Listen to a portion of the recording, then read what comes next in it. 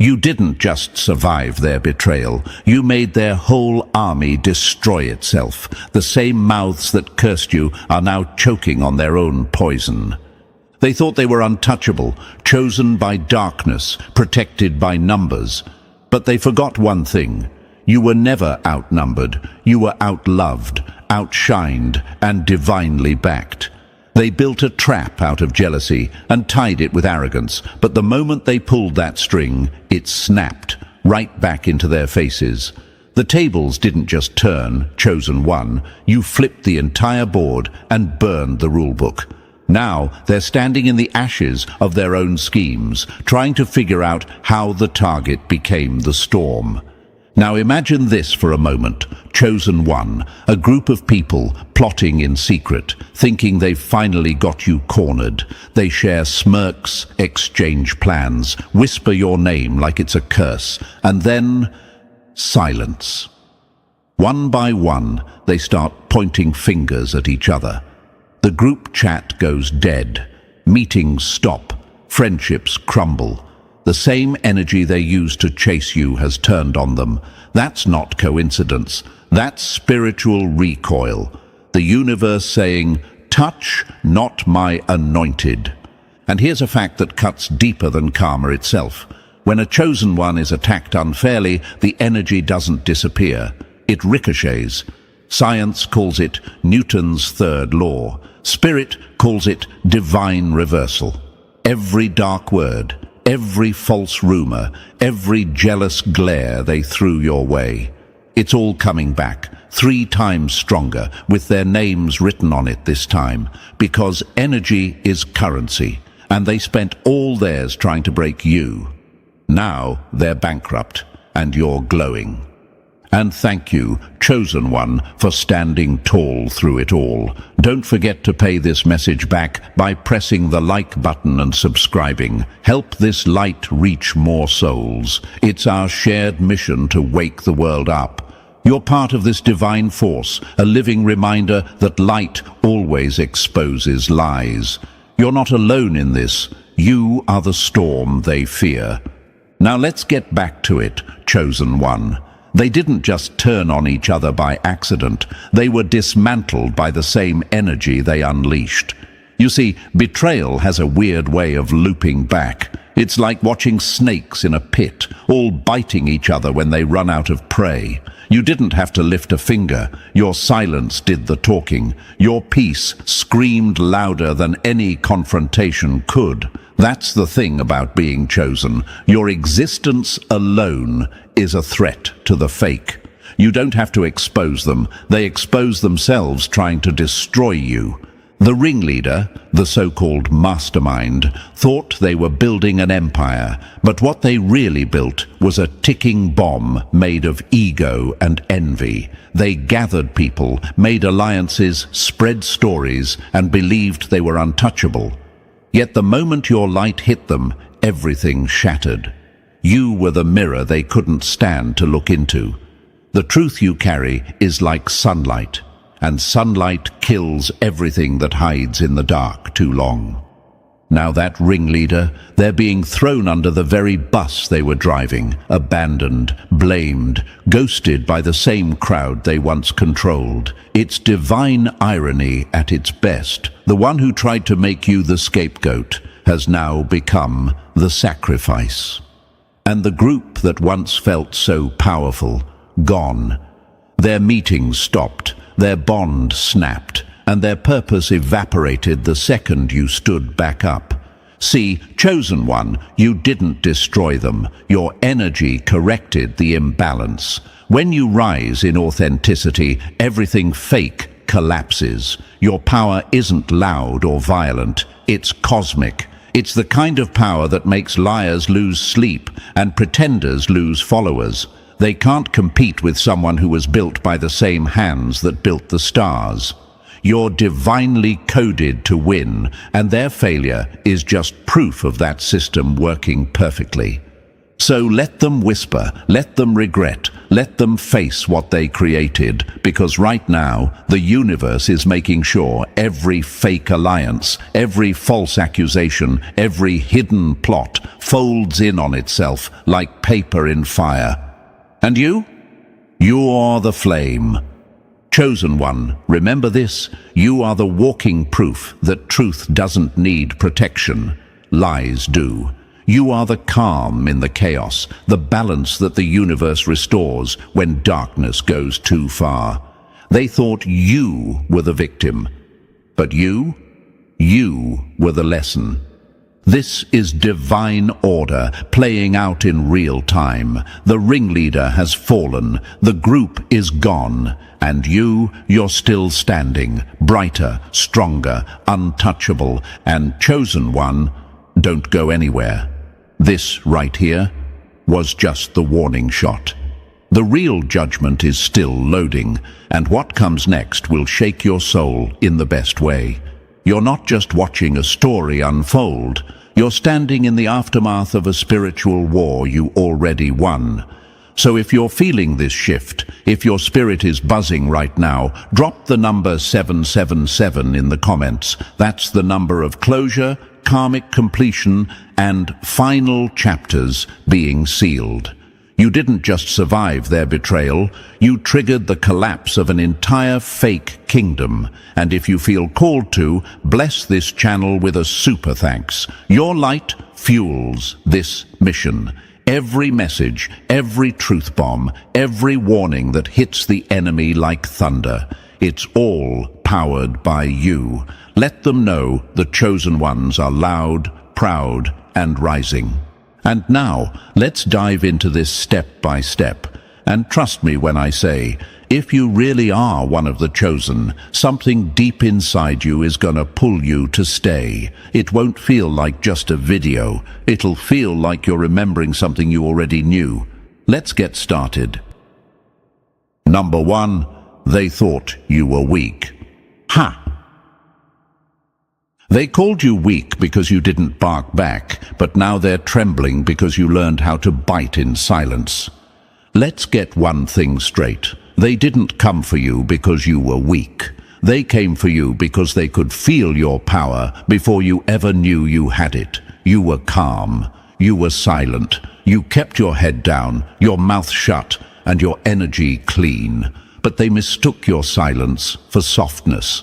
They thought just because you weren't clapping back, you didn't have the strength to flip their whole reality upside down.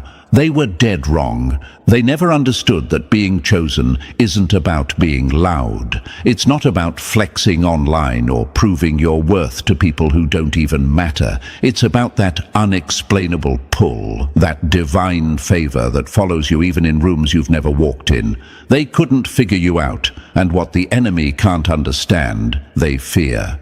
So they did what all cowards do when they feel threatened. They formed a circle, threw your name in the middle, and played God. But what they didn't know was, the real God was watching. And now, judgment's here, and you're walking out of the fire like royalty. You see, chosen one, you are proof that real power whispers. Think about it. Trees don't make noise while they grow, but one day you look up and they've cracked the concrete. That was you, quiet, unseen, misunderstood, until your light got too big to ignore. And now, the same ones that called you too quiet, too sensitive, too emotional, they're scrambling to fix the mess they made, trying to pull you down. They thought you were a background character, jokes on them. You were the main event, the plot twist they never saw coming. Let's make it real for a second. Think of people like Keanu Reeves, never loud, always moving in silence. No scandals, no chaos, just focus, humility, and purpose. Yet he's one of the most loved and respected people on the planet. Why? Because real power doesn't need to shout. Same with Kendrick Lamar. No constant interviews, no loud social media games, but every time he speaks, the world listens. That's the essence of chosen energy. It doesn't compete. It just exists.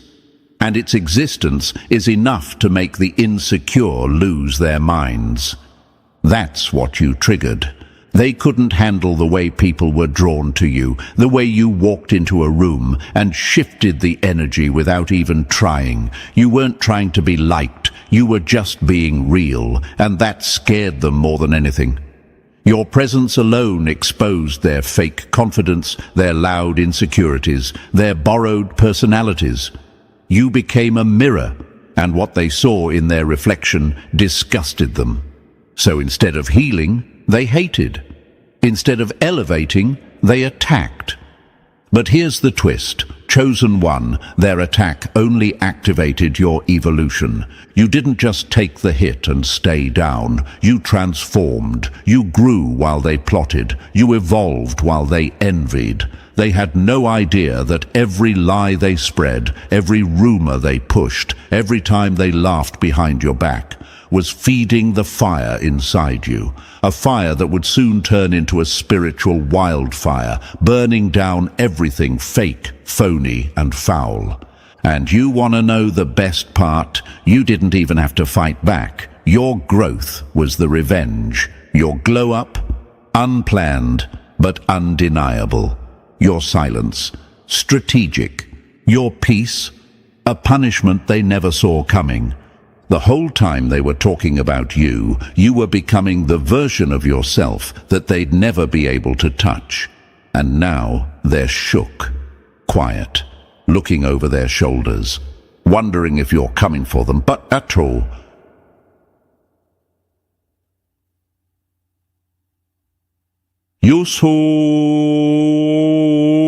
Not because you already won. You're too far ahead. They're stuck in the same pit they dug for you. And now you're realizing the truth. They never hated you. They hated your potential. They hated your favor. They hated that God chose you and not them. People ask, why do the chosen ones always get attacked? Because chosen ones don't need a crowd to validate them. They shine regardless. And in a world full of people who need to be seen to feel relevant, someone who glows from within is a threat to the whole system. You never needed their approval, and that made you dangerous. They thought they were smart, ganged up on you, thought the numbers gave them power, but even the devil gets exposed when the light hits right. And your light? It's blinding now. It's not even you talking anymore. It's your energy doing all the speaking. And the message is loud and clear. You should have never messed with the chosen one. So, chosen one, don't regret being quiet. Don't regret being different. Don't regret walking away when they tried to bait you into fights that weren't yours. Because you weren't being weak, you were being wise. You were conserving energy. You were observing. You were letting God handle what your hands didn't need to touch. And look at the result. You're rising while they're falling apart. The group that laughed at you, scattered. The leader who led the betrayal, isolated. The whole operation, self-destructed. You've become what they feared you'd become the most, undeniable. And now they've got no one to blame but themselves, because they underestimated you. They judged your quiet. They poked the lion, thinking it was a house cat. They pushed you, thinking you'd break, but you woke up instead. And when a chosen one wakes up, the whole matrix shakes. So use that. Let it fuel you. Let their doubt become your drive. Let their hate be your confirmation. You weren't weak. You were divinely hidden until it was time to be revealed. And now, you're in your reveal season. Let them watch. Let them whisper. Let them wonder how you made it. You owe them nothing, but you owe yourself everything. Keep walking in silence, chosen one, because real power doesn't knock. It kicks the door down. Number 2, the mastermind of mess. The saddest part about being betrayed by the ringleader, you weren't even playing the game, but they still made you the main target. Let's not sugarcoat it. There was one snake, one whisperer, one puppet master in the shadows, pulling strings with greasy fingers and a fake smile. This wasn't just messy, it was surgical. One person engineered a whole social demolition project around your name, feeding lies like candy to the weak-minded and turning people who barely even knew you into personal haters. They weren't confused, they were programmed. And the one behind it? Oh, they wore the mask of a victim while acting like the villain. But now, the puppets are cutting their strings, and the puppet master is being left alone in the wreckage they created. You ever seen someone lead a charge and get trampled by their own army? That's what's happening here. The mastermind thought they were building power. They thought getting a few confused souls to gang up on you made them influential. But all they built was a ticking time bomb of karma, and now it's going off, right in their face. The same crowd they trained to hate you is now turning on them, realizing they were just pawns in someone else's pathetic little grudge match. Let me paint this picture clearly for you, chosen one. Imagine a snake so jealous, so triggered by your light, that they spent months, maybe years, planting seeds of doubt, telling people you were fake, selfish, arrogant, or a threat. They told stories that bent the truth until it snapped. They acted like they were warning others when really they were waging war. And the wildest part? You were probably just chilling, minding your business, healing, growing, leveling up. That's what makes the betrayal hit different. You didn't even see it coming because you weren't competing. But now the mask is cracking. Now the whispers are turning into echoes. Now the people who believed the lies are waking up. You ever notice how lies always need a crowd to survive, but the truth stands on its own? That's why the truth is still standing, and the snake is alone, isolated, watched, judged. The ones who once clapped for them are now whispering behind their back, asking questions like, why did they care so much about someone who wasn't even in their lane? Why were they always talking about them? Why were they obsessed? See, chosen one, this is what you need to understand. Jealousy is loud, and fake power needs followers. The ringleader wasn't powerful. They were insecure. They didn't destroy your name because you wronged them. They tried to destroy your name because you existed, because you had something they didn't. Real favor, real light, real presence. And they hated that they had to manipulate to get what you were born with. They played chess against a divine being and forgot God doesn't lose. Let's look at history for a moment. Julius Caesar, betrayed by Brutus, someone who called him brother. Joan of Arc, burned for being too bold in her light. Jesus, crucified after a betrayal kiss. And what happened to every one of those stories? The betrayers faded into shame and shadows, but the chosen ones, immortalized. So if you're sitting here confused, hurt, asking, why did they turn people against me? It's because you were never meant to fit in. You were meant to rise above. The mastermind wanted your crown, but didn't want to carry your cross. They wanted your light, but weren't willing to burn for it like you did. So they tried to steal it the easy way, through lies, manipulation, and character assassination. But now, karma's got a front row seat, and the play is ending with them being the fool. You might also wonder, why did the others fall for it? Let's be real, not everyone is spiritually awake. Not everyone can see through the fake tears, the victim stories, the crocodile breakdowns. Some people are desperate to belong, and if joining a hate parade gives them a seat at a table, they'll sign up until the table collapses. And guess what? That table's gone now. They're standing in rubble. No more trust, no more squad, no more fake loyalty, just exposed truths and the realization that they followed a liar off a cliff. Chosen One, your only job was to keep shining. And that's exactly what you did. While they were strategizing how to tear you down, you were upgrading your soul. While they were gossiping, you were glowing. And now, you don't even have to clap back. The whole world is doing it for you. The same people who once gave the ringleader their ears are now closing the door in their face. That's what happens when you build a kingdom on lies. Eventually, the truth comes knocking. Let them stew in what they created. Let them live in the house they built with rotten wood, because you're not the same person they targeted. You've evolved. What once hurt you now fuels you. The betrayal didn't break you, it refined you. The lies didn't block your path. They revealed who wasn't meant to walk with you. And the ringleader? They're now the example of what happens when ego tries to fight destiny.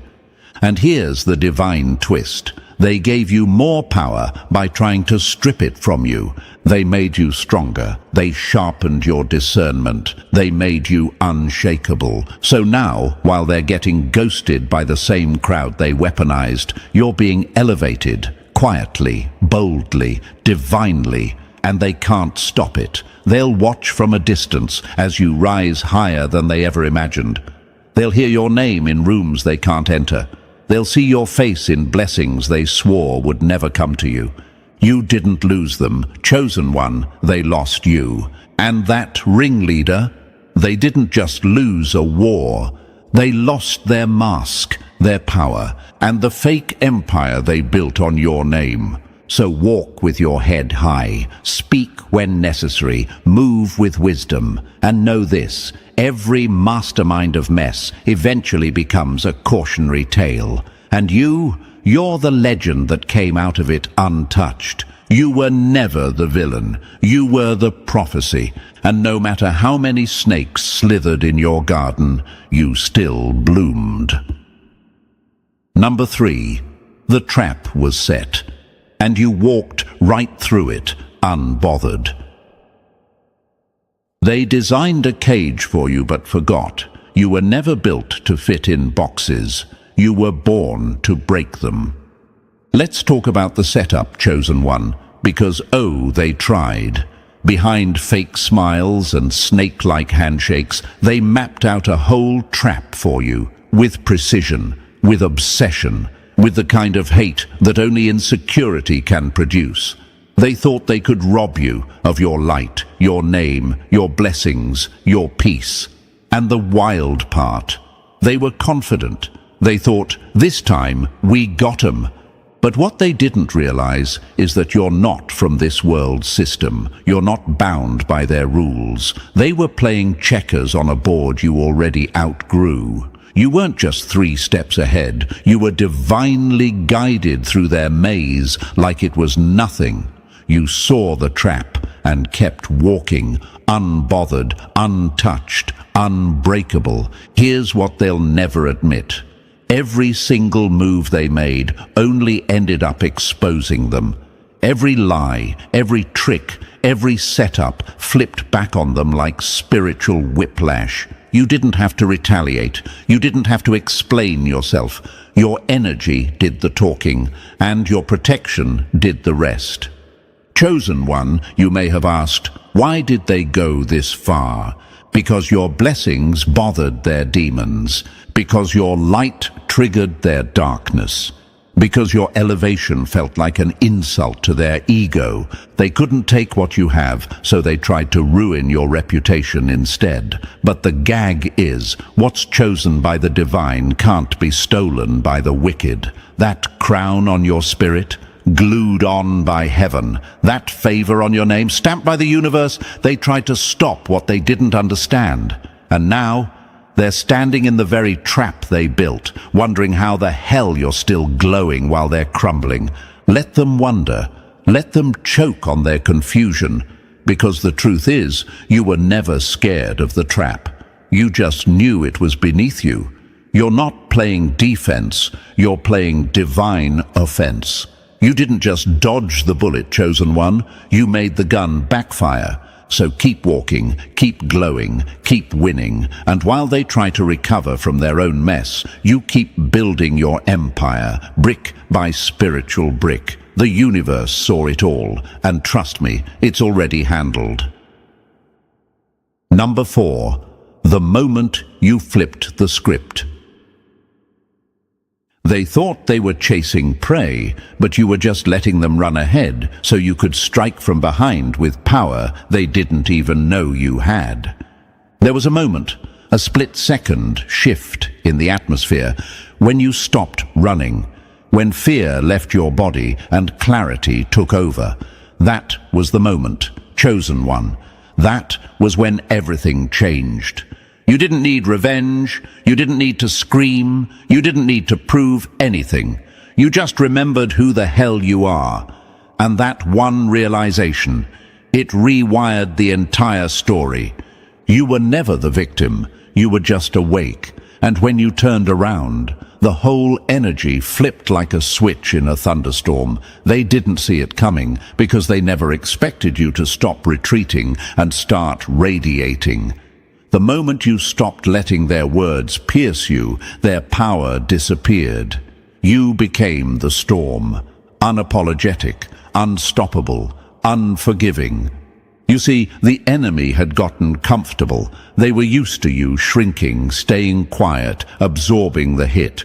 But the second you turned around with divine clarity in your eyes, the entire game collapsed. They weren't built to handle the full version of you. They were feeding off your doubt, and when that doubt died, so did their control.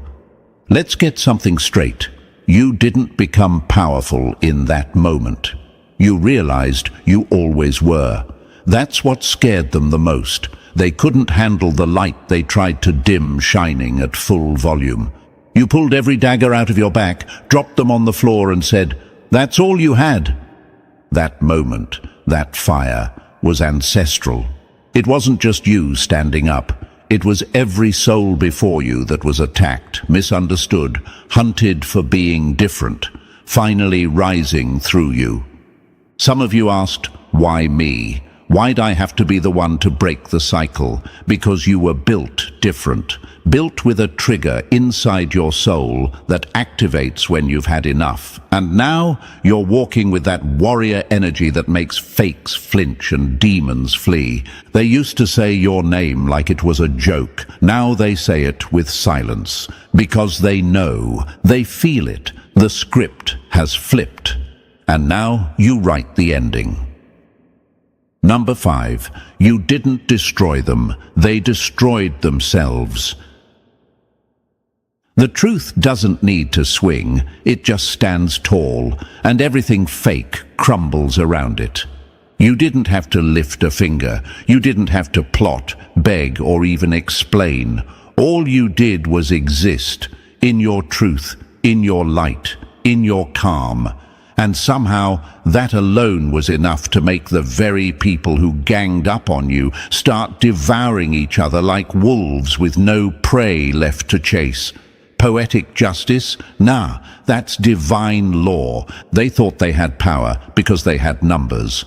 But what they didn't realize is that a group built on lies, envy, and ego has an expiration date. And baby, that clock ran out the moment you stood up without saying a single word. Your energy spoke for you. Your silence exposed what their chaos tried to hide.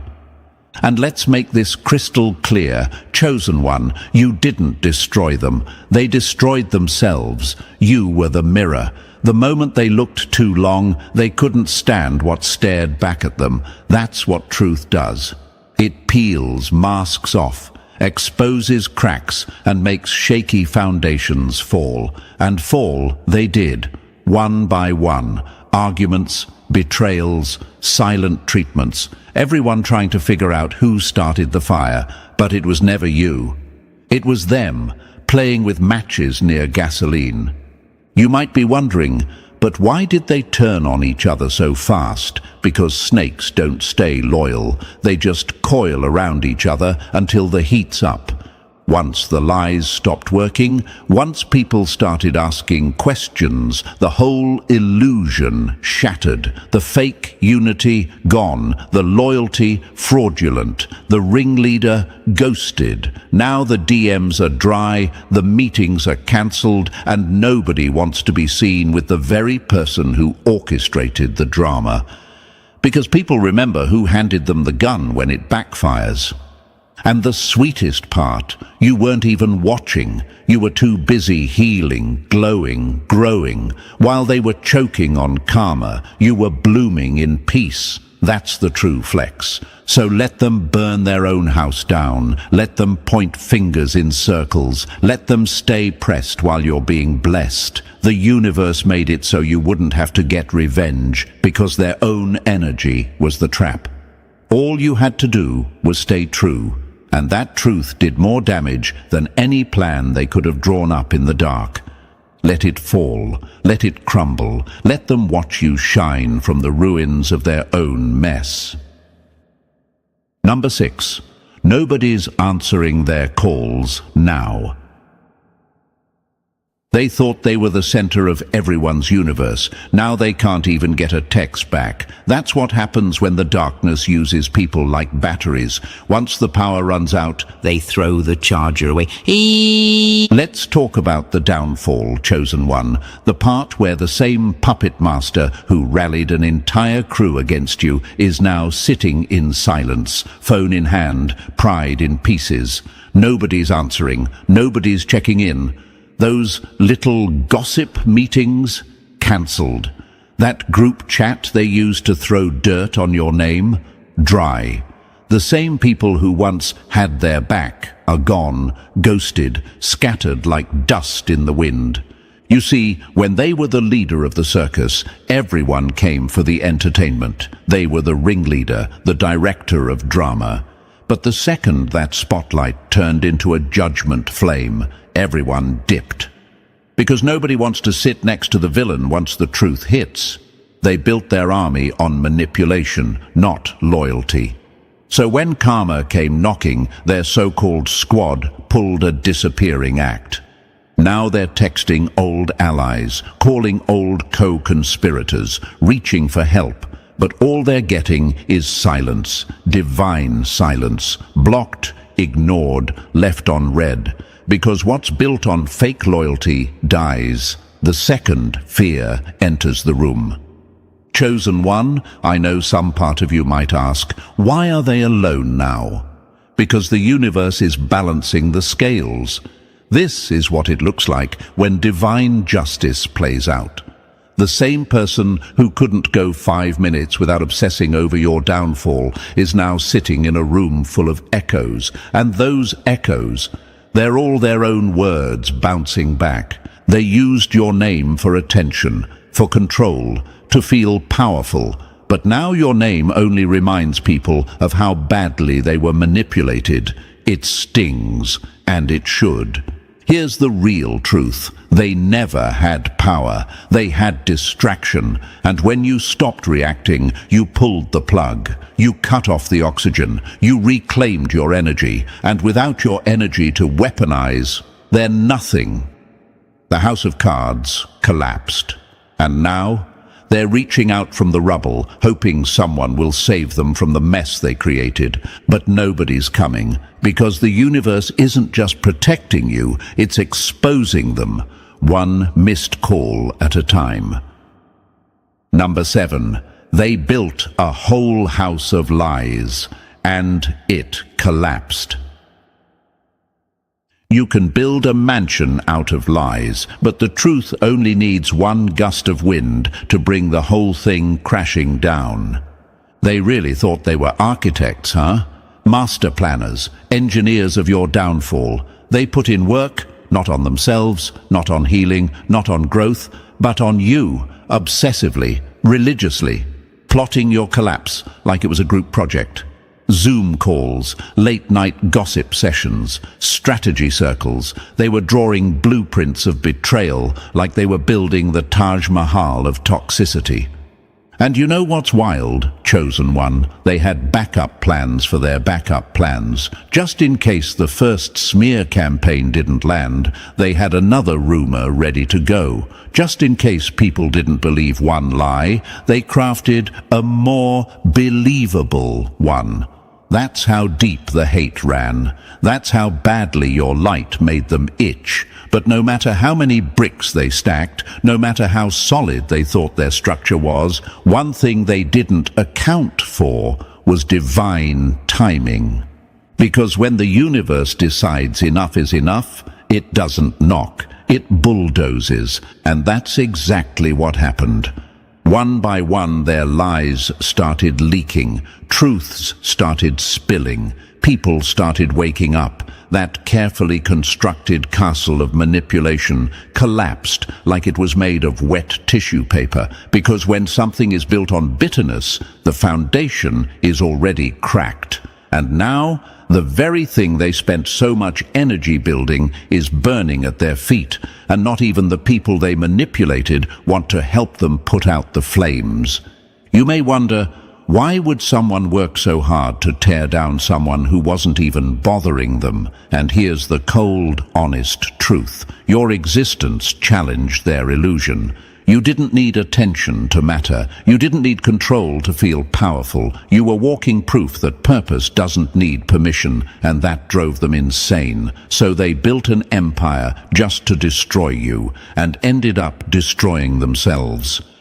They thought you were the enemy, but really, you were the mirror, and everything fake inside of them got reflected, and then rejected by everyone around them. So let them sit in the ashes, chosen one. Let them sort through the debris of their own deception. You didn't swing once. Truth did all the demolition. Number 8. Meanwhile, you grew into a monster of light. They buried you, hoping no one would ever find you again. But you weren't dead. You were planted, and now you've grown into something so powerful, their lies can't even reach the branches. While they stayed busy scheming in the dark, dragging your name through rooms you weren't even in, you were growing, quietly, patiently, like a storm beneath the surface. You weren't chasing validation. You weren't begging to be understood. You were just becoming, evolving, stretching roots into deeper strength while they obsessed over destroying your image. And now they're choking on the very silence they mistook for weakness. You didn't just grow, you became untouchable. The same people who tried to bury you are now walking around the world you outgrew, acting like they never doubted you. But the tree you became from that pain, it casts shadows over everything fake. That growth, it's generational. What they meant to break you only bloomed into power that now protects more than just you. Let's get real. They were loud, desperate, thirsty for control. But you just stayed focused. You stopped explaining. You stopped shrinking. You stopped showing up where you weren't respected. You stopped waiting for anyone to get it. And in that silence, you built something too big to ignore. And now you walk into rooms and they feel it. Your presence, your progress, your peace. You don't need to talk about it. You are it, chosen one. They're not mad because you hurt them. They're mad because you healed. They're not sick because you fought back. They're sick because you didn't have to. All you did was exist in your truth, and that was enough to make their whole fake support system collapse. You grew in places they said you'd never reach. You leveled up when they were hoping you'd tap out. And now, you've outgrown the room they tried to trap you in, so don't look back. Don't apologize. Don't water yourself down. You're the tree now, and your roots are too deep to ever be moved. Number 9. Now they're the ones running. They ran after you like hunters. Now they're sprinting like cowards, not from you, but from the truth they tried to bury you with. Let's be clear, this ain't just some tables turned moment. This is a complete reset. The house flipped, the lights came on, and suddenly the ones who chased you with pitchforks are tripping over their own shadows, trying to escape the very fire they started. They ran their mouths. They ran their games. Now, they're just running. Not from you, but from everything they tried to dodge, the truth they covered up, the people they manipulated, the lies they handcrafted like weapons. It's all catching up. Every false accusation, every backstab, every time they celebrated when they thought you were done, now it's all flashing in front of them like a nightmare they can't wake up from. And guess what? There's no exit this time. You're not even chasing them. That's the beauty of it. You're not angry. You're not bitter. You're just elevated. And from where you're standing now, you can see them scrambling, blocking people, ghosting ex-friends, pretending like they don't know why it's all crashing down. But you know, because this is what happens when someone builds their entire identity around hating yours. Once you stopped feeding it, their whole personality lost power. You took your energy back, and their false image started starving. Now they're running, not from a person, but from exposure, from accountability, from the version of themselves that the world is finally starting to see. They used to talk about you like they knew your whole life story. Now they can't even speak without stuttering, because they've become the very villain they tried to paint you as. Chosen one, you asked for peace, and you got it. They asked for war. And now they're stuck in the battlefield alone. Let them run, let them panic, let them feel what it's like when masks fall and there's nowhere left to hide. Because this ain't just karma, this is the cost of underestimating someone who never needed revenge to win. You just kept rising, and now the ones who tried to take you down can't even look you in the eye, because deep down they know the hunted became the storm. Number 10. Broken friendships, broken homes, broken pride. They tried to break you, but ended up breaking everything around them. Now they're standing in the middle of the wreckage, holding the match they lit with their own hand.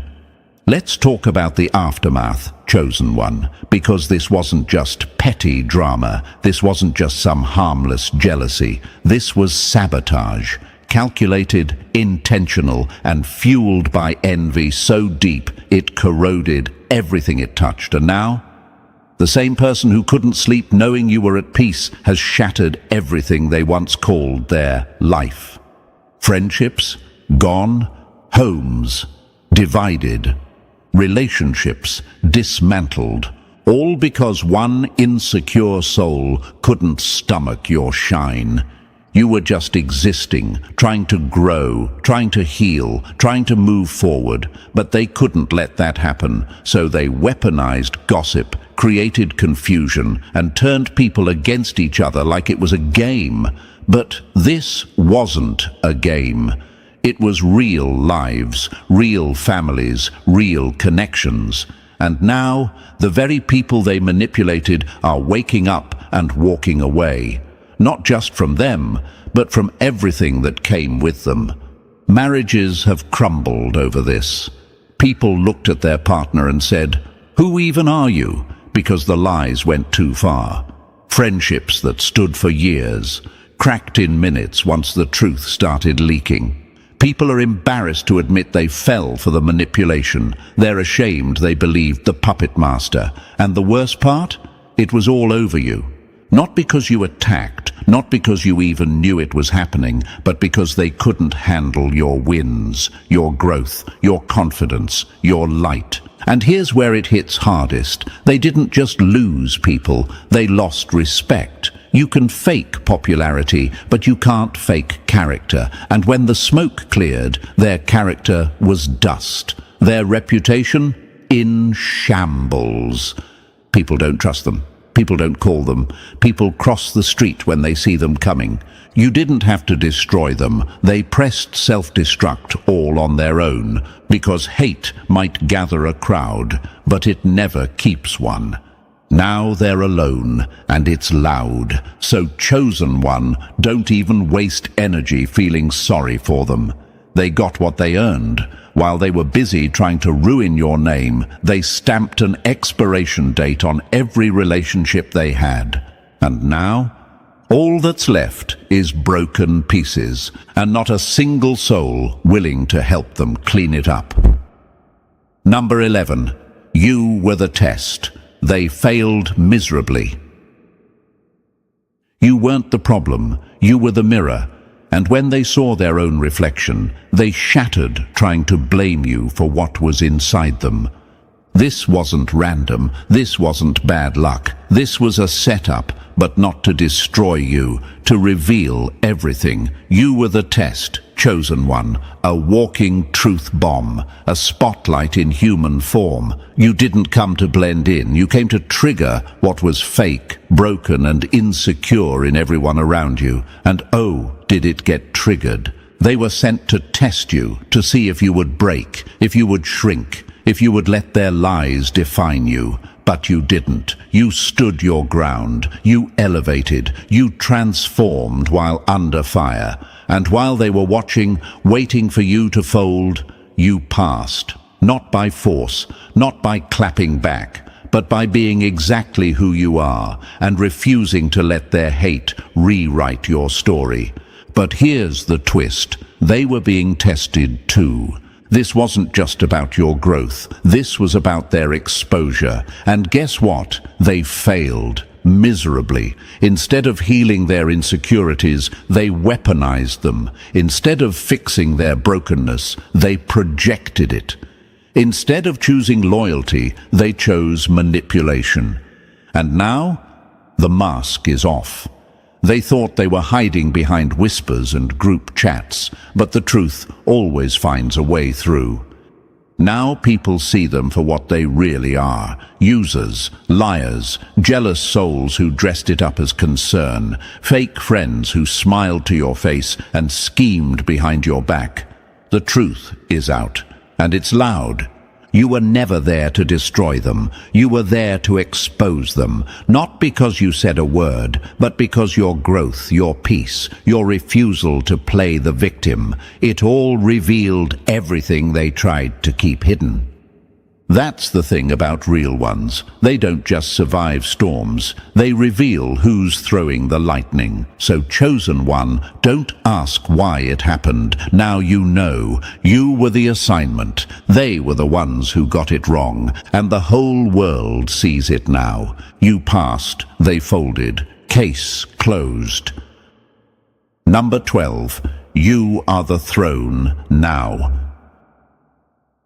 They tried to destroy the crown, but they didn't realize it was welded to your soul. You weren't wearing the throne. You are the throne. You don't just walk in power now, you embody it. You are no longer waiting for validation, approval, or understanding. That season is dead and buried. You're not the same person they tried to tear down. You're not the one who flinched when they laughed, shrunk when they lied, or cried when they betrayed. That version of you is gone. In their place stands a ruler, a force, a presence that they can no longer deny, mock, or manipulate. You've become everything they tried to convince the world you weren't. They didn't want you to know who you are. That's the whole reason they attacked you in the first place, because they saw it before you did. They saw the leader, the builder, the light, the disruptor, the untouchable. So they tried to convince you that you were small, because they knew that once you figured it out for yourself, game over. And now you figured it out, and they're panicking. Not because you're loud, but because your silence is undeniable. Not because you're threatening, but because your energy commands respect. You are the throne. You don't chase. You don't beg. You don't retaliate. You simply rise, and everything fake collapses beneath your feet. Chosen one, this was never about revenge. This was never about proving a point. This was about becoming, and you did it. You stepped into the version of you that was always waiting to be born, the version that doesn't seek power because you are power, the version that doesn't need to wear the crown because you're the reason it exists. They underestimated you. They mistook your silence for weakness. They called your growth luck. They said your peace was fake. But now, your presence alone shuts the whole room down. You're the storm they can't outrun, the one they swore would break, now running the game. Not just surviving, ruling. Let them watch, let them whisper, let them wonder how the one they tried to cancel ended up becoming the standard. Because now you walk with it, unshaken, untouched, unapologetic. Long live the throne, because you are it. They don't hate your intelligence. They hate that it exposes theirs. That one line sums up everything they'll never admit. You walk into a room and suddenly people start acting strange. They get quiet, defensive, maybe even competitive. It's not because you said something wrong. It's because your presence makes them question their own understanding. Your mind isn't just sharp. It cuts through illusions. You see patterns before they form, lies before they're spoken, and truth long before it's accepted. That's not something you learn. That's something you are. Imagine a chessboard where everyone's still learning how the pieces move, and you're already thinking 5 games ahead. That's you. You read energy like others read words. You connect dots that most people don't even see. And that's what scares them, not your knowledge, but your clarity. Because clarity makes manipulation impossible. It ends their control. It makes their fake confidence crumble. Here's a fact. Studies show that people instinctively distrust those who are too perceptive because it triggers their insecurity. In other words, you're not imagining it when you feel others pull away, misread you, or secretly envy your understanding. You're simply seeing the hidden discomfort that comes from being outmatched mentally and energetically. You're not crazy, you're accurate. And thank you, chosen one, for being here. Don't forget to pay this message back by simply pressing the like and subscribe to help spread this message to more souls. It's not just content, it's a mirror. It's a reminder that you're part of something bigger. You're part of a force. And thank you for being a part of this mission to awaken more minds like yours. Now, back to what really matters. Let's talk about that rare kind of intelligence you carry. The kind that doesn't just know things, but feels them. You think fast, but you also think deep. You can sense tension before it's spoken, read between silences, and predict how things will unfold. That's not luck. That's intuition fused with awareness. And that's the kind of mind that changes everything. People are amazed by you because you make the complicated seem simple. You decode life while others are still trying to spell it out. You ask the questions most people are afraid to even think about. Your thoughts have layers. You're not just thinking, you're understanding. That's the level of insight most people will never reach. They may call it overthinking, but the truth is, you're just seeing the full picture. That's the irony, isn't it? You think clearly, but they call it complicated. You speak truth, but they call it harsh. You see ahead, but they call it arrogance. They label what they can't understand because it makes them feel small. And instead of learning from you, they try to challenge you. Not to win, but to protect their fragile illusion that they know more than they actually do. You've probably noticed it too, how people start competing with you out of nowhere. They copy your style, steal your ideas, or try to outsmart you in conversations. But here's the secret. You don't have to compete when you already are the standard. You don't need to prove your wisdom. It shows in the calmness of your reactions, in the precision of your words, in the way you can see both the surface and the depth at the same time. They don't get it. Your intelligence isn't something you show off. It's something you carry, quietly, confidently, and that's what makes it powerful, because true wisdom doesn't need to announce itself. It's felt. The universe doesn't scream when it aligns. It simply shifts everything around it. And that's exactly what your presence does. It shifts rooms, changes outcomes, redirects energy. You've probably noticed how your silence makes people uncomfortable. That's because they can feel that you know. Wisdom like yours comes with a cost. It isolates you at times. You see too much, feel too much, understand too much, and sometimes that leaves you feeling misunderstood or even underestimated. But remember, solitude is the forge where brilliance sharpens itself. You're not being left out, you're being refined.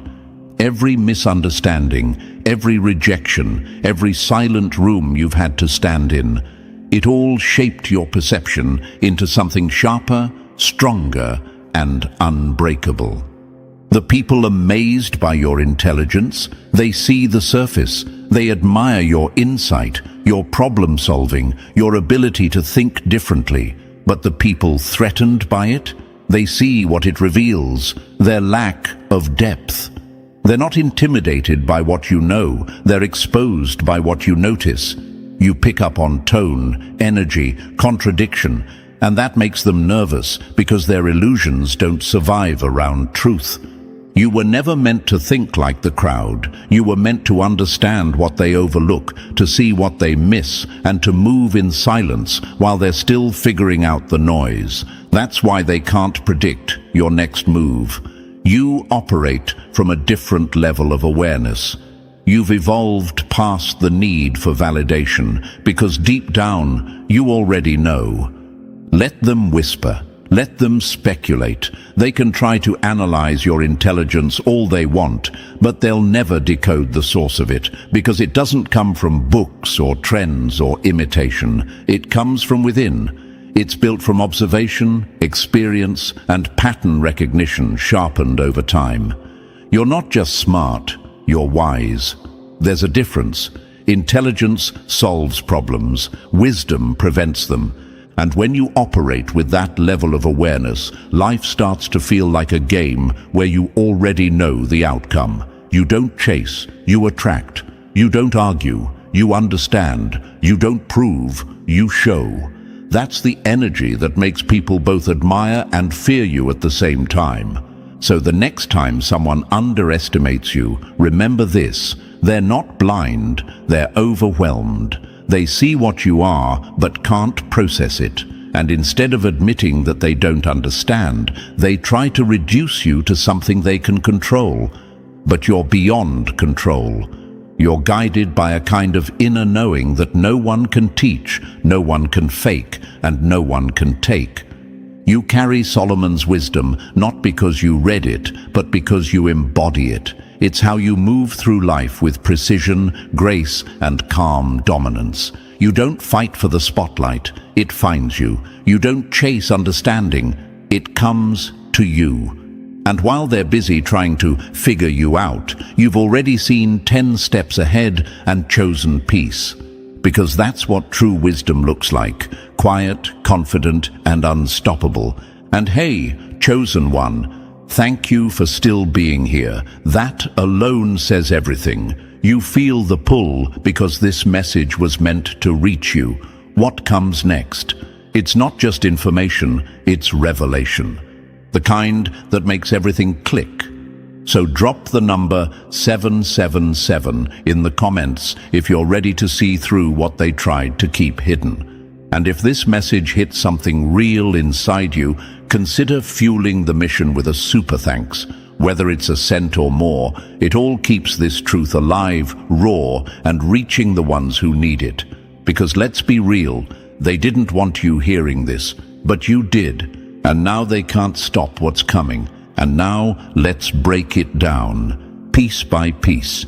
If you really are one of the chosen, you'll feel that instinct to stay locked in till the end. Let's get into it. Number 1, they thought they could outsmart you, but they never stood a chance. They thought they had you figured out, that they could manipulate, deceive, and control you. But they weren't just going up against you, they were fighting forces far beyond their understanding. A fool thinks he's winning, until he realizes he was never in the game. They played checkers on a board already rigged in your favor. Every betrayal was a redirection, every setback was a setup, and every enemy, just another chapter in their own downfall. They question how you always land on your feet, why every attempt to break you only makes you stronger. The truth is, they weren't fighting you. They were fighting a system built to protect you.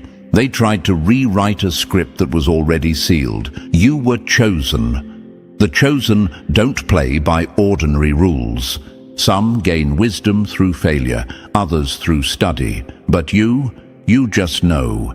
Your mind connects dots before the questions are even asked. That terrifies them. They were taught that power is earned, that success comes from strategy. But your power wasn't earned. It was given, embedded in you since the beginning. They wonder how you stay 2 steps ahead, how you see through deception that fools everyone else.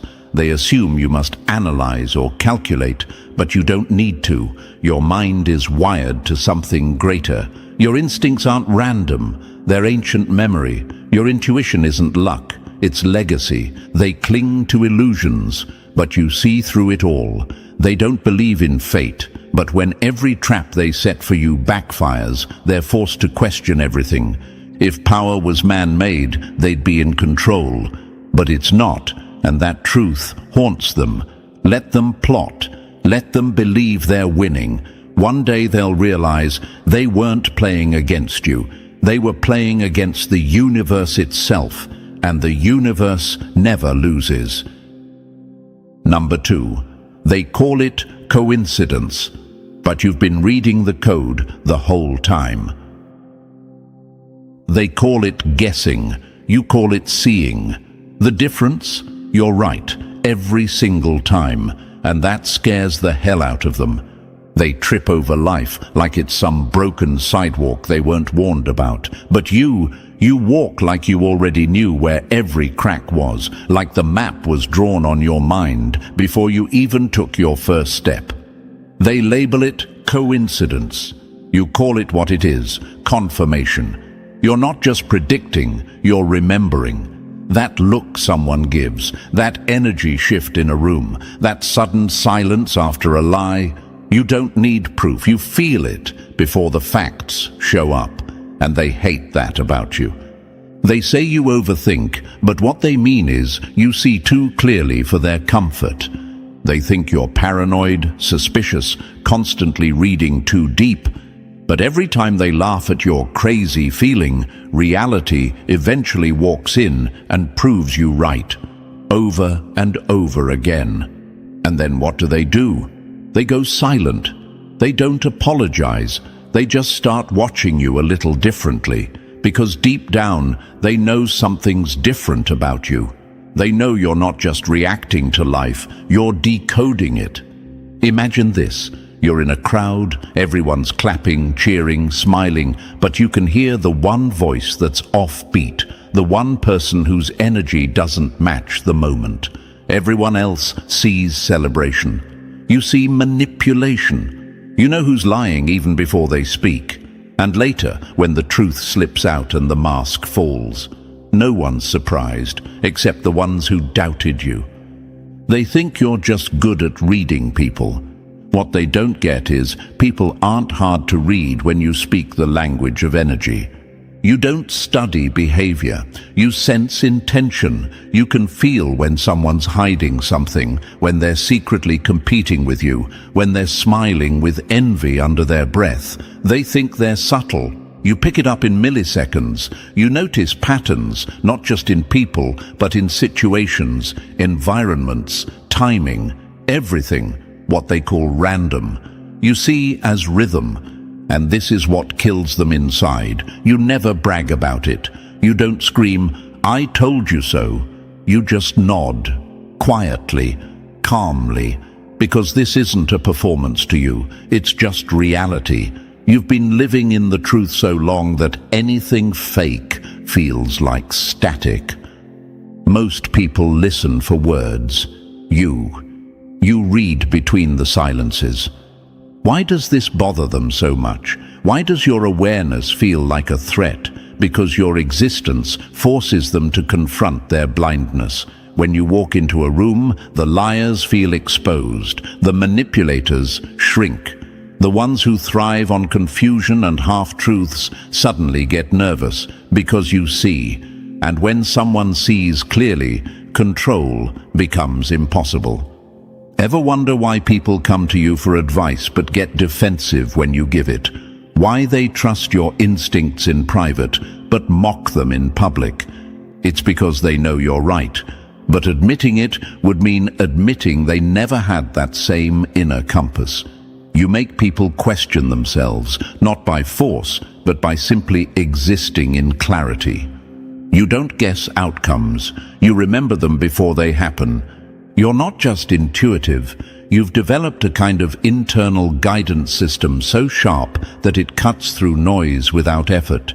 You see red flags in green suits, you feel tension in a friendly tone, and the moment someone's energy shifts, your whole system lights up like an alarm.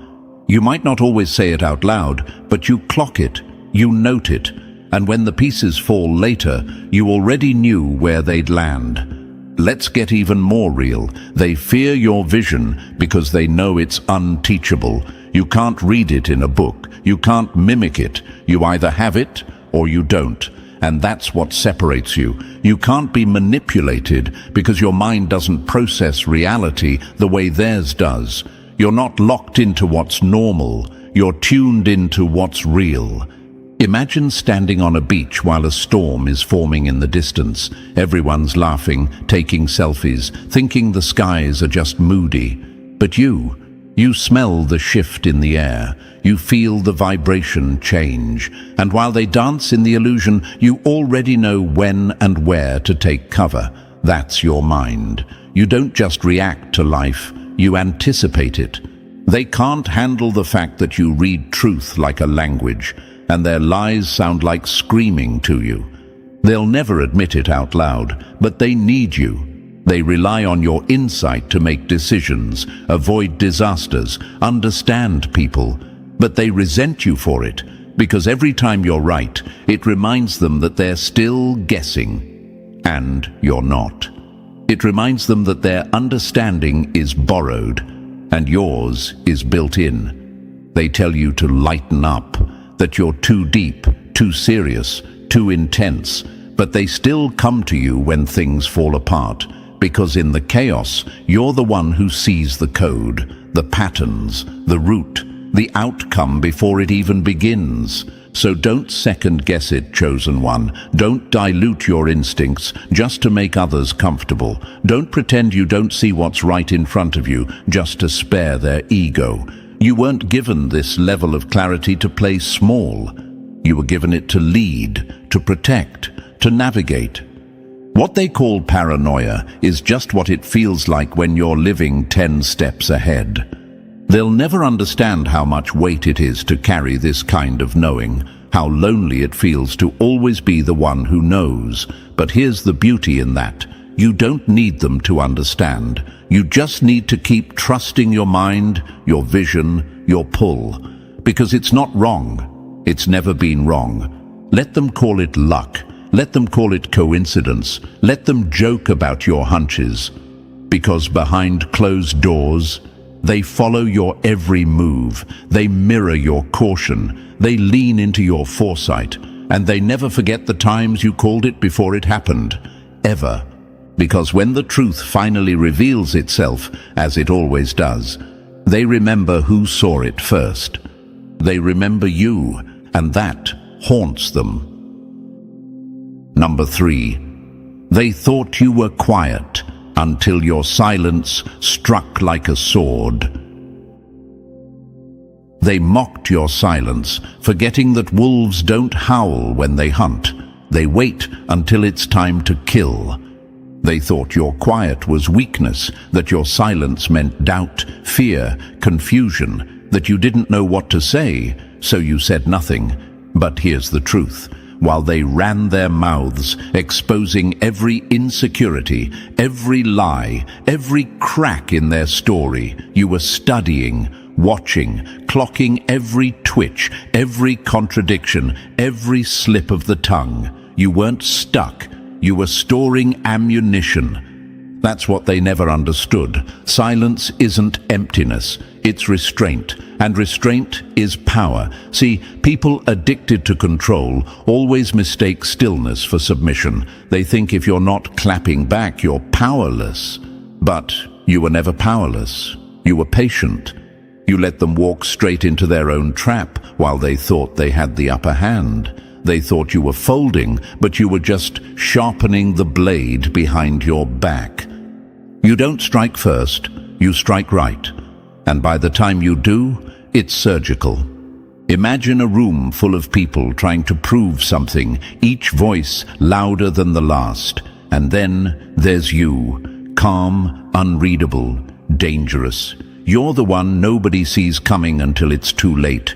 Because the ones who observe in silence, they're not ignoring, they're absorbing. And when the time comes, all it takes is one sentence, one stare, one move, and the entire room shifts.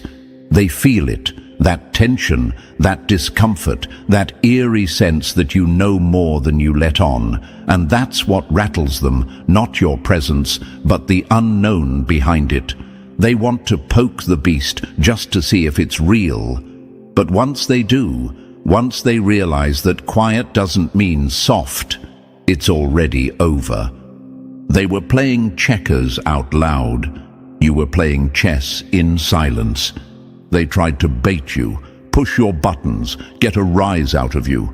But you gave them nothing, no reaction, no fuel, no weakness to latch onto. Because your silence wasn't silence, it was strategy.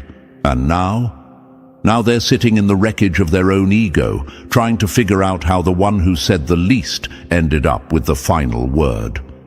Let them think you're mysterious. Let them be uncomfortable. You weren't made to be predictable. The most dangerous soul in the room is never the loudest. It's the one who didn't flinch when everyone else did. And that chosen one is you. Number 4. They panic while you play, because you're the one flipping the game board. They break their backs trying to win a game you've already redesigned and still wonder why they're always 10 steps behind. They follow instructions like scripture, obey the blueprint like it's sacred, think the rules are set in stone, and anyone who breaks them is insane, foolish, reckless. And yet, here you are, calm, composed, doing the unthinkable like it's just another Tuesday. They called it madness until it started working, until their limitations shattered in the shadow of your results. They thought success meant playing it safe, checking the boxes, fitting the mold. You were the glitch in their system, the one they couldn't calculate. You didn't follow their path. You burned your own through the jungle. You didn't wait for permission. You took your place. And every time they said you can't, you answered with, "Watch me." That's what makes you dangerous. Not just your mind, but your refusal to play small. You weren't made to follow paths. You were made to pave them, barefoot, bleeding, unstoppable. Imagine this, they're running in circles on a racetrack, sprinting their hearts out, thinking they're making progress. Meanwhile, you're walking calmly through the woods and still beating them to the finish line. Why? Because you know the shortcut they were too scared to take. You saw the hidden path through the noise. That's not strategy, that's vision. They call you lucky, but luck didn't stay up all night working in silence. They call you arrogant, but arrogance doesn't create results from thin air. The truth? They've been conditioned to fear anything that doesn't fit the program. They were taught to survive. But you were built to create, to bend the world into shape with pure will and fire. You don't break the rules for fun. You break them because they were never meant to hold you. That's why they struggle around you. They try to measure you with tools made for smaller minds and get frustrated when nothing adds up. They try to copy you, but miss the part they can't imitate, the mindset, the knowing, the blueprint that only exists in your bones. And the part that eats them alive, when all hell breaks loose, when their carefully crafted plans crumble, when logic fails, they still come to you. Because deep down, they know you always find a way. You are the way. You rewrite the rules without flinching and make the impossible look like routine. That's not just intelligence, that's being chosen, and they can't replicate it no matter how hard they try. Number 5. They can't define your energy, but it exposes them every time. You didn't walk in to make noise. You walked in and the room adjusted. That's not confidence, that's presence. They'll never be able to explain it. Not in words, not in logic. But the moment you show up, they feel it, like gravity just shifted. It's not about how you dress, speak, or act. It's not about status. It's the kind of energy that cracks illusions without ever raising its voice.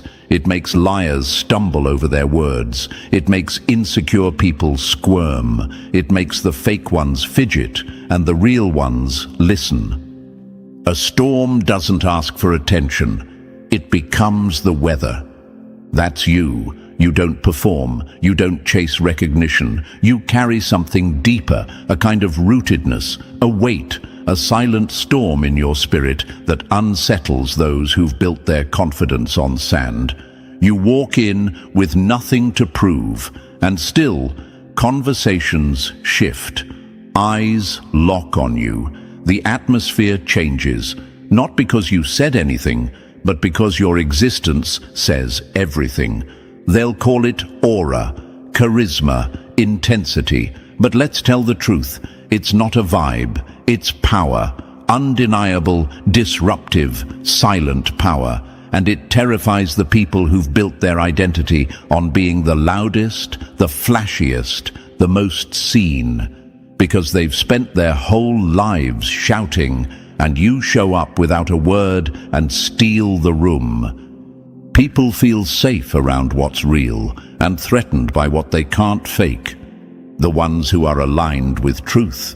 They feel peace around you, like something finally makes sense. They open up, lean in, feel safe, because you don't just speak truth, you are it.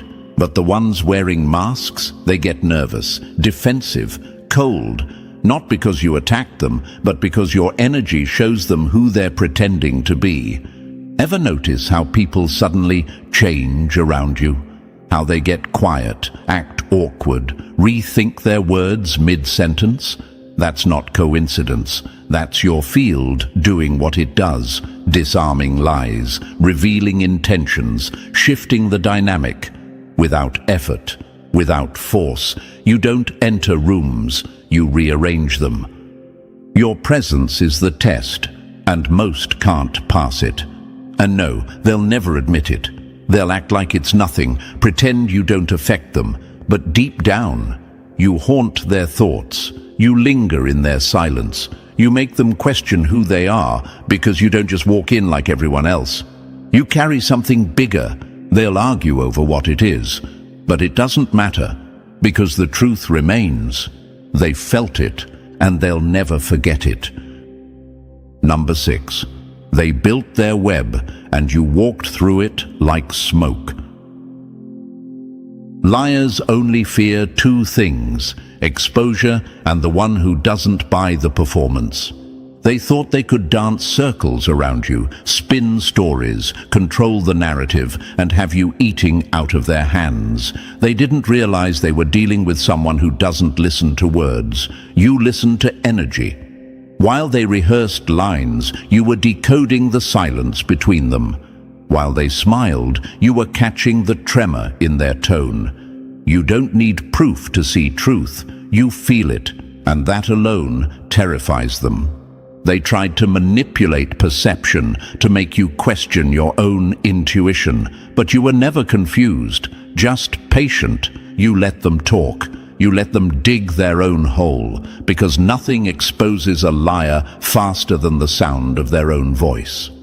And when they finally realized that you knew the entire time that their performance was never convincing, that's when panic sets in. They lied like it was strategy. You listened like it was confession. Imagine this. They're telling you a story. Their words flow smooth, their eyes steady, but something's off. The tone doesn't match the energy. The rhythm feels forced, and before they even finish, you already know how it ends. Not because of what they said, but because truth always has a vibration, and lies never hit the same frequency. You can feel when something's out of tune, and once you feel it, you can't unsee it. They called you paranoid, dramatic, too sensitive. That's the oldest trick in the book. Gaslight, the one who sees too clearly. But here's the thing, they only call it paranoia when it's your accuracy that scares them. You weren't overthinking. You were overhearing the truth behind their lies. Every time they tried to twist the story, the universe handed you proof. In timing, in outcomes, in repetition. And still, they acted shocked when their mask slipped. A liar's nightmare isn't being caught, it's being understood without being told. They hate that you don't argue back, you don't fight for validation, you don't expose them loudly. You just know, you hold that knowledge like a mirror in silence, and that silence eats them alive. Because when deception meets awareness, the game is over before it starts. You can't manipulate someone who already saw the end from the beginning. They call you cold because you stopped reacting, but that's not cold, that's clarity. You're not distant, you're done. They lost their power the moment you stopped playing their game, because a manipulator without control is just a fool talking to themselves. They wanted to blindfold you with words, but you saw right through the fabric. And that's why they fear you, chosen one, because they can't hide behind charm, tears, or guilt when your eyes see straight into the script. You make deception look fragile. You make truth look effortless. And every time their lies collapse under your quiet gaze, they realize something they'll never admit out loud. You were never the one being played. You were the one letting them reveal themselves. Number 7. They can score brains, but they can't quantify what you are. They built systems to rank minds, but you showed up and broke the ruler. They've got tests, frameworks, metrics, IQ scores, credentials, degrees, and they cling to them like lifelines, because without them, they have no identity. They need those numbers to feel important. But then you walked in, and suddenly the math didn't math. You weren't louder. You didn't boast.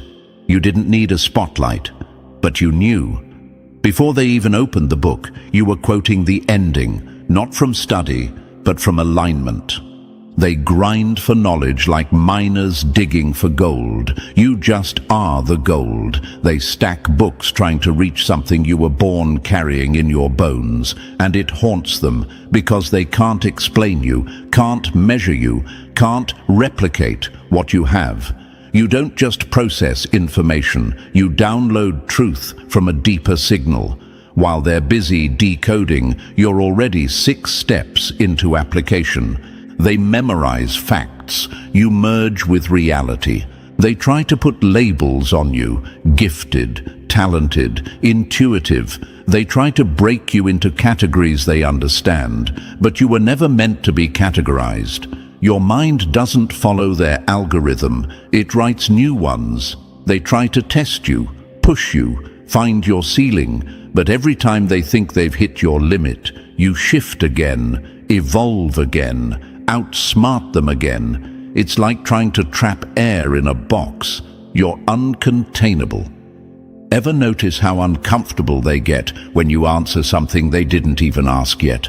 When you connect dots they didn't know existed, they call it luck, coincidence, even arrogance, but it's not any of that. It's clarity. It's the kind of understanding that doesn't need permission, and that drives them mad, because they've been conditioned to believe wisdom only comes after struggle, and here you are, living proof that some souls just know. They studied all night, and still couldn't touch what you downloaded in silence. They'll never say it out loud, but they're obsessed with finding your weakness, testing your boundaries, hoping there's something you don't understand, just to feel better about themselves. But it never lands, because your intelligence doesn't live in ego, it lives in essence. You don't flaunt it, you embody it. And that's the most terrifying part, because if intelligence must be earned, how do you exist so effortlessly? You're not here to compete, you're not here to be ranked, you're not even on the same grid. They can measure intelligence all they want, but you broke the scale and you're still rising. Number 8. They wear masks for the world, but they unravel under your gaze. They lied with perfect words and perfect smiles, but your silence made the truth scream out of them. They can fool almost everyone. With charm, performance, curated expressions, they wear masks so well they start believing them themselves. But then you enter the room and suddenly the act starts to slip. Their confidence gets shaky. Their energy feels off. The mask? It doesn't crack. It melts. Because when your eyes meet theirs, they don't feel seen. They feel exposed. You were never watching their face. You were reading the static behind their words. You were listening to the friction between their story and their soul. And that's the part they never prepared for.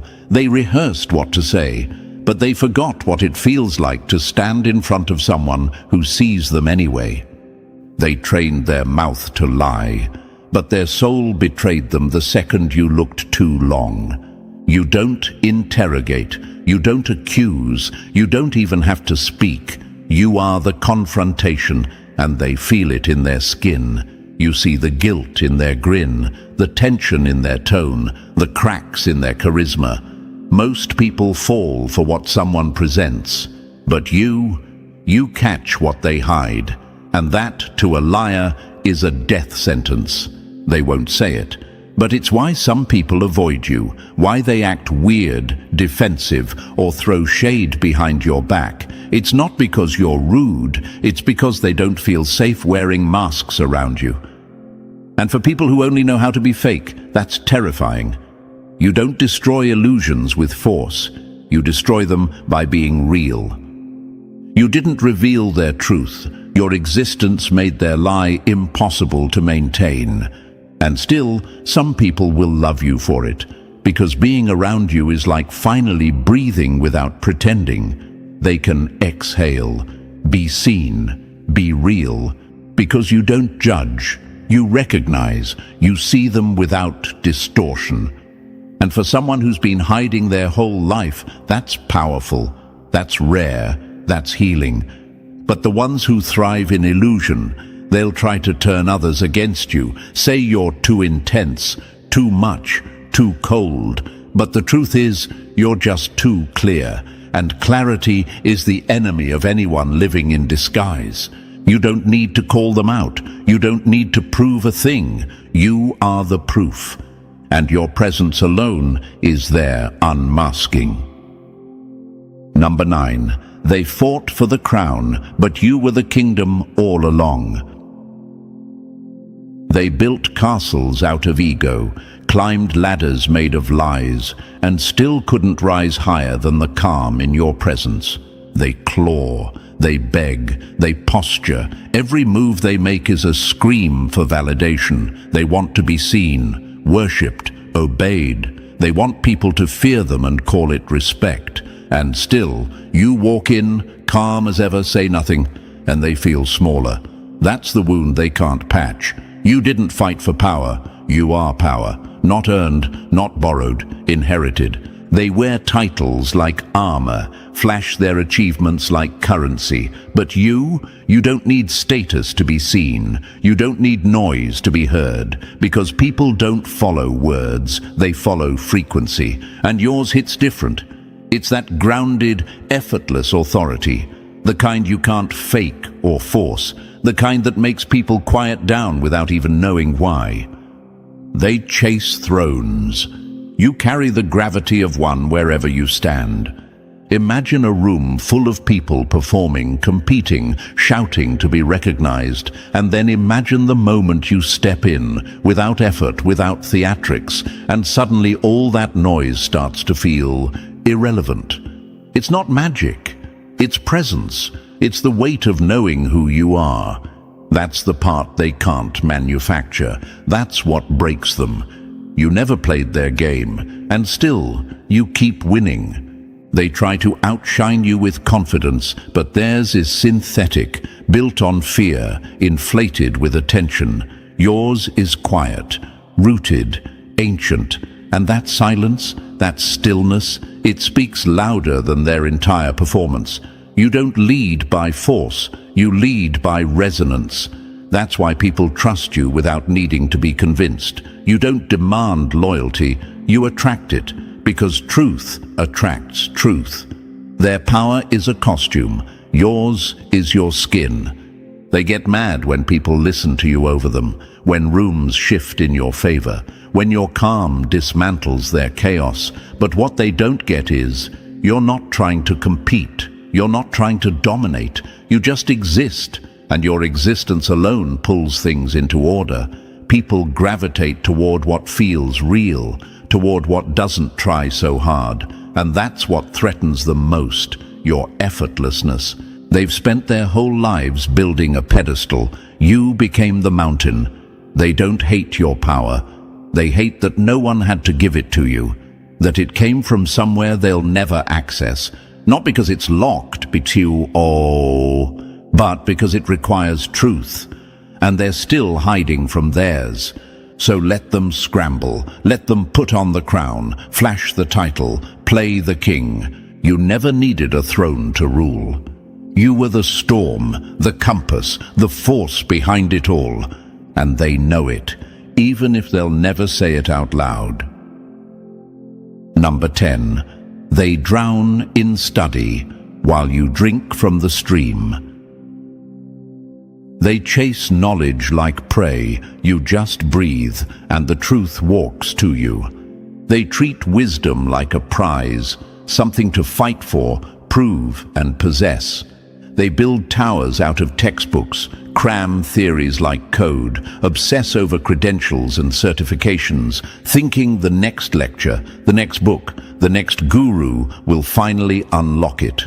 But you walk into the room and it's already in you. Like the moment arrives and your mind doesn't learn it, it remembers. They try to explain you. You must have studied somewhere. You probably read a lot. You're just naturally gifted. But the truth? You don't learn the way they do. You absorb. You don't memorize formulas. You merge with concepts. You don't decode reality. You embody it.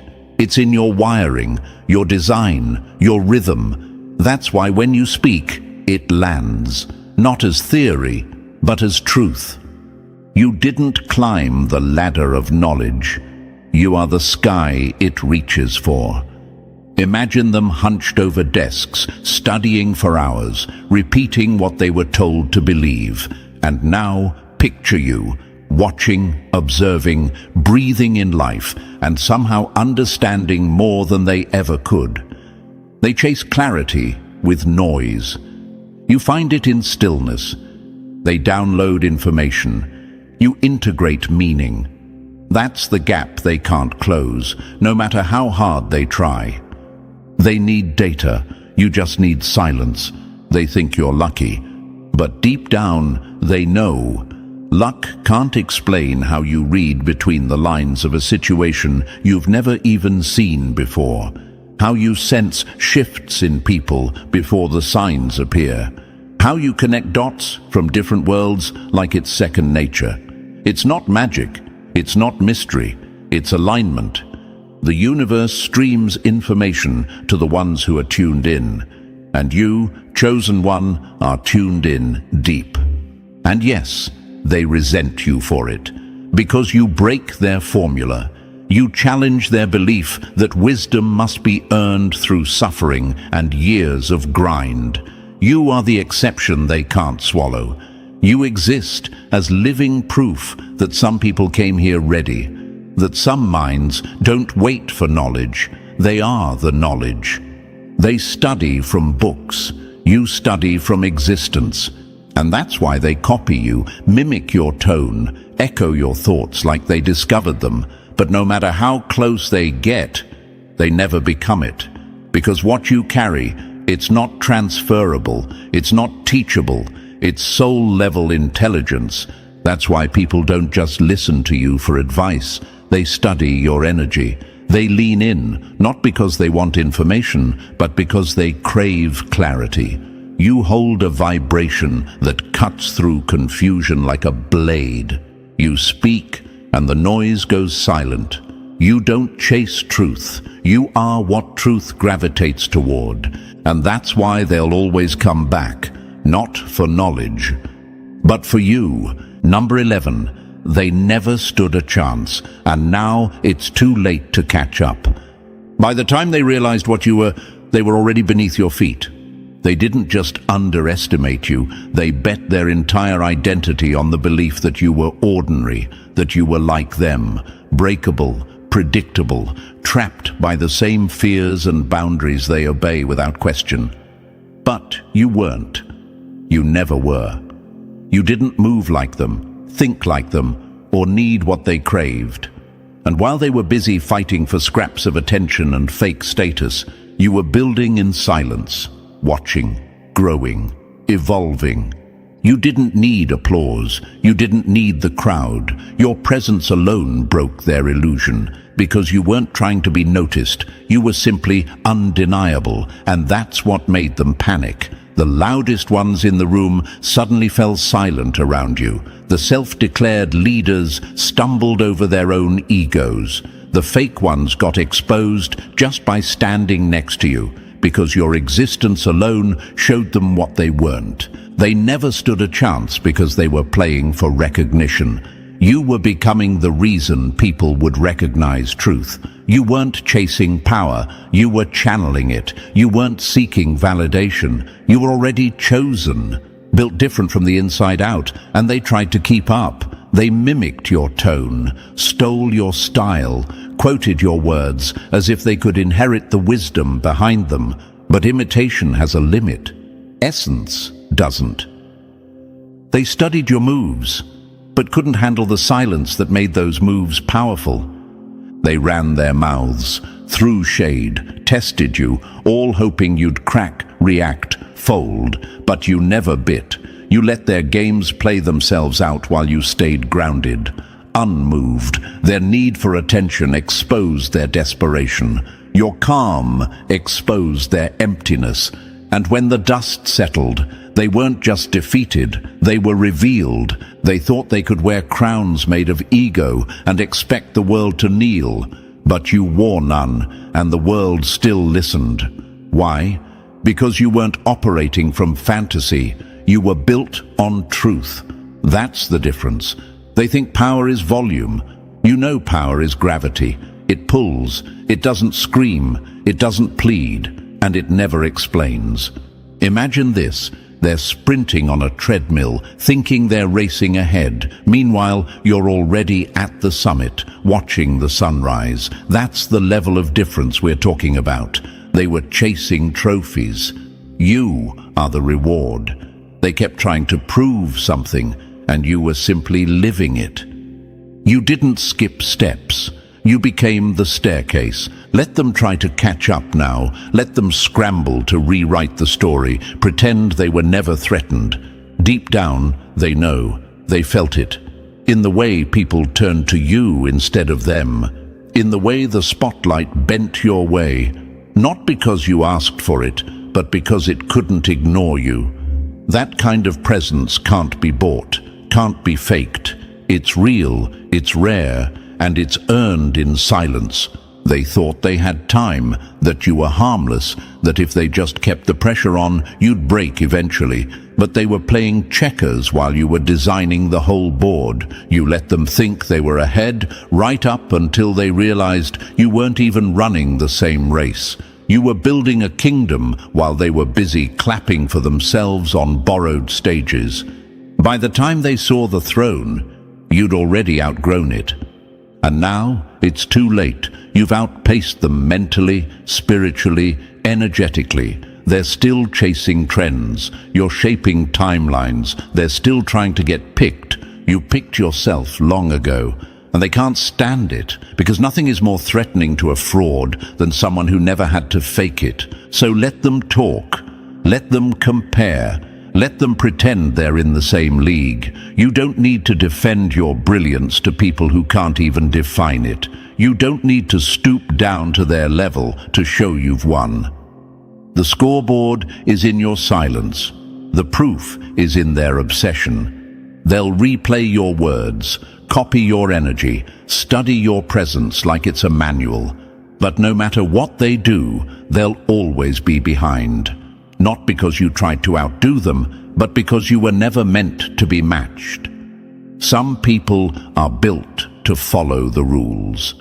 Others are born to rewrite them. And you walked into the room they controlled and rewired the entire frequency. Now they're stuck playing a game you already finished. While you're on to the next level, they'll never reach. And that's what will haunt them forever. Not that they lost, but that they never even had a chance. If this message hit something real inside you, don't let it end here. Press the like button if you haven't already. It helps push this truth to those who need it most. And if you're still not part of this growing force, now's the time. Hit that subscribe button and step into the space where the chosen ones rise, awaken, and remember who they are. You didn't find this by accident. You were meant to hear it. Stay sharp, stay aligned, and we'll see you in the next one.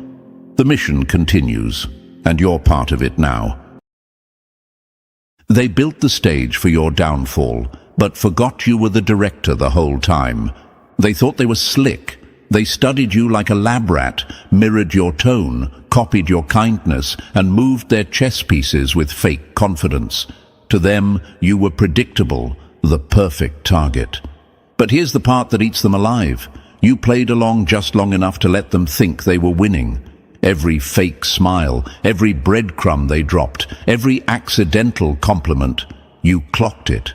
You didn't just see the trap, you memorized the pattern. And when the moment came, you didn't flinch. You let it collapse under its own weight. Here's the psychological truth they never saw coming. People who operate from manipulation always assume others are naive because they project their own emptiness onto everyone else.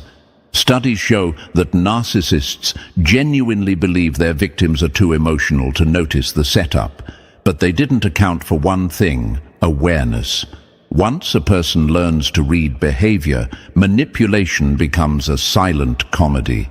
And you, chosen one, turned their masterpiece of deceit into their public embarrassment.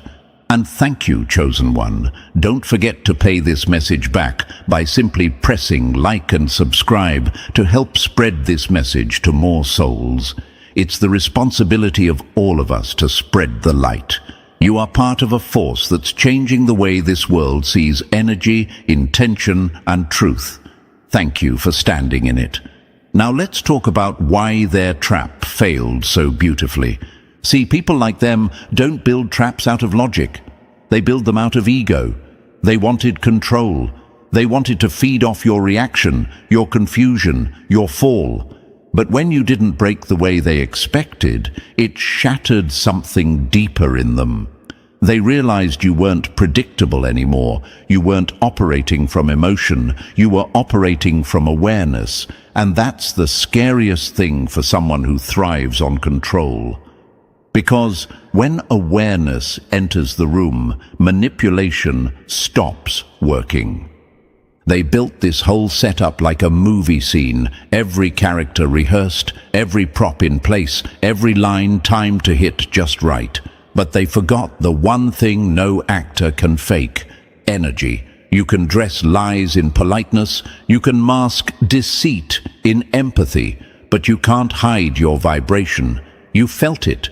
You didn't need proof. You didn't need evidence. You just knew. That gut instinct that made you pause before replying, that chill that ran through your body when something felt off, that was your inner radar screaming, "This isn't real."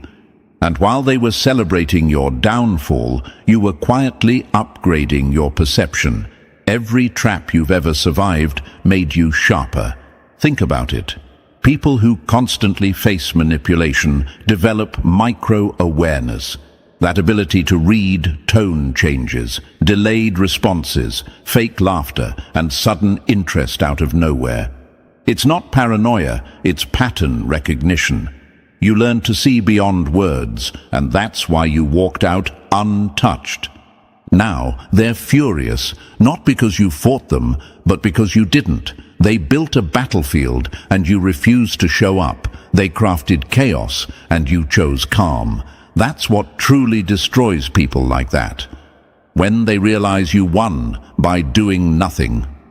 Silence is the new revenge. Stillness is the loudest answer. When you don't react, they lose control over the narrative.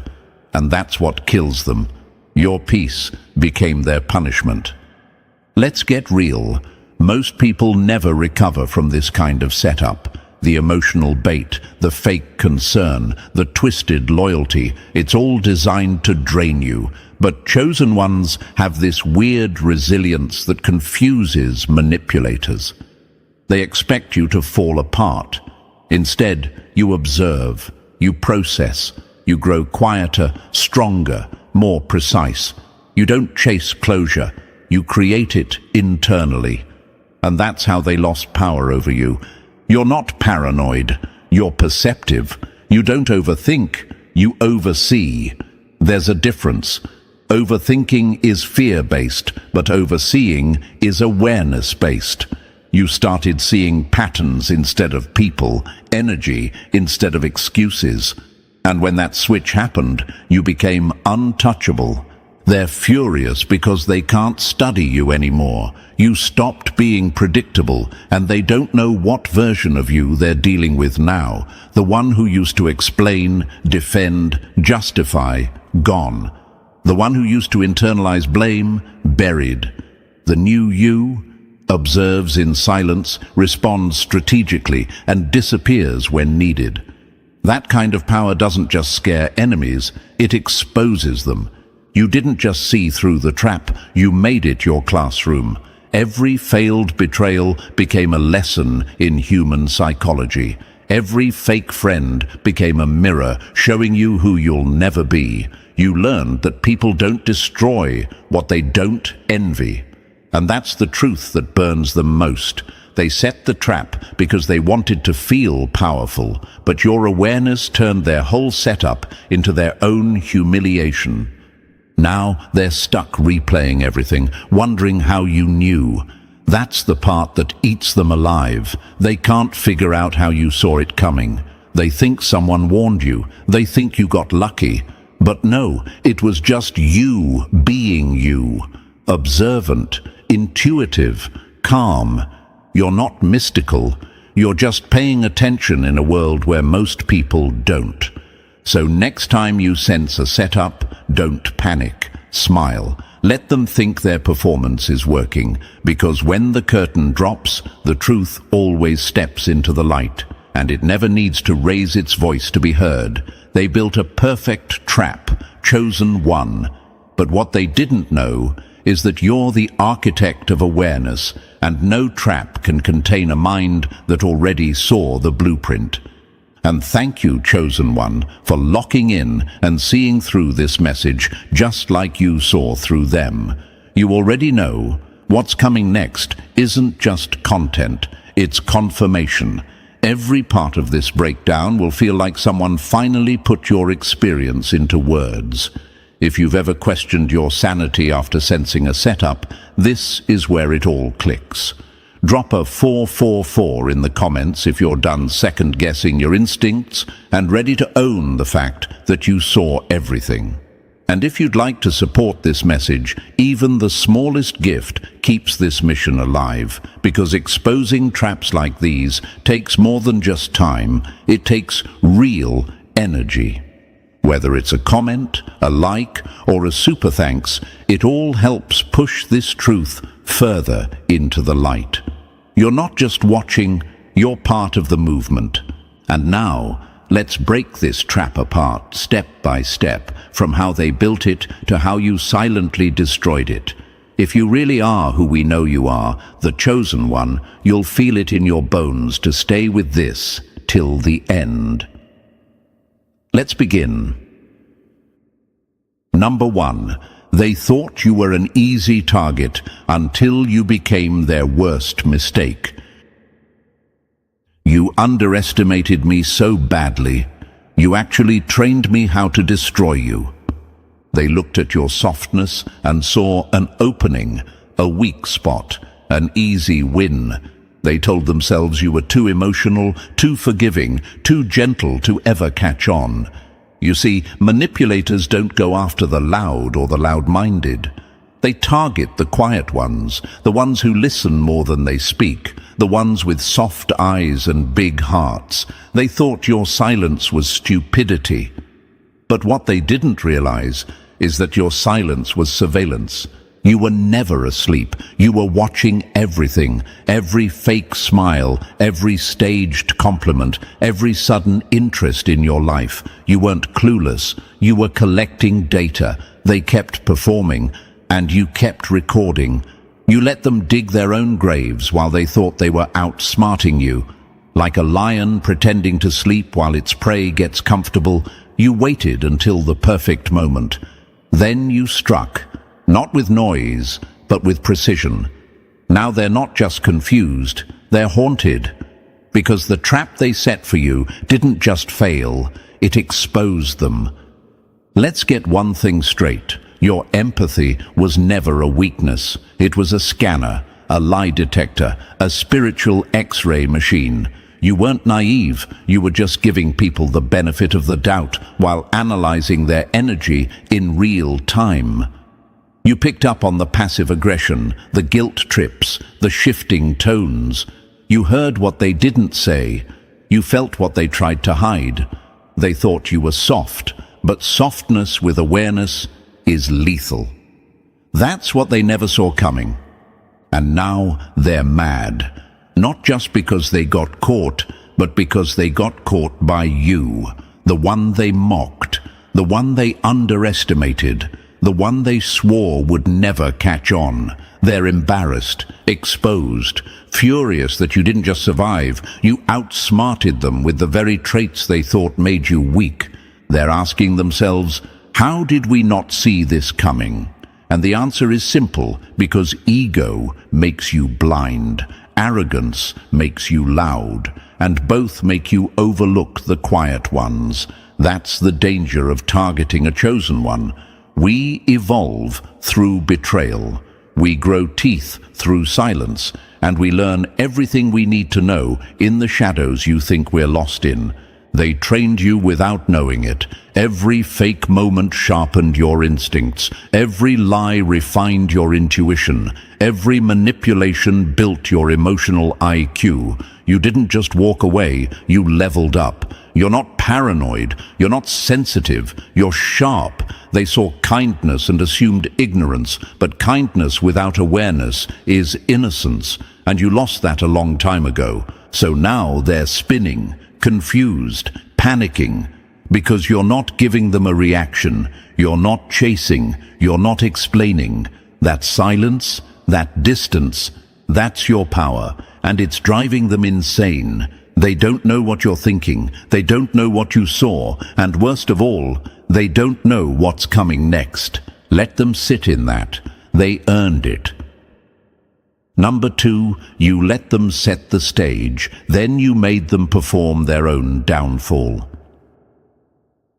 The smartest revenge is letting a liar finish their speech, then replaying their words back as proof. They thought they had you on a string.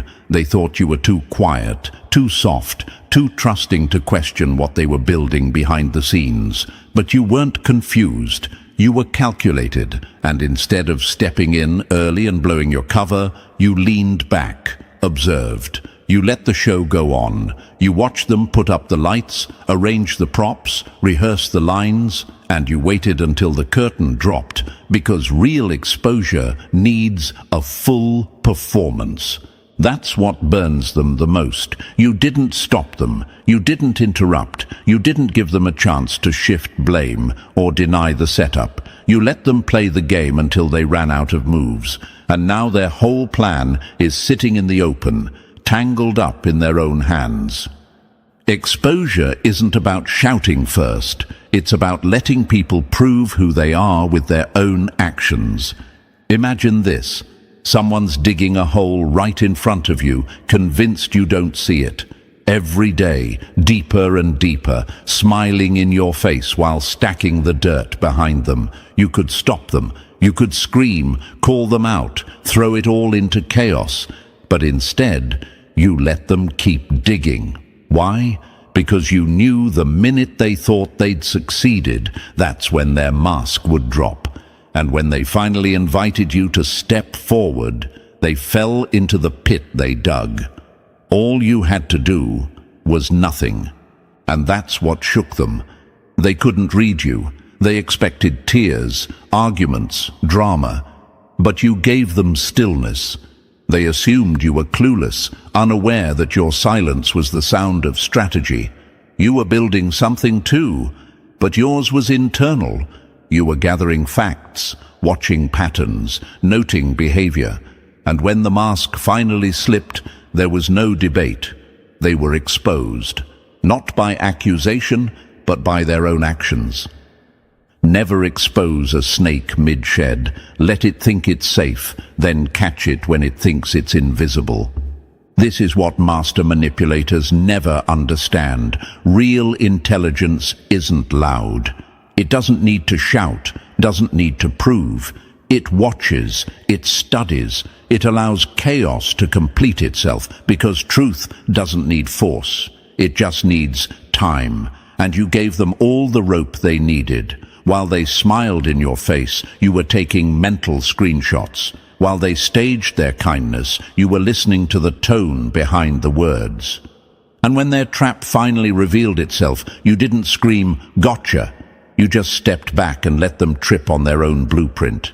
Now they're scrambling, confused, panicking, wondering how it all fell apart when they did everything right. That's the irony. They really believed they were smarter than you. They thought your silence was stupidity. But silence isn't weakness. It's just delayed thunder.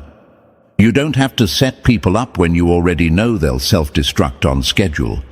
Imagine being in a room where someone is carefully building a bomb, assuming you don't understand the wires. Every move they make is for show, exaggerated kindness, overcompensating interest, suspicious timing.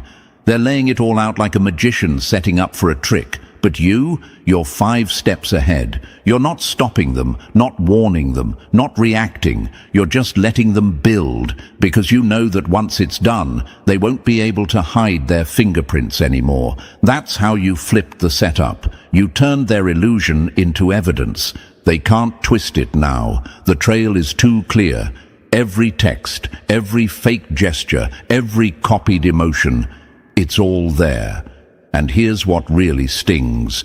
They didn't just fail to trap you, they walked into the very snare they designed. That's why they're furious. That's why they're quiet now. Because once someone sees they've been seen, it changes everything. The silence before a betrayal is loud if you know how to listen. They underestimated how long you'd sit with discomfort. They thought you'd need instant validation, a fast fix, or some kind of reassurance. But you were willing to wait in silence, in confusion, in pain, just to get the full picture. You weren't desperate for the truth. You were prepared for it.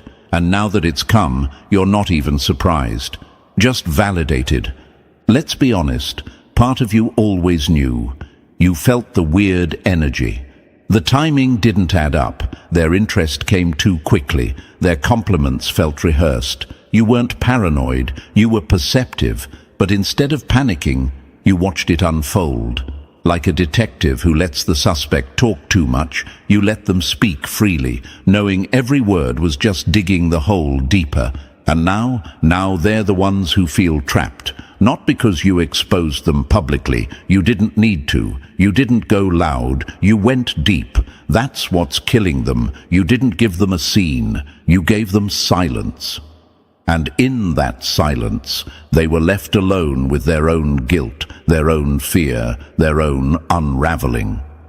Sometimes the most brutal revenge is to do absolutely nothing and let them destroy themselves, wondering what you know.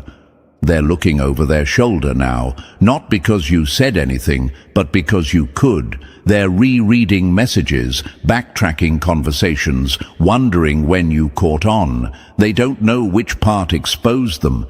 Was it the slip in their tone, the change in their patterns, the shift in your energy?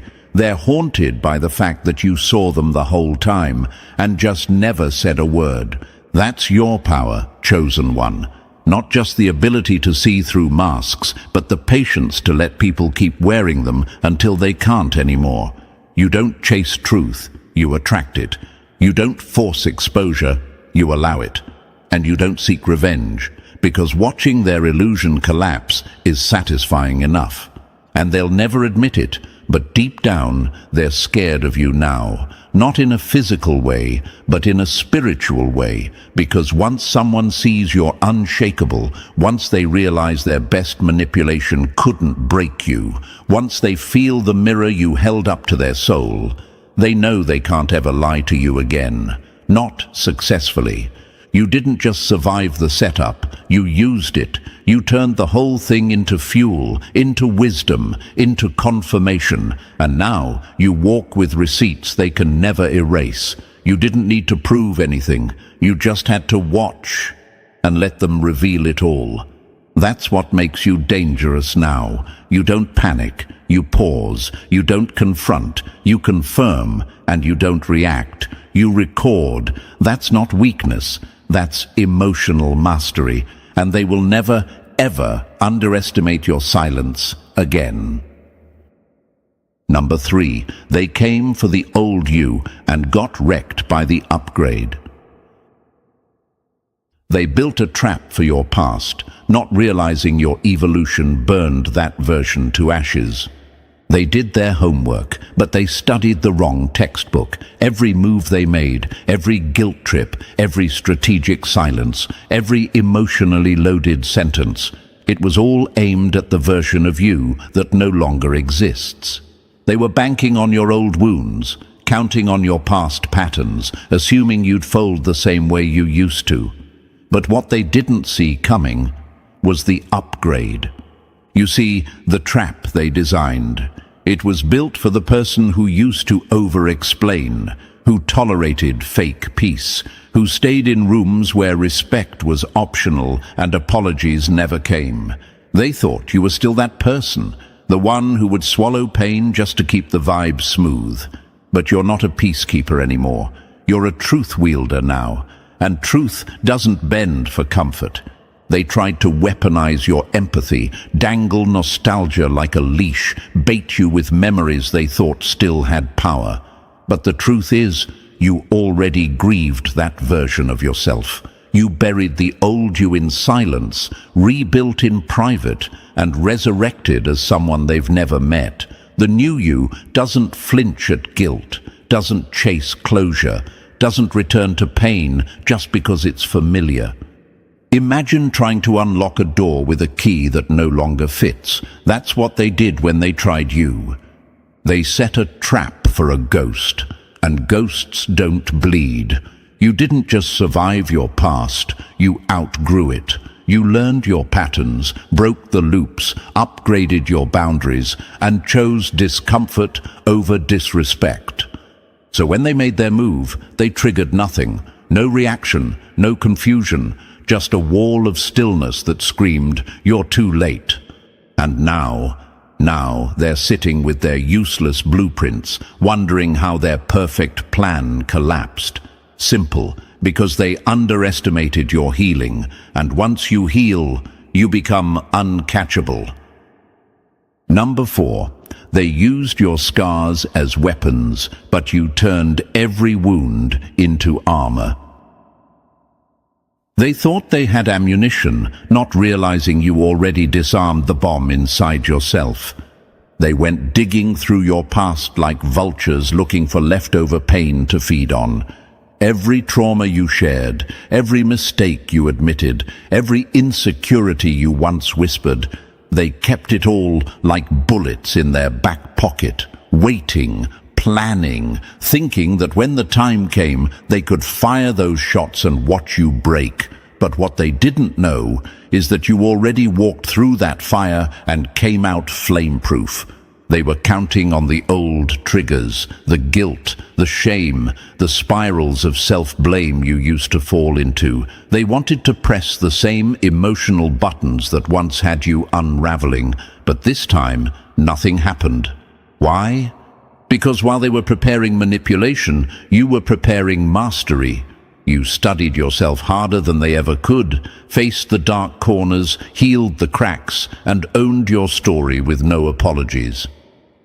Imagine trying to blackmail someone with secrets they already made peace with. That's what their entire strategy was based on, outdated leverage.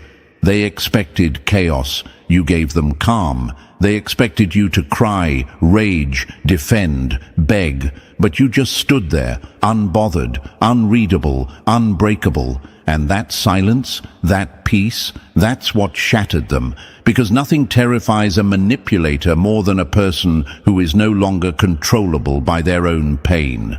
You didn't need revenge. You didn't even need to explain. Your energy alone told the truth. I know what you're trying to do, and it doesn't work here anymore. That's what crushed them, not being called out, not being exposed, but being ignored by the very person they thought they could still bend. You don't heal to prove them wrong. You heal so they can never use you against yourself again. They tried to turn your story into a weapon, but you reclaimed it as a shield. Now all they have is a playbook written for someone who no longer exists. And you walk forward, not with scars you hide, but with armor you earned. Number 5, you didn't just see the puppets, you exposed the whole stage. Once you trace the strings, the show stops being magic and starts looking pathetic. At first, it looked like a few people acting weird, a sudden shift in tone, strange coincidences, conversations that felt a little too rehearsed. But you're not the same person who takes things at face value anymore. You started connecting dots they didn't even know were visible. The timing, the patterns, the recycled tactics, it all pointed to something bigger. This wasn't just one person's betrayal. It was a coordinated dance, and every dancer thought they were leading. You saw through the choreography. They thought you'd focus on the noise, the gossip, the blame, the chaos. But you zoomed out. You realized someone was pulling strings, feeding narratives, planting seeds, and suddenly the whole illusion cracked. That's what happens when awareness enters the room. Manipulation loses its rhythm. You didn't just see who hurt you, you saw why they were sent. And that realization ended the entire performance. Imagine standing in an audience watching a puppet show, only to notice the shaky hands behind the curtain. You can't unsee it, and you can't fear it anymore. They wanted you emotionally hooked, distracted by faces, trapped in reactions. But you stopped reacting and started analyzing. Every move, every phrase, every coincidental encounter became data, and the more you watched, the more obvious it got. These people weren't strategists. They were pawns following emotional scripts written by someone with control issues, insecurity, or envy as their fuel. You didn't expose them with rage, you dismantled them with awareness. That's the part they'll never recover from, because once a chosen one identifies the source, the power dynamic collapses. Puppets lose their confidence once the audience sees the strings. You can't control someone who's no longer hypnotized by the performance. Now they're scrambling, confused why their usual tricks don't land. But you already flipped the script. You no longer play their game, you understand it. And once you understand manipulation, it stops working. Number 6. They rehearsed the lie, but you already knew the ending. When you know the script, every fake scene just confirms what you already suspected. They put on their best act, polished smiles, rehearsed sympathy, timed compliments, and picture-perfect timing. Everything about their performance was curated to look real, to feel sincere. But what they didn't know is that you already had the script. You've seen this play before, same lines, different actors. So you didn't interrupt, you didn't question, you just watched and waited. They were counting on your reaction, a breakdown, a desperate defense, but you gave them nothing, because truth doesn't need your help. It reveals itself on its own timeline, and you were never trying to fight the lie. You were studying it, documenting it, letting it walk straight into the spotlight and expose itself under the weight of its own performance. Imagine someone handing you a forged love letter, not realizing you wrote the original. That's what this was. By the time the final scene arrived, you were already gone, emotionally detached, spiritually sealed off, and mentally 10 steps ahead. They thought they were fooling you, but really, you were letting the evidence pile up. Their story fell apart before it ever reached the climax. You didn't owe them drama. You didn't owe them a reaction. Your silence was the closing statement, and that's what shredded them, because manipulators crave confusion. When you don't defend yourself, they're left performing to an empty theater. No applause, no audience, just a fading spotlight and the sound of their own lies echoing back at them. The greatest insult to a liar is your indifference to their script. You weren't part of their show. You were the observer, the one who walked away before the curtain dropped, the one who didn't need to call them out because reality did it for you. And now, the act is over. The mask is off. And the silence you left behind is louder than any final word they thought they'd get. Let them sit in that. You already knew the ending. Number 7. You let the snake slide in just to strike with surgical precision. I didn't miss the signs. I just let the snake get close enough to make sure it had no way out. They saw your calm and called it cowardice. They thought your silence meant submission, that your stillness was fear. But the truth? You were tracking every twitch, every fake gesture, every hiss hidden behind soft words. You weren't frozen. You were focused. Focused like a blade waiting for the perfect opening.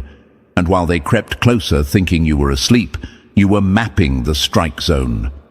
See, predators get cocky when they think you can't see them. They move louder, bolder, more confidently. That's exactly what you wanted. You needed them to feel safe, just long enough to reveal everything.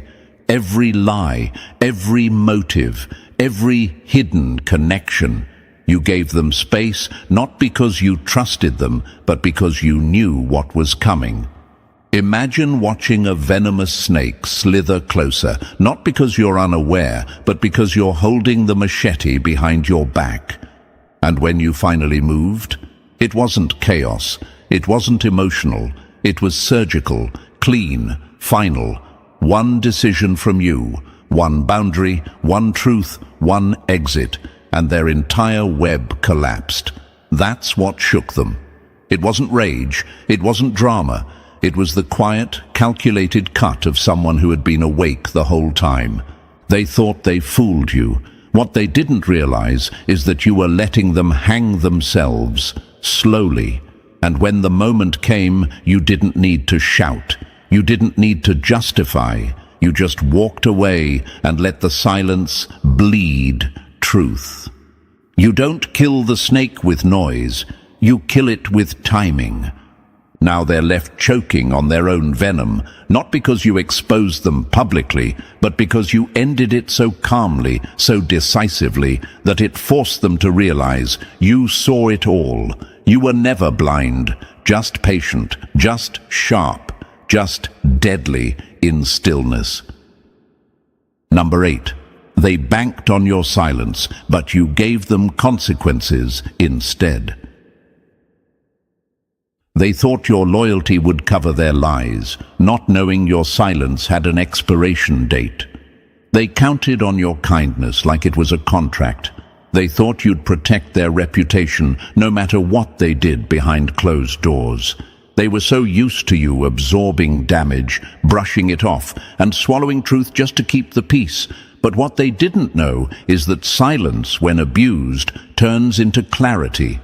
You stopped mistaking silence for maturity and started realizing that silence in the face of betrayal is protection for the enemy.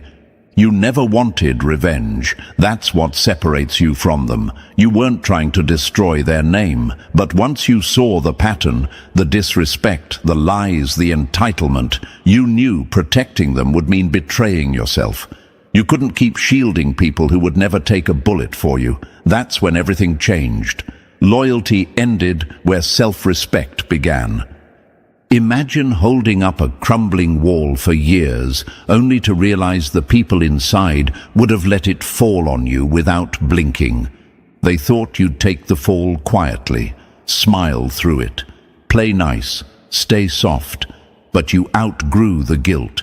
You woke up, and when you stood in your truth, calmly, firmly, without rage, it hit them harder than any scream ever could, because now they know you're no longer controllable. Guilt used to keep you quiet, but now truth keeps you free. They'll say you changed, that you flipped, but let's be honest, you didn't change. You just stopped choosing silence over self-respect. You stopped prioritizing their comfort over your own truth. And the most terrifying thing for a manipulator is when the person they silenced becomes the one who speaks with peace, not pettiness. Let them panic. You don't need to smear their name.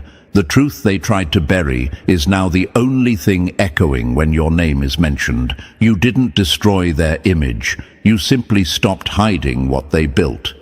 And now, their lies can't breathe without your silence, and your silence is gone. Number 9. They tried to set you off, but you let them set themselves on fire. They wanted a reaction to blame you, but your calm turned their mask into a mirror. They were counting on the blow-up, the outburst, the breakdown. They needed it, not just to feel superior, but to spin the narrative in their favor. That's the trick, right? Push you hard enough, provoke you just enough, then stand back and act like the victim.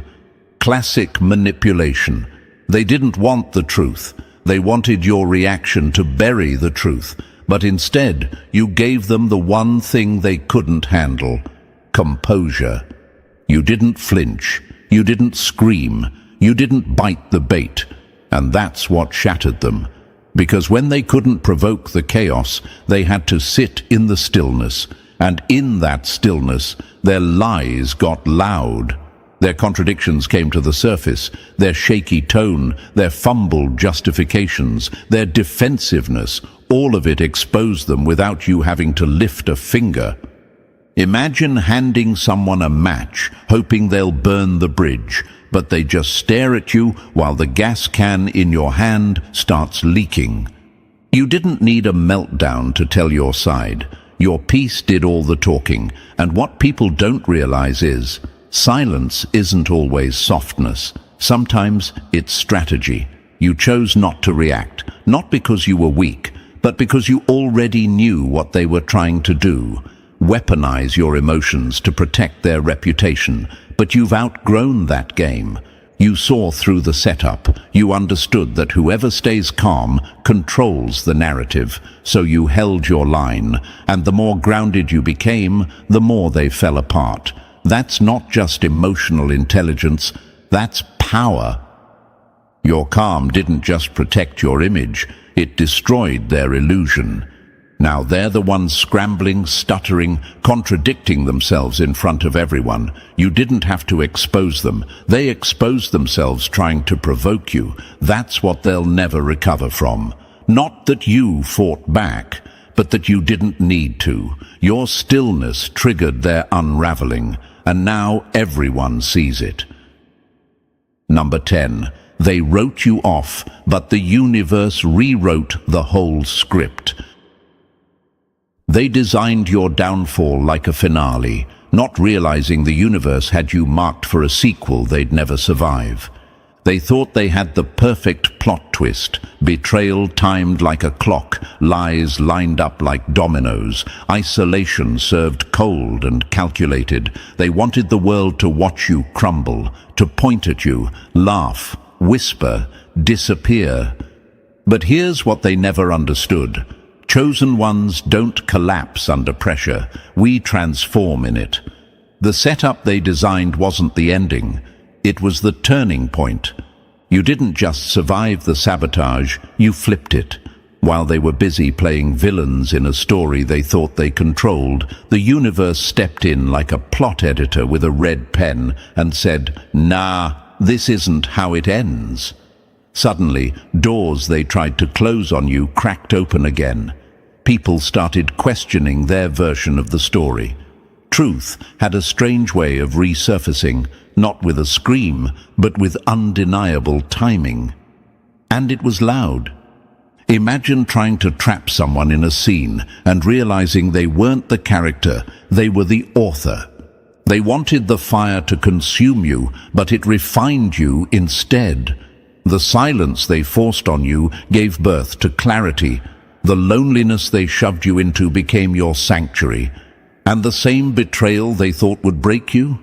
It built your backbone. They expected your downfall to make them look bigger, but all it did was cast light on the desperation behind their moves. Their entire plan, the manipulation, the exile, the performance, didn't crown them as winners. It revealed them as frauds. You didn't need to expose them. Their obsession with control exposed itself. The harder they pushed for your ending, the more poetic your comeback became.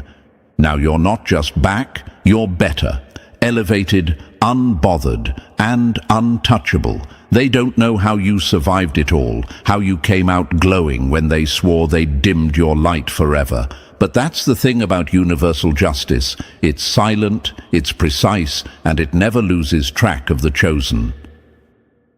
Number 11.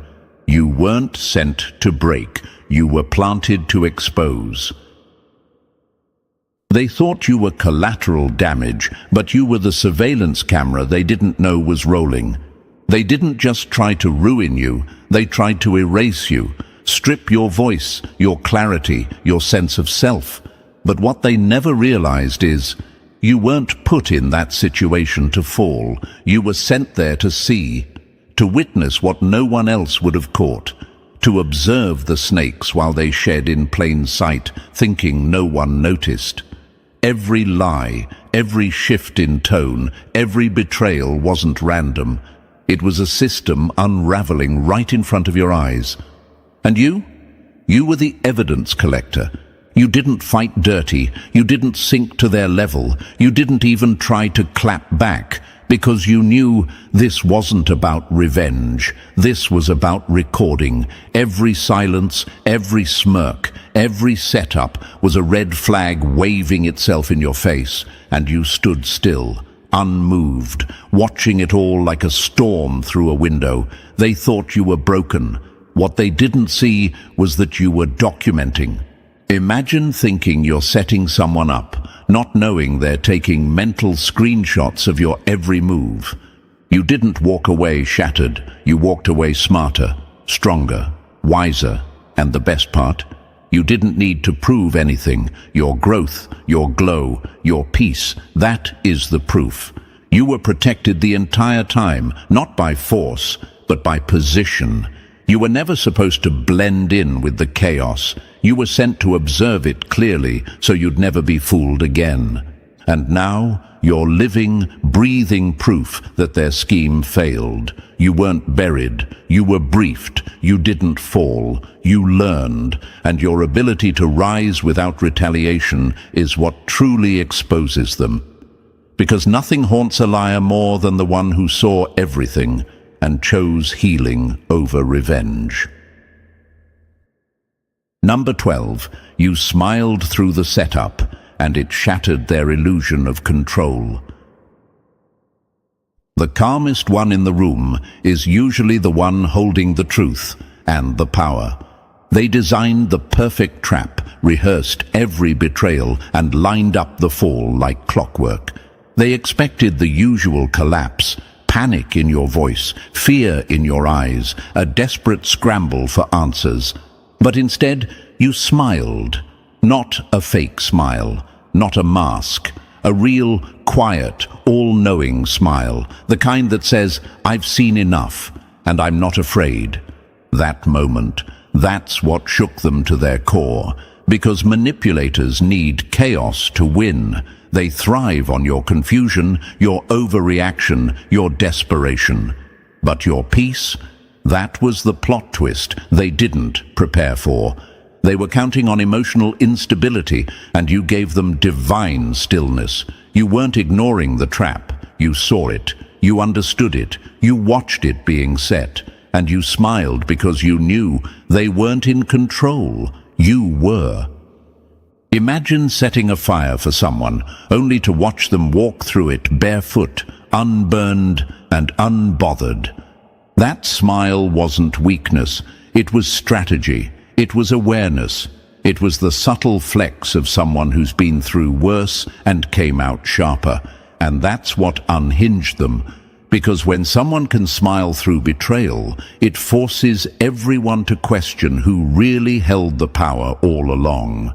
Your calmness dismantled their confidence. Your silence became thunder. That unbothered look on your face, it was a mirror, reflecting back every ounce of their insecurity, guilt, and fear. Because now they knew. You weren't the victim.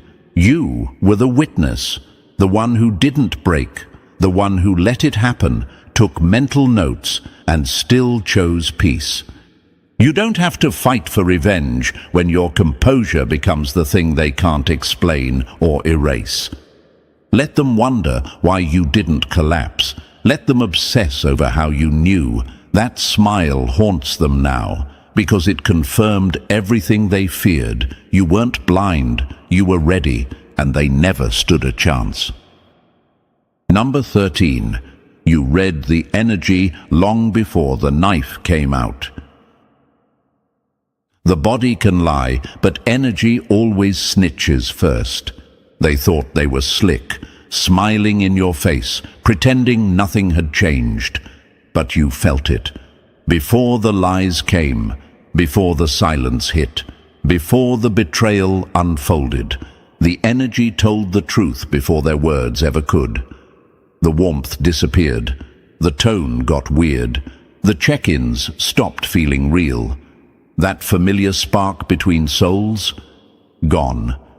And you knew something was coming. You didn't need receipts. You didn't need screenshots. Your intuition already whispered, this connection is dying. Betrayal always starts energetically. Always. Long before it shows up in action, it shows up in vibe. And most people ignore it. But not you. You watched, quietly. You began detaching, emotionally packing your bags without saying a word. So by the time the betrayal hit, the heartbreak, the lie, the shift, it didn't destroy you. Because part of you had already left the room. Imagine watching a wave from a distance. You don't drown in it because you saw it forming. They wanted to shock you, to catch you off guard. But your soul was already steps ahead. You weren't confused. You were prepared. You were grieving while they were plotting, healing while they were smiling. That's the difference between chosen ones and the average person. We feel the unraveling before it happens. We don't just see betrayal, we sense it. We don't panic when the truth comes. We just nod and say, there it is. The gift of discernment isn't about paranoia, it's about peace through early clarity. That's why your reaction was so calm. You didn't explode, you didn't beg, you didn't even need closure, because your spirit gave you the answer long before they gave you the excuse. You had already made peace with their exit, already let go, already accepted the truth. So when the mask finally dropped, it didn't break you. It confirmed everything you already knew. Number 14. They bet everything on your breakdown and lost it all watching you rise. They didn't just fail to break you, they funded your glow-up with their obsession. They went all in on your collapse. Every move, every whisper, every alliance they formed behind your back was done with one goal in mind, your fall. They sacrificed their integrity, their peace, even their sanity, all to watch you lose. But what they saw instead, you standing, evolving, winning in silence. And that's what's eating them alive. They didn't just plan a betrayal, they orchestrated a downfall like a full-blown production. But instead of a breakdown, you gave them a breakthrough. You didn't shout, you didn't argue, you just stood still and let the weight of truth shatter every lie stacked against you. Now their stories are cracking, their fake alliances are ghosting them, the performance is over, and all they have left is the mirror and the haunting reality that you saw it all and still chose peace. Imagine plotting someone's burial and ending up watching their rebirth instead. They're furious, but not because you retaliated. You didn't have to. Their biggest punishment was watching you rise from the very pit they dug. And you didn't just survive, you leveled up. You outgrew the environment that tried to poison you. You became living proof that real power doesn't need revenge, it just keeps ascending. They can't sleep right. They can't look at you without being reminded of their failure. And that's the real justice, because nothing haunts a person more than realizing all their hate, all their effort, all their scheming ended up becoming the fertilizer for your growth. The trap didn't end you, it revealed you. They wanted to dim your light and ended up putting a spotlight on your strength. You didn't just escape their trap. You dismantled it with dignity. You exposed it by thriving. And now, they'll never forget the one they tried to destroy, because you're the walking proof that when you're chosen, protected by purpose and driven by truth, no setup, no betrayal, no lie can stop your rise. If this message hit home, chosen one, press that like button if you haven't already. It lets the world know you're still standing. And if you're not part of this family yet, what are you waiting for? Hit that subscribe button and join the force. We're not just healing here, we're exposing, evolving, and rising together. Your growth is the proof their trap failed. And your presence here, its power. Stay sharp, stay silent, and stay rising. This is just the beginning, and they have no idea what's coming next. You wanted dirt on them. All I found was depth. Now I question everything I thought I knew. That was the exact moment your enemies realized. They didn't just fail, they activated something. They went searching for your darkness and came back blind from the light. They wanted scandal, weakness, chaos. But the deeper they dug, the more it shook them, like trying to study a storm by walking into the eye, silent, still, and terrifyingly powerful. Imagine hiring a trained hunter to track a ghost. That's what they did. They brought in a professional, a shadow chaser with 2 decades of wins under his belt. Someone who once cracked billion-dollar frauds and exposed the kind of secrets that collapse empires. But when they turned him loose on you, something broke protocol. Something snapped in the pattern. He didn't return with proof. He returned with questions. Here's the fact they can't swallow. The harder they try to figure you out, the more they get lost. You're not hiding anything. You're just built different. Your strength isn't flashy. It's buried in the silence of your self-control. The restraint of not clapping back, the peace they mistake for weakness. And that drives them mad. And thank you, Chosen One. Don't forget to pay this message back by simply pressing the like and subscribe buttons to help spread this message to more souls. It's the responsibility of all of us to spread the light. And thank you again, Chosen One, for being part of this mission. You are not just watching this, you are the mission. You're a part of a force they can't measure, track, or even understand. So back to it. The moment that made their blood run cold. This investigator, who was supposed to rip you apart on paper, came back with nothing but awe and unease. He didn't hand them a folder. He didn't play the usual power game. He just sat down, slowly, with that quiet, shaken look only a man who stared into something unexplainable could wear. And then he dropped the truth like a bomb. This one doesn't make sense. They don't fit the profile. I found strength where I was told I'd find shame. I found discipline where I expected damage. I found truth. That's rare. That's dangerous.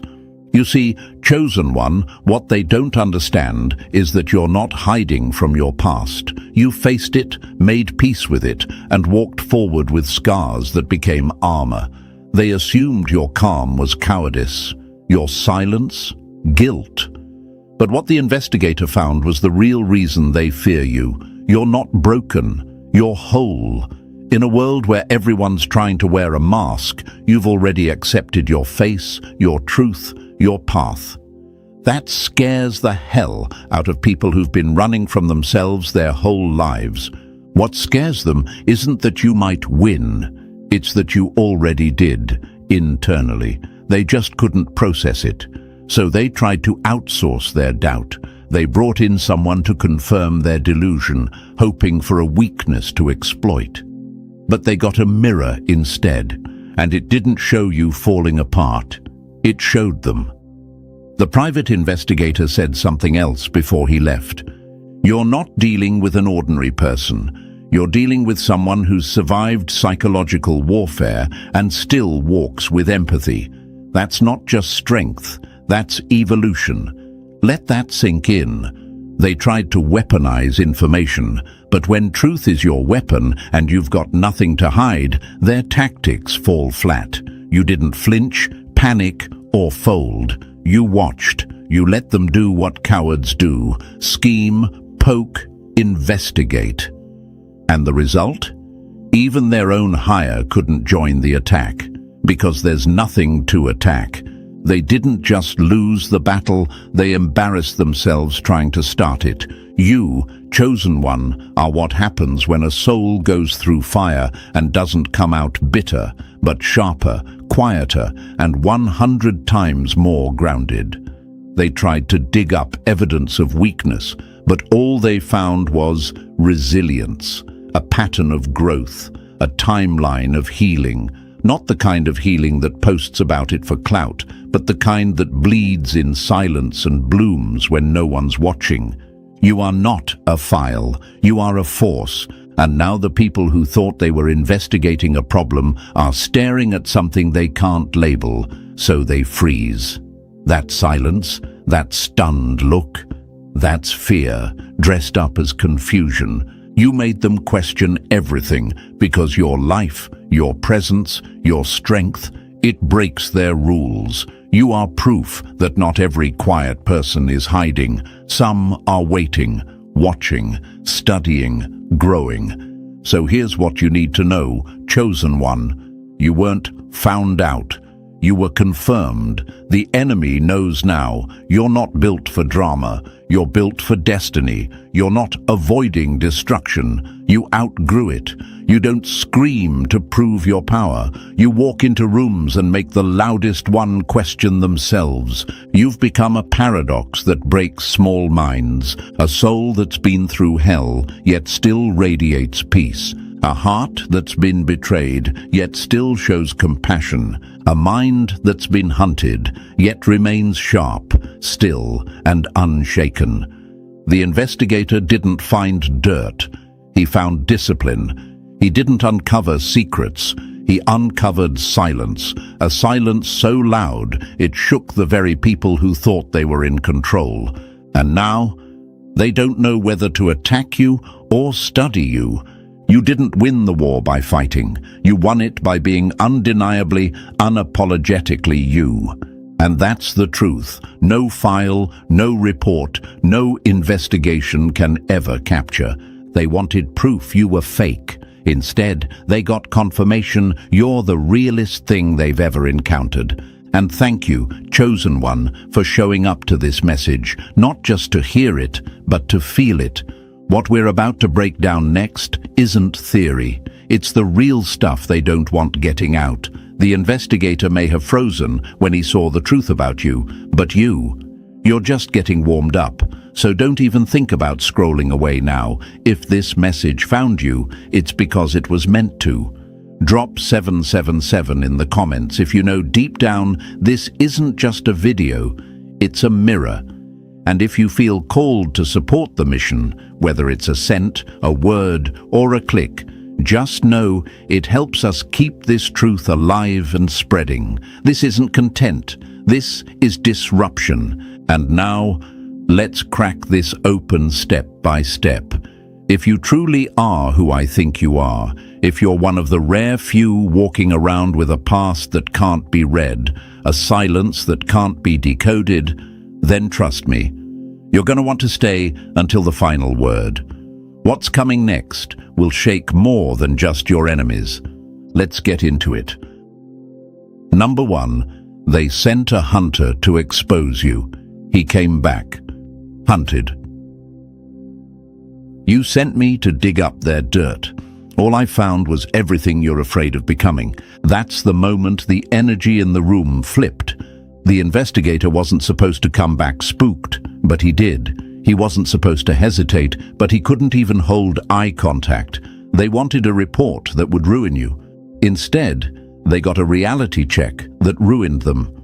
And that's the part that burns the deepest. They spent money to see you fall, and all it did was confirm you were everything they never had the discipline to become. Let this be known, chosen one, they didn't fear your flaws, they counted on them. They bet everything on the idea that you were just like them underneath the surface, messy, hollow, fake. But when the report came back, it didn't expose anything ugly. It revealed something rare. It showed depth. It showed discipline. It showed growth. And just like that, their whole narrative fell apart. That's why they froze. Because they realized you weren't the one wearing a mask. They were. Imagine hiring a sniper only for him to come back saying, "This target? Untouchable." That's what happened.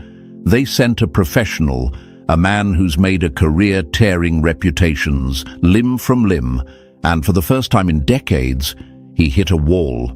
You. Your past wasn't perfect, but it wasn't shameful either. It was real, raw, evolved, and what shook him wasn't just your strength. It was the fact that you didn't need to advertise it. It just was. That investigator saw it, the way you carry the weight of betrayal but still keep your back straight, the way your eyes don't flinch even when they try to poke at old wounds, the fact that you never once defended yourself, because truth doesn't panic. It just waits, and it watched them unravel. You're not just hard to read, you're hard to break. You live in a world they don't understand, a world where peace is earned through fire, not favors, a world where power isn't loud, it's consistent, and that scares the hell out of people who rely on gossip, image, and manipulation to feel important. They expected you to be weak because you're quiet, but real ones know it's the quiet ones that hold the most chaos under control. They paid to see your fall and ended up face to face with your rise.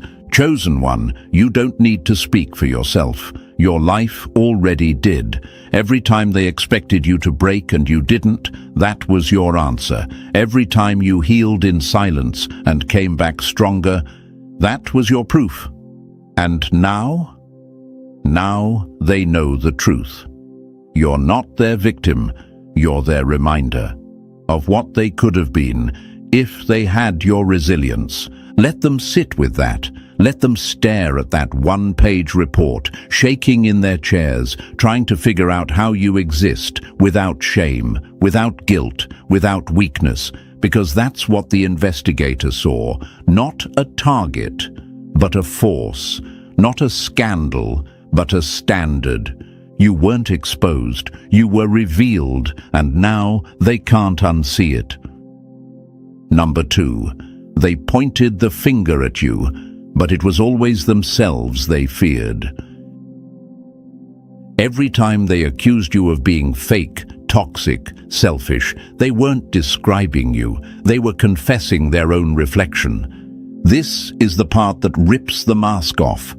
Every accusation they flung your way wasn't a revelation. It was a confession. When they screamed you were manipulative, it was because they knew they couldn't control you. When they whispered that you were unstable, it's because they feared the quiet storm you'd already mastered inside. When they tried to paint you as dangerous, they were warning others about the very traits they saw in themselves. You were never their enemy. You were their mirror, and mirrors make liars panic. Imagine a person standing in front of a glass window, convinced they're watching someone else, but it's just their own shadow moving. That's what happened when they tried to expose you. They stared so hard into your life, hoping to uncover dirt, only to get haunted by the reflection of their own filth. It wasn't you that scared them. It was the way you forced them to see themselves. If they keep talking about your demons, it's probably because yours look a lot like theirs, only you've learned to tame them. Let that sink in. They thought this would be easy. Send out a few lies, twist some words, turn people against you with half-truths and shaky narratives. But when the investigator walked in and started matching the claims to your actual life, the math didn't add up. Why? Because every story they told started to sound like a projection of their own guilt. It was almost laughable. They weren't describing you, they were describing themselves with your name stamped on it. Chosen one, have you ever wondered why their stories about you felt so off, so cartoonishly exaggerated, so desperate to stick? That's because lies require drama to survive. But truth? It sits calm, collected, and unshaken. The louder they got, the more obvious it became. They weren't testifying against you. They were venting their own insecurities. They threw mud at your name and were shocked when it didn't stain, because your story had already weathered storms they couldn't survive. That's why the investigator froze, not because they found something disturbing about you, but because they didn't. And that made everything else suspicious. The stories, the rants, the constant blaming. All of it suddenly looked like one big, anxious cover-up. That's when the energy shifted. The spotlight turned off of you and onto them. Now, imagine this. A courtroom where every piece of evidence submitted against you ends up being about the prosecutor instead. That's what unfolded in real time. And the investigator, a man trained to sniff out deception, picked up on it quick. He wasn't just uncovering truth about you. He was unintentionally uncovering them. He saw that your strength wasn't performative. You weren't going around flashing your pain for sympathy. You had healed in silence. You had rebuilt in isolation. You had grown without announcing every step. And that is the exact kind of presence that scares people who rely on performance to feel powerful. They mistake your silence for guilt because they've never experienced peace that didn't come from control. This is why they kept poking you, not because they had dirt, but because they were hoping you'd break and confirm their narrative. But when you stayed grounded, calm, and consistent, they panicked. So they doubled down, accused more, spread more lies, and each one was secretly a confession. She's a liar. I've been lying, and I hope nobody notices. He's dangerous. I'm scared of what he knows and how calm he is with it. They're fake. I wear so many masks, I can't recognize someone who's real anymore. Every insult was a GPS signal pointing straight back to their own soul. And now, they can't escape the consequences. The very investigator they paid to destroy you walked away with a map of their projections. They handed him a list of red flags, and every single one traced back to their behavior. The irony is brutal. They exposed themselves trying to expose you. That's the thing about real strength. It doesn't need defense. It just exists. And the investigator saw it instantly. No smoke, no panic, no evidence of the chaos they described. Just you, unbothered, holding your peace like a blade they couldn't grab without cutting themselves.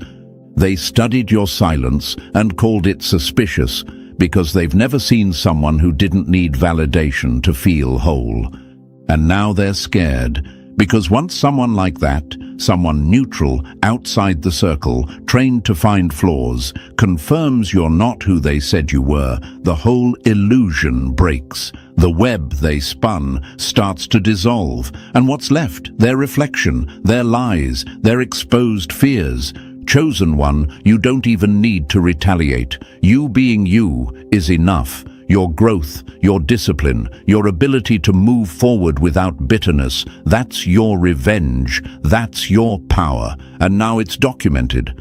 Let them sit with that report. Let them reread every line that disproves their lies. Let them feel the burn of being seen for what they really are. People who tried to break someone they couldn't understand. People who hoped you were broken so they wouldn't feel so alone in their mess. But you weren't broken. You were reborn. They confessed, chosen one, and now they can't undo it. You didn't lift a finger. The truth handled everything. And that truth, it's echoing louder than any accusation ever could. Number 3, they dug for dirt and found a blueprint they couldn't decode. They weren't ready for the day their investigation turned into admiration. They thought this would be simple. They followed the manual. Start with your past. Break apart your digital life. Dig up the scars you tried to bury. But what they didn't expect was order. What they didn't prepare for was precision. The deeper they went, the more their hands came back empty. Not because you were hiding, but because you had nothing to fear.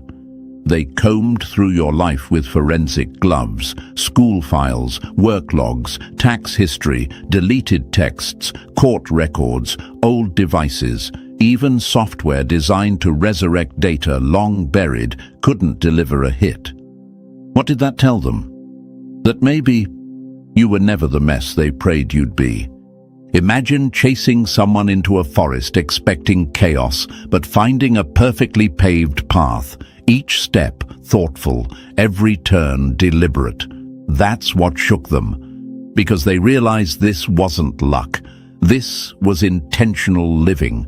What they saw as too clean wasn't suspicious, it was surgical. You weren't hiding skeletons, you were busy building systems. See, chosen one, when someone's operating from jealousy, their assumption is always, no one can be that stable unless they're faking it. But your consistency wasn't fake, it was forged. And that's what messed them up. You weren't erasing your past, you had already healed from it, structured it, and learned how to use it. That's when they hit the real problem. The deeper they investigated, the more it made them feel exposed. They thought they'd catch you slipping. Instead, they found proof you were 10 steps ahead before they even laced their boots. You're not a mystery. You're a manual, but only for those who've earned the right to read it. They came to bury you in evidence. They left buried in realization. And now, that flawless report they were hoping to weaponize is a monument to your discipline. Number 4, they asked around, hoping for scandal, but all they heard was legacy. They went digging for gossip and found a trail of gratitude. They assumed your past had whispers waiting to surface, so they widened the net. They started calling people, teachers, neighbors, ex-co-workers, childhood friends, thinking someone, somewhere, had a bitter story to spill. But instead of hearing chaos, they heard consistency. They didn't get the dirt they wanted. They got respect. Quiet respect. The kind that doesn't chase attention. The kind that lingers long after you leave. Story after story painted the same picture. You never begged to be seen. You just showed up, helped, lifted, disappeared. You weren't performing. You were impacting, softly, without an audience. And that's what scared them most. Because it meant your strength wasn't a phase or a trend. It was your default setting. The ones who move in silence leave echoes louder than screams. They thought they'd find people ready to tear you down. Instead, they found people still carrying the wisdom you left behind. People whose lives changed just by crossing your path. That's not a red flag. That's a legacy.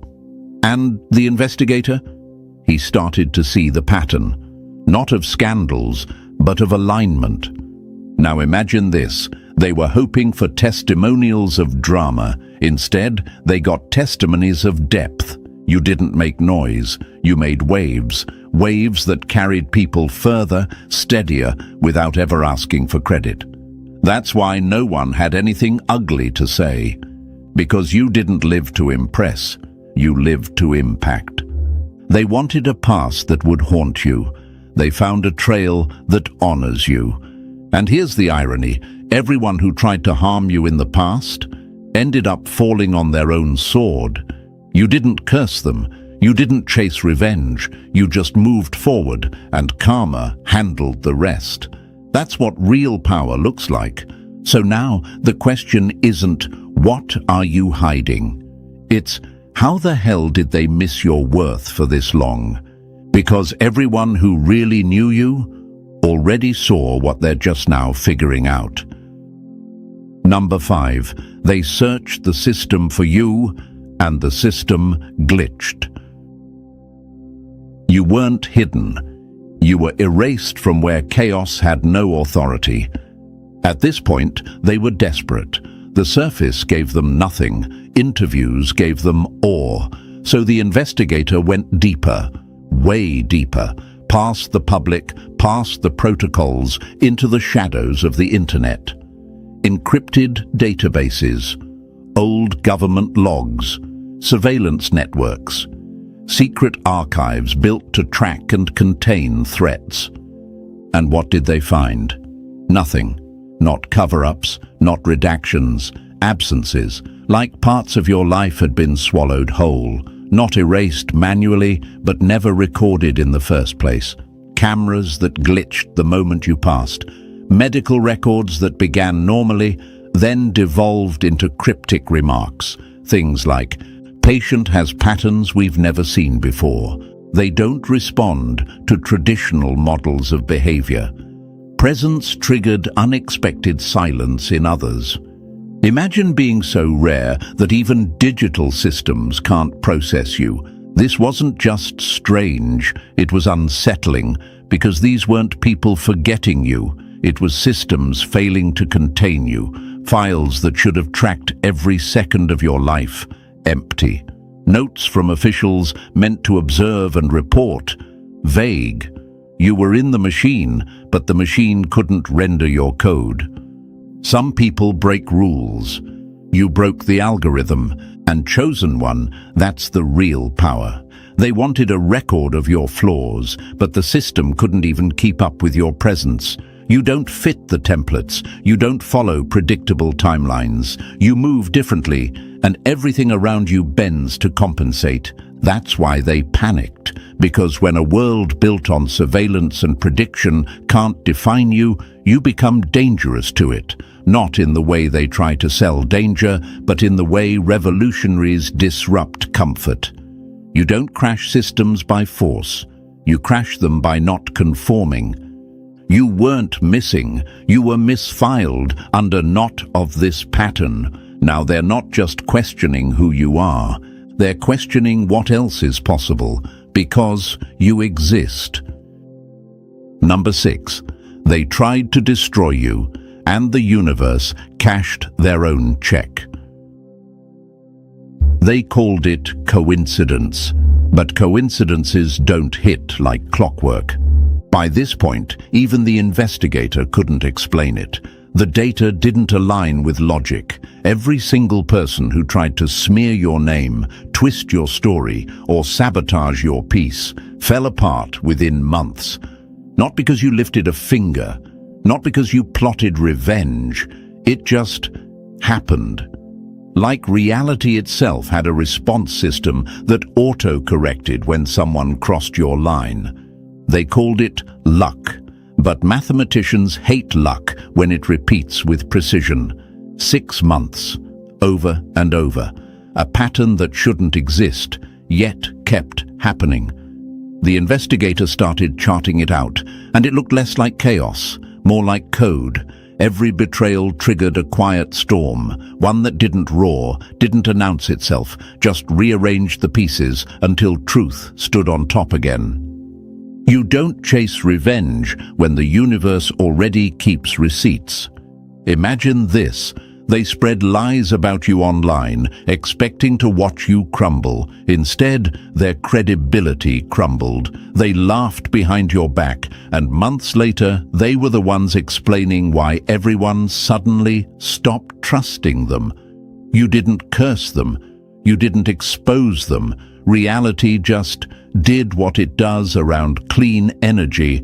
It purges contamination.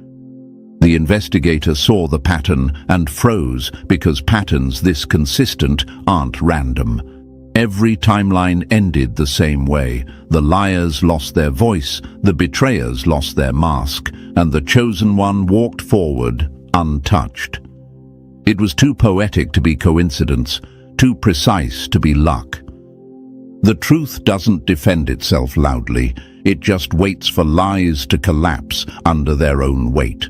They thought they could destroy you, but when you're aligned with truth, destruction becomes self-inflicted. The energy they used against you had nowhere else to go, so it rebounded. That's what the investigator realized. You don't fight back, you reflect back. And now, every enemy that once laughed at you has learned the same hard lesson. You can't break someone who was built from what already broke them. You can't ruin a soul that stopped running from itself. And you can't outplay balance when the universe itself is keeping score. Number 7. Where you walk, systems fall, and they're finally noticing. They called it coincidence until it kept happening in your shadow. By now, the investigator wasn't just curious, he was unsettled. Every city you passed through left behind a trail that couldn't be rationalized. Power grids flickered out, corrupt systems froze mid-operation. Surveillance networks glitched like they'd seen something they couldn't process. 5 cities, 5 collapses, no evidence, no fingerprints, just your name circling the perimeter of every unexplained event. They wanted to call it coincidence, but math doesn't like repetition. Coincidence breaks after the 3rd time. By the 5th, it's a signature. You weren't causing these events, you were coexisting with them. Like truth itself moved through you, and everything false around you short-circuited. You don't fight corruption by shouting. Sometimes your presence alone scrambles their signal. Imagine this, an empire built on lies running smoothly until you walk through the door. Suddenly, deals fall apart, files vanish, systems lag. Not because you said anything, but because your energy doesn't sync with deceit. You're not a hacker, but your frequency breaks their code. That's what terrifies them, the fact that you don't need to do anything. You just exist, and falsehoods start malfunctioning. The investigator tried connecting dots, but there weren't lines. There were ruptures, no signs of tampering, no suspects, no trails. Just a consistent truth. You were always there when things that needed to fall finally did. He looked at the data, and the story told itself. Not through proof, but through pattern. You don't chase chaos, you reveal it. That's the part they'll never admit out loud. The world bends differently when you're near. Systems that exploit, people that deceive, structures that harm. They crumble under their own weight the moment you pass by. You are not the cause. You are the catalyst. The universe simply refuses to let rot stand in your frequency. And now, those who once mocked your stillness whisper about your name like it's classified, because every time you show up, something dark shuts down. Number 8. They spoke your name, and reality shifted around them. You didn't curse them. Your silence just made their lies echo louder. The investigator thought he'd wrap it up here. One last round of testimony, a few more human perspectives to tie the story together. But what he found shattered logic again. Every person who crossed paths with you in the present had a story that didn't make sense on paper. No preaching, no grand speeches, just you, showing up, looking at them, existing, and their entire life trajectory shifting. He met your friend who said, "They didn't even tell me what to do. They just looked at me once, and I realized how fake I'd been living." Another said, "Your silence made them confront years of denial in a single week." No advice, no lectures, just energy. A presence that dismantled illusions people had worn for decades. You didn't demand change, you triggered it. And then there were the ones who tried to hurt you. The jealous co-worker who spread lies found those exact lies rebounding into their own reality. They accused you of things they secretly feared about themselves. And then became the living proof.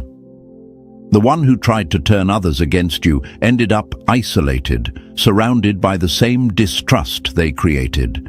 And your ex, the one who built an entire false narrative just to bury your name, couldn't handle the weight of their own fiction. Their minds started to fracture under the burden of pretending to be the victim. The truth doesn't chase. It just waits until the lies collapse under their own weight. Imagine this: you're a mirror that doesn't reflect their face, but their soul.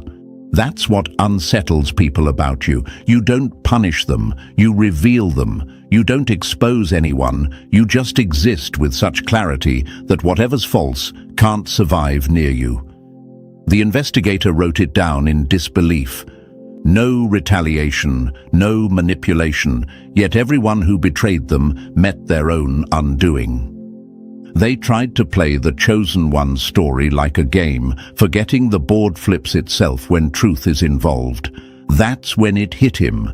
You weren't a person who did things to people. You were an event that happened to them. You're not the cause of their collapse. You're the catalyst of their realization. Every encounter with you forces a recalibration. Some evolve, some implode. And that's why they freeze now when they hear your name, not because of fear, but because they remember how their own reflection looked when you were standing in front of it. Number 9. They called it prediction, but it was just you seeing what they refused to notice. You weren't ahead of time, you were just paying attention in a world that sleeps through warnings. When the investigator's colleague leaned in and said they knew things before they happened, it sounded like myth, but it wasn't mysticism. It was pattern recognition, sharper than science, quieter than logic. You spoke of collapses, scandals, and breakdowns days, sometimes weeks before they unraveled. Not because you saw the future, but because you saw the truth. And truth always breaks first at the weakest points. You notice the hairline fractures in people's masks long before they split apart. To the untrained, it looked supernatural, but really it was awareness, the kind born from surviving enough chaos to sense its smell before it arrives. When you've been betrayed, studied, and dissected, you start noticing the energy shift before the blow lands. That's what they mistook for prophecy. You weren't predicting the storm, you were just the one who could smell the rain before thunder. You didn't bend reality. You just stopped lying to yourself, and that alone changes probability. Imagine walking through life like it's a simulation that occasionally lags. You see the glitch first, while everyone else is still hypnotized by the illusion. That's how it felt around you. Systems would twitch before collapsing. People would stutter mid-lie before their world imploded. You didn't intervene, you observed. And that's what terrifies them. Because observation, when paired with truth, shifts outcomes. It's called probability distortion, and the investigator wrote it down like a confession. They operate in real time, but their awareness rewires future events. Everywhere you went, digital traces failed to follow. Messages disappeared. Data went inconsistent, not from hiding, but because algorithms rely on predictability and you defy patterns. They can track chaos. They can track conformity. But consciousness that stands still in a storm, it bends their math. You weren't off the grid. The grid couldn't render you. Chosen one, that's your gift, not prophecy, not luck, not magic. Perception. You see before others believe. You sense before they admit. You adapt before they collapse. That's not paranormal, that's evolved awareness. And when awareness reaches that level, reality doesn't lead you anymore. It follows. Number 10. They tried to weaponize the internet against you, but the signal fought back. You didn't go viral. You went vital to souls stuck in lives that didn't fit them. What started as whispers turned into full-blown digital footprints, strangers on forums, hidden threads, comment sections across platforms, all telling the same story. They didn't know me. We didn't even speak. They just replied, liked, or dropped a word, and something shifted in me. People were calling you an algorithm glitch, a digital ghost, an unseen force that wrecked their illusions and rebuilt their clarity. And you didn't even try. It was never about clout. You weren't loud. You didn't play the influencer game. You simply typed truth, and that alone made people confront their own fiction. Some said their fake lives began to fall apart after one reply from you. Others said the lies they'd built online started feeling unbearable after you showed up in their feed. That's not a trend. That's a trigger. You weren't commenting. You were activating. While others curated content, you curated correction. And the people who hated you the most? The ones who tried to breach your accounts, leak your data, stalk your digital life like cowards behind keyboards, they got eaten alive by their own tech, devices bricked mid-task, suspicious account locks, IP bans, sudden crashes and corrupt files. It's like the very platforms they tried to weaponize rejected their access. You don't need firewalls when the truth carries its own encryption. Imagine this. They clicked send on the lie, and their own internet shut down. Not because of magic, but because energy travels even through code. When your signal is clean, systems that run on chaos simply can't digest it. You don't hack platforms. Your presence glitches the ones misused by liars. The investigator noted it in silence. Every attack directed toward them digitally reversed course. What does that tell you?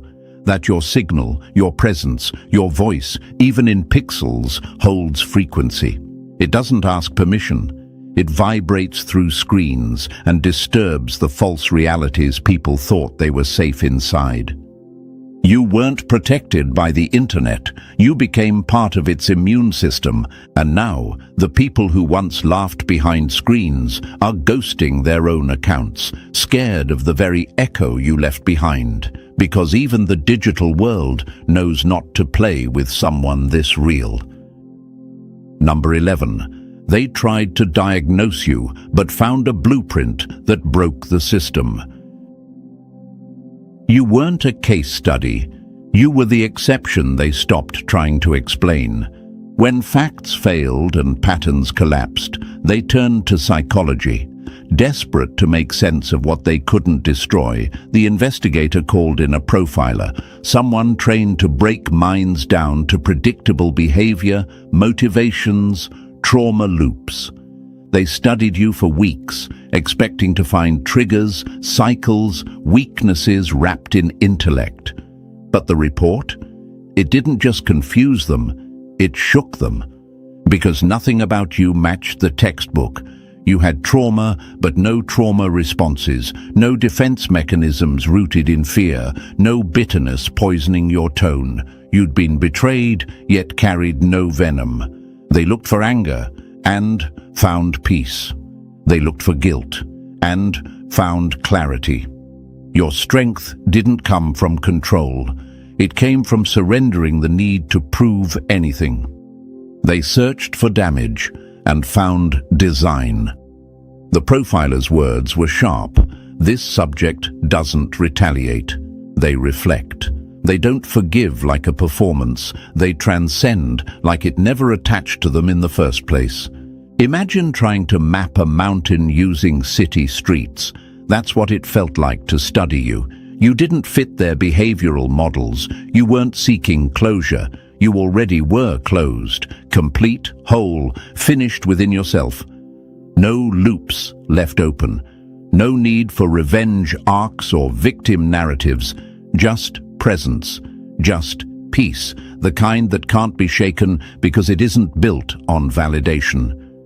Your mind didn't flinch, it observed. You didn't rise through ego, you evolved through awareness, and that's why their systems broke, trying to analyze you. You don't follow the cause-effect blueprint they use to predict behavior. You skipped the loops. You walked out of the maze and let it collapse behind you. That's the part that left them rattled. You weren't unpredictable because you were chaotic. You were unpredictable because you were free, and freedom doesn't have a file. Number 12. Reality doesn't protect you, it enforces you. You weren't blessed by luck, you became the law that luck obeys. The final line of the report didn't sound like analysis, it sounded like surrender. Do not engage. That was the investigator's conclusion, not because you were violent or volatile, but because reality itself seemed to bend in your defense. Every force that tried to harm you eventually imploded, not from your retaliation, but from the laws of cause and consequence snapping back like elastic. They realized something terrifying. You don't exist within luck. You exist aligned with structure. The same framework that governs chaos, time, and truth seems to side with you. You're not protected in the mystical sense. You're simply too synchronized with the rhythm of balance for deception to coexist with you. You move through life like a natural law in motion, consistent, quiet, and undefeated. They can break rules, but they can't break reality, and reality stands with you. Imagine pushing against gravity. That's what it feels like when people try to attack you. The harder they push, the harder they fall. Because you don't fight through force, you fight through alignment. Every action that violates truth meets its correction, instantly, brutally, inevitably. It's not revenge, it's rebalancing. You are the center of that equation. The investigator couldn't categorize it, so he called it a cosmic immune system, an invisible order that identifies corruption the moment it approaches you and neutralizes it, not through miracles but through mechanics. The truth you embody isn't passive, it's reactive. When lies touch it, they dissolve. When manipulation nears it, it collapses. You don't need protection when you've become part of the pattern. Reality protects. Chosen one, understand this. Reality doesn't bend for you because you're special. It bends through you because you're aligned. You operate where energy, logic, and integrity intersect, a place few can survive for long. And those who try to harm you? They're not punished by fate. They're corrected by consequence. That's why the final instruction in that report wasn't out of fear. It was respect. Do not engage. Because engaging with you means challenging the law itself. Number 13. Your bloodline didn't just survive history, it rewrote it. They tried to trace your roots and found a glitch in time itself. When nothing in your present made sense, they turned to your past, not to understand you, but to explain you away. But the deeper they looked, the stranger it got. This wasn't just family history. This was a myth disguised as DNA. Your lineage didn't read like a record. It read like a legend. They found ancestors who were never where they were supposed to be, people who vanished during wars and returned years later untouched, those declared medically unsavable, healed without explanation, names tied to moments in history that defied logic, births with no pain, deaths with no body. One government file said it outright: subject does not follow expected biological decline. Doctors scribbled patterns inconsistent with known genetics. Further testing inconclusive.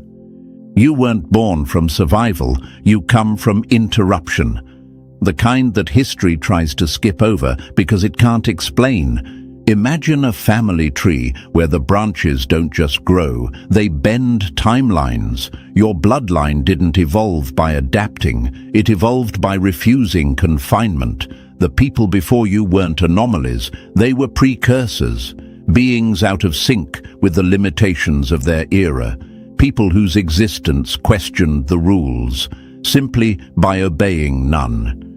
You weren't the beginning of something strange. You're the continuation of something unclassified, and that's why every investigation into your ancestry ended the same way. Observation terminated. No further action recommended. Not because there was nothing there, but because they knew they were looking at a line they couldn't control. A thread of reality that slipped through structure, refused narrative, and outlived scrutiny. Chosen one, your strength isn't just yours, it's inherited. But not in the way they teach it. This isn't about wealth or name or nobility, it's about frequency, about ancestral code that's been bending reality in silence, waiting for you. The one built to carry it forward louder, stronger, and untouchable. They weren't anomalies, they were blueprints, and now you're the upgrade. Number 14. They set out to expose you and ended up exposing themselves. You weren't the case, you were the cure, and they weren't ready for what healing demands. What began as a mission to dismantle you ended in something they never anticipated: reverence. The final report wasn't a file. It wasn't bullet points or timestamps. It was a confession, a slow, reluctant unraveling of someone who came to break you and ended up waking up instead. The investigator had entered this cold, objective, trained, emotionally distant. They didn't believe in anomalies. They believed in data, in evidence, in predictable patterns. But you shattered the equation. You didn't fight them. You didn't hide. You existed in your stillness, your clarity, your defiance of every broken system they thought was universal. And little by little, they cracked. Not because you convinced them, but because truth has a pulse. And once you stand near it long enough, your own starts sinking with it. That's what happened. You didn't win them over. You reflected them back to themselves, and they couldn't look away. Stop mistaking fear for evidence. If you don't like what you see, it's not the mirror that's broken. It's you. That's what they wrote. Not to warn others, but to warn themselves. Because what they realized finally was that you weren't their target. You were their reckoning. You didn't carry danger. You carried consequence. You are the moment where illusion ends and clarity begins. They didn't end the case because they found nothing. They ended it because they finally found everything and weren't ready to face it. The termination wasn't due to failure, it was due to understanding. For the first time, someone who came to dissect you chose to respect you instead. That's the shift, that's the impact. And now, somewhere in a vault they'll never open again, sits a report that doesn't read like surveillance. It reads like scripture. You changed the game without touching the board. You didn't need to defend yourself. You just needed to be undeniably you. Case closed, not out of fear, but because truth doesn't need monitoring. It needs witnesses. And there it is, chosen one, the truth that rattled systems, froze investigators, and exposed the ones who thought they were above consequence. If this message hit you in the chest, if it echoed something you always knew deep down but couldn't explain, then don't scroll past like it didn't matter. Press the like button if you haven't already, and if you're still not part of this family, hit that subscribe button. We're not just building an audience here, we're building a force. And your presence, it's part of this frequency now. Stick around, it only gets louder from here. The scariest thing to someone who tried to break you is hearing you're doing better than ever. They thought you'd fall apart. They thought your silence meant defeat. But what they didn't realize is you weren't breaking. You were upgrading, quietly, dangerously. And now they're hearing things, whispers, updates, posts, signs. You're moving different, stronger, sharper. Not seeking attention, but getting all of it.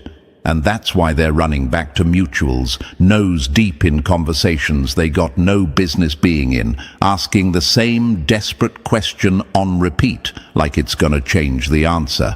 Are they okay? They don't ask because they care.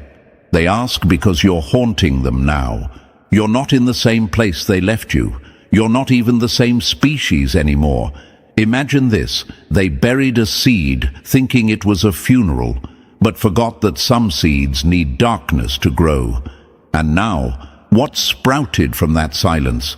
A force they can't touch, track, or talk over.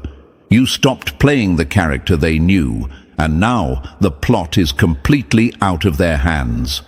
Let me give you a fact that screams truth in their face. 90% of people secretly keep tabs on the ones they lost, not because they miss them, but because they're scared they'll outgrow the pain. That's what you did. You're no longer the lesson, they are. You became the proof that someone can walk through hell, not only survive it, but come out with glowing eyes and a blueprint. And thank you, chosen one.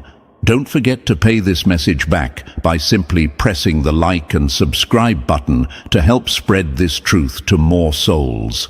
It's the responsibility of all of us to spread the light. And thanks for being part of this mission. You're not just here, you're part of a force. Now back to the message. Let's be real. They never expected you to rise like this.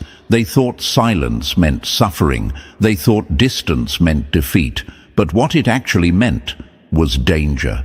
The type of danger that creeps in with stillness. That unnerves people because it doesn't beg for attention. You weren't asking for closure. You were building an empire. You weren't explaining your pain. You were using it as fuel.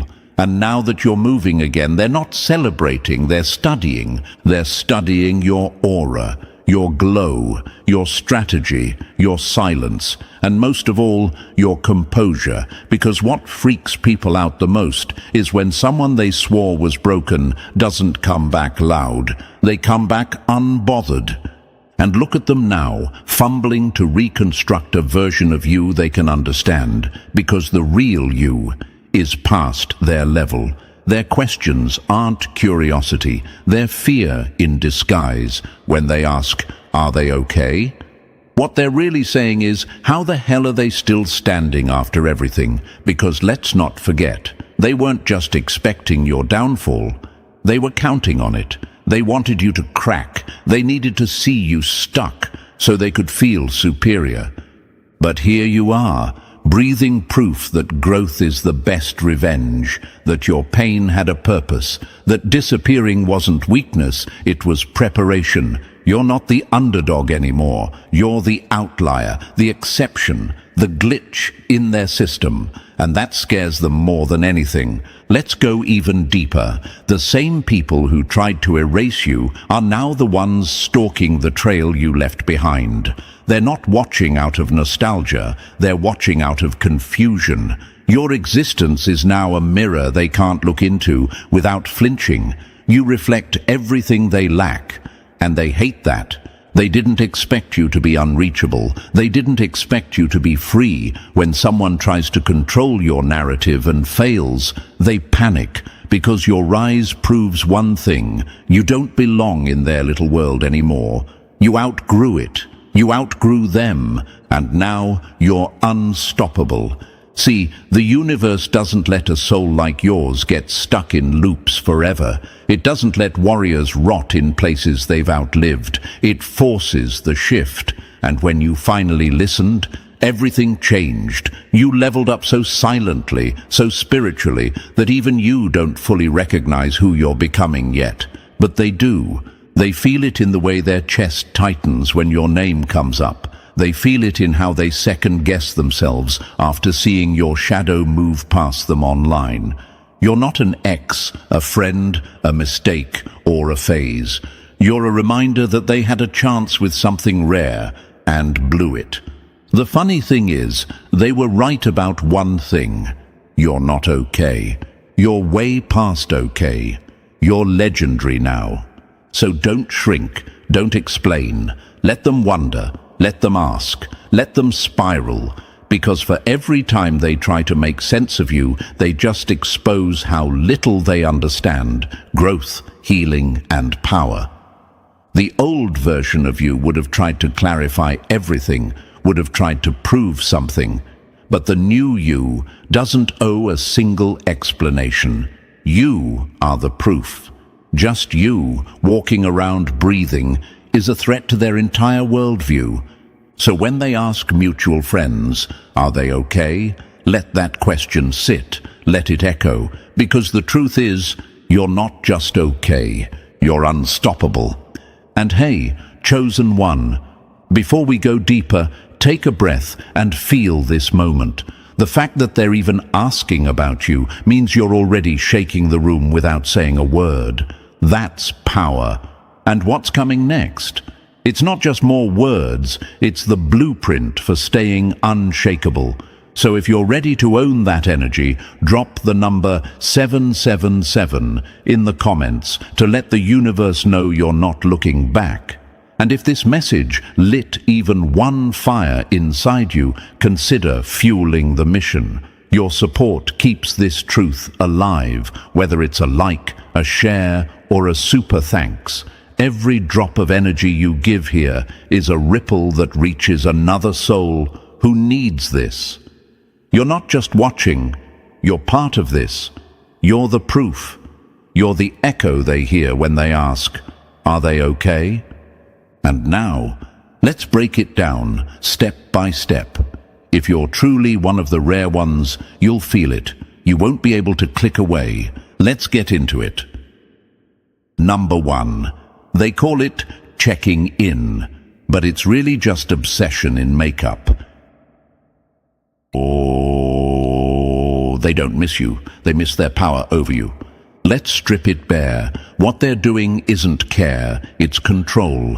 Obsession wrapped in weak disguises, fake smiles, random texts to mutual friends, casual curiosity that reeks of desperation. Don't fall for it. They didn't just wake up one morning wondering if you're okay. They woke up haunted by the fact that you're thriving, and they weren't invited to the after party. You became the question they can't answer, and the reality they can't escape. They'll ask mutuals, hey, have you heard from them lately? But what they're really saying is, why do I still feel them winning without me? It's not about checking in, it's about checking your progress. They'll refresh your socials like they're watching a live countdown. They'll replay your story 5 times, but act like they haven't seen you in months. They'll ask, are they okay? But you'll hear the tremble beneath their voice, because deep down, they know. You're more than okay. You're a whole new species now.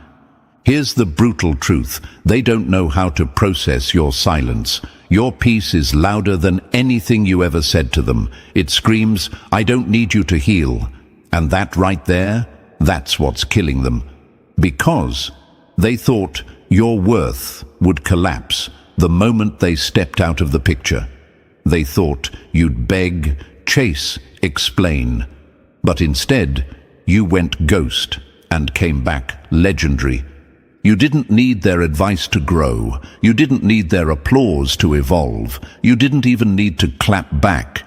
You just moved different, quietly, strategically, like a shadow that no longer plays in the light of their approval. And now, they're addicted to the mystery of you. They're obsessing over your evolution like it's an unsolved crime. How did they do this? Who are they even anymore? That's the part they can't stand. You became untouchable on your own. Here's what's really eating them alive. Your glow-up didn't ask for permission. It didn't seek validation. You upgraded without their fingerprints anywhere on the blueprint. That's the ultimate insult to their ego. Because people like them? They survive off being needed, off knowing you're not okay without them. But you flipped the script. You turned isolation into preparation, pain into precision. And now they don't recognize the version of you walking around like the past never even scratched you. Let me give you something raw.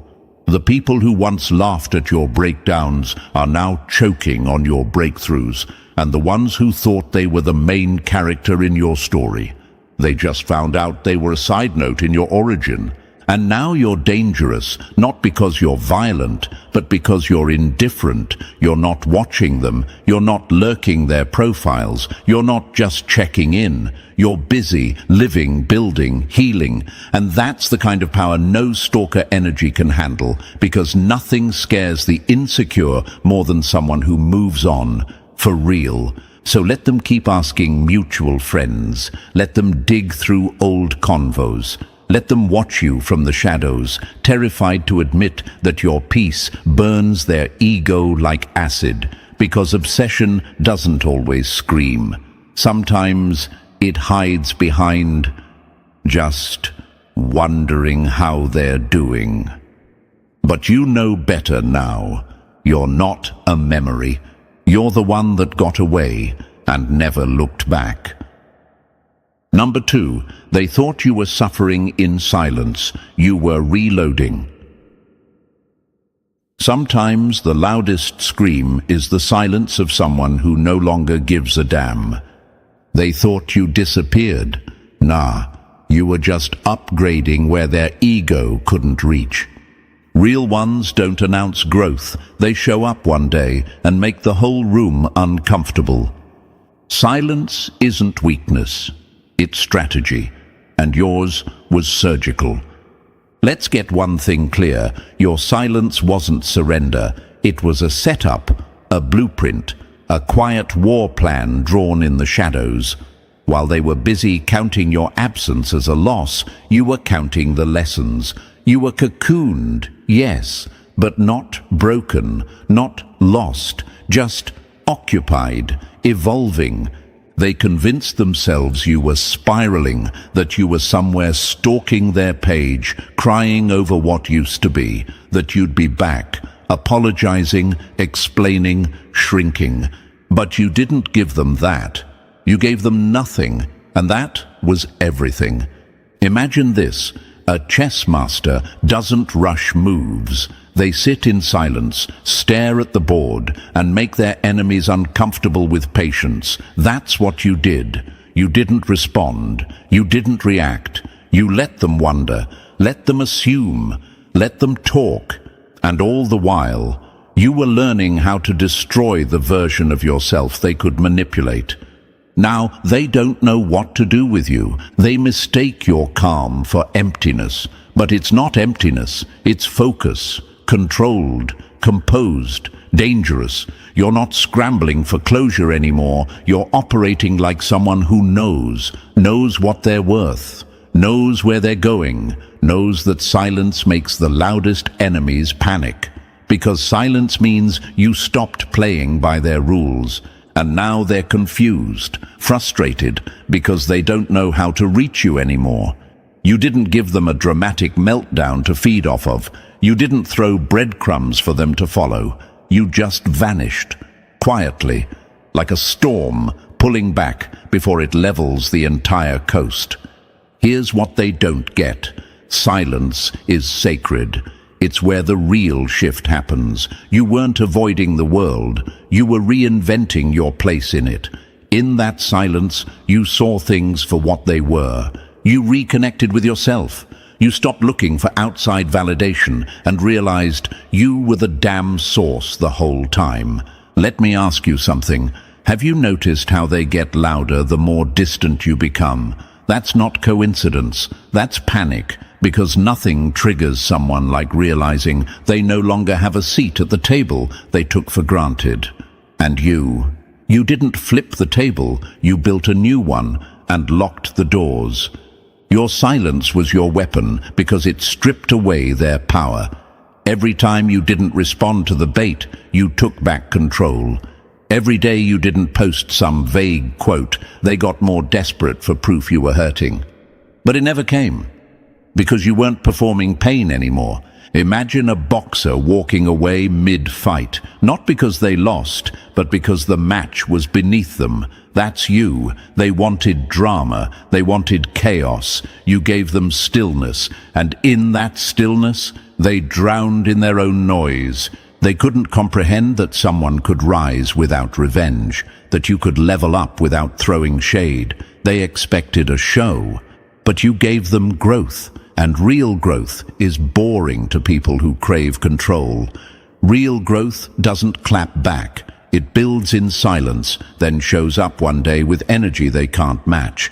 They thought you ghosted them. Truth is, you ghosted the version of yourself who tolerated them. You stopped arguing. You stopped explaining. You stopped breaking yourself into pieces just to keep their ego warm. And the silence, that was you stepping out of the chaos and into your power. You know what's wild? They're still checking for you, still hoping for a signal, still praying for a sign that you're stuck.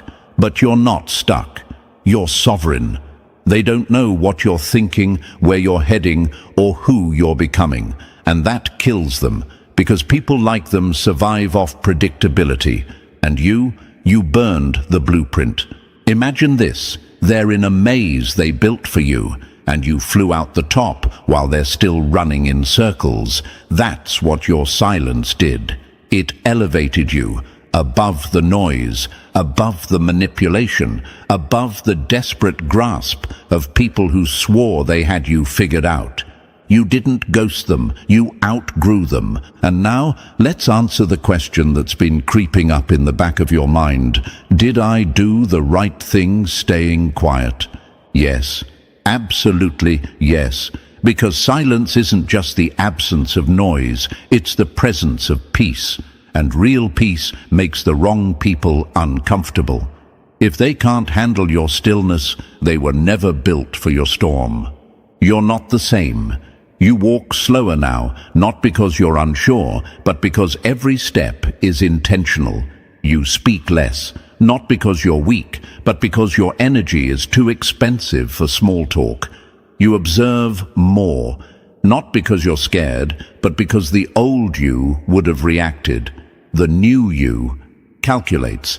And look, not everyone deserves to witness your evolution. Some only saw you as useful when you were doubting yourself. And now that you're sitting silent, fully aware of your worth, you're a threat, a problem, a mystery. They don't know how to categorize you anymore, and that's the point. Let them wonder, let them ask, let them spiral in the silence you gifted them. Because the truth is, your silence wasn't a cry for help. It was the calm before the takeover. And now that you're here, unbothered, unreachable, unshaken, they're the ones making noise. You're just making moves. Number 3.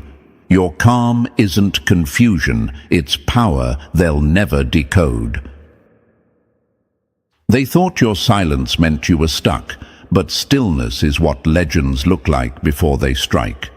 They don't get it, and that's exactly why they're panicking, because you're not loud, you're not messy, you're not scrambling for closure, clapping back or proving anything. You're calm, and that calm, it's not weakness, it's controlled chaos, it's nuclear stillness. It's what power looks like when it no longer needs to announce itself. They expected drama, they expected pain, they expected a meltdown they could feel superior to, but you gave them silence, distance, composure. You gave them nothing to dissect, and that's what's driving them insane. Because they can't figure out what version of you they're dealing with now, and spoiler, they never will. Imagine trying to decode a song when you're deaf to the frequency it plays on. That's them. They're watching, listening, stalking your evolution like it's a cold case. But you're not a mystery to be solved. You're the glitch in their pattern, the one that escaped the simulation and rewrote the code. They want answers, but the version of you they once knew doesn't exist anymore. Let's hit a truth that hurts. The old you was predictable, easy to manipulate, easy to read. You cared too much, explained too much, forgave too quickly.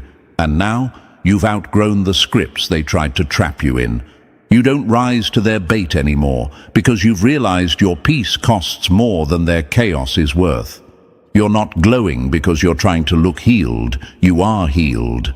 That unbothered walk, that grounded energy, that zero response vibe, that's what true self-possession looks like. And they can't stand it. Because people who thrive on control crave a reaction.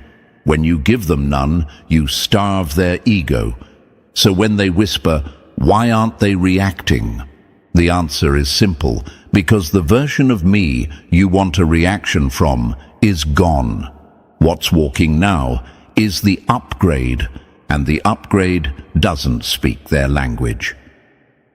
Number 4, you were the gift, and now they're paying the price. Nothing haunts a person like realizing they lost someone they thought they had forever. Let's call it what it is. They fumbled. Bad. They mishandled something real, your loyalty, your presence, your time. And now that it's gone, they're waking up to a truth they never wanted to face. You were the rare one, the quiet one, the consistent one, the one who would have gone to war for them, but they treated you like a placeholder, and now that you've upgraded, their regret is eating them alive. They thought they had time, that you'd stay small, that your light would keep dimming itself to make them comfortable, but you didn't just walk away. You outgrew the whole damn game. And the wild part? You didn't slam doors or make a scene, you just vanished, elevated, made their relevance expire without even trying. Imagine playing chess with someone who thinks you're the pawn, until you quietly become the queen and leave the board entirely. That's what your growth did. Now they're stuck playing against themselves, whispering, "What happened?" while pretending they're not watching your every move.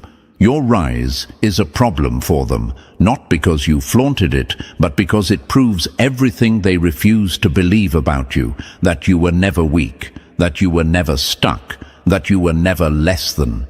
Your silence is louder than any revenge plot. Your peace is louder than their gossip, and your presence now, it reflects everything they lack. Here's the thing about regret. It doesn't scream, it simmers, it creeps up in quiet moments. It shows up when they hear your name, when they scroll too far, when they watch you shine and realize they had the chance to treat you better, and they blew it. So if you're wondering whether they feel it now, they do. Every post, every rumor, every glow-up, they feel it, not just because you left, but because you never came back. Their regret is permanent, and your evolution, that's your reward. Number 5, they don't want you healed, they need you hurting. They don't check on you because they care. They check on you because your strength ruins their story. Here's the bitter truth. They don't want you okay. They need to believe you're not.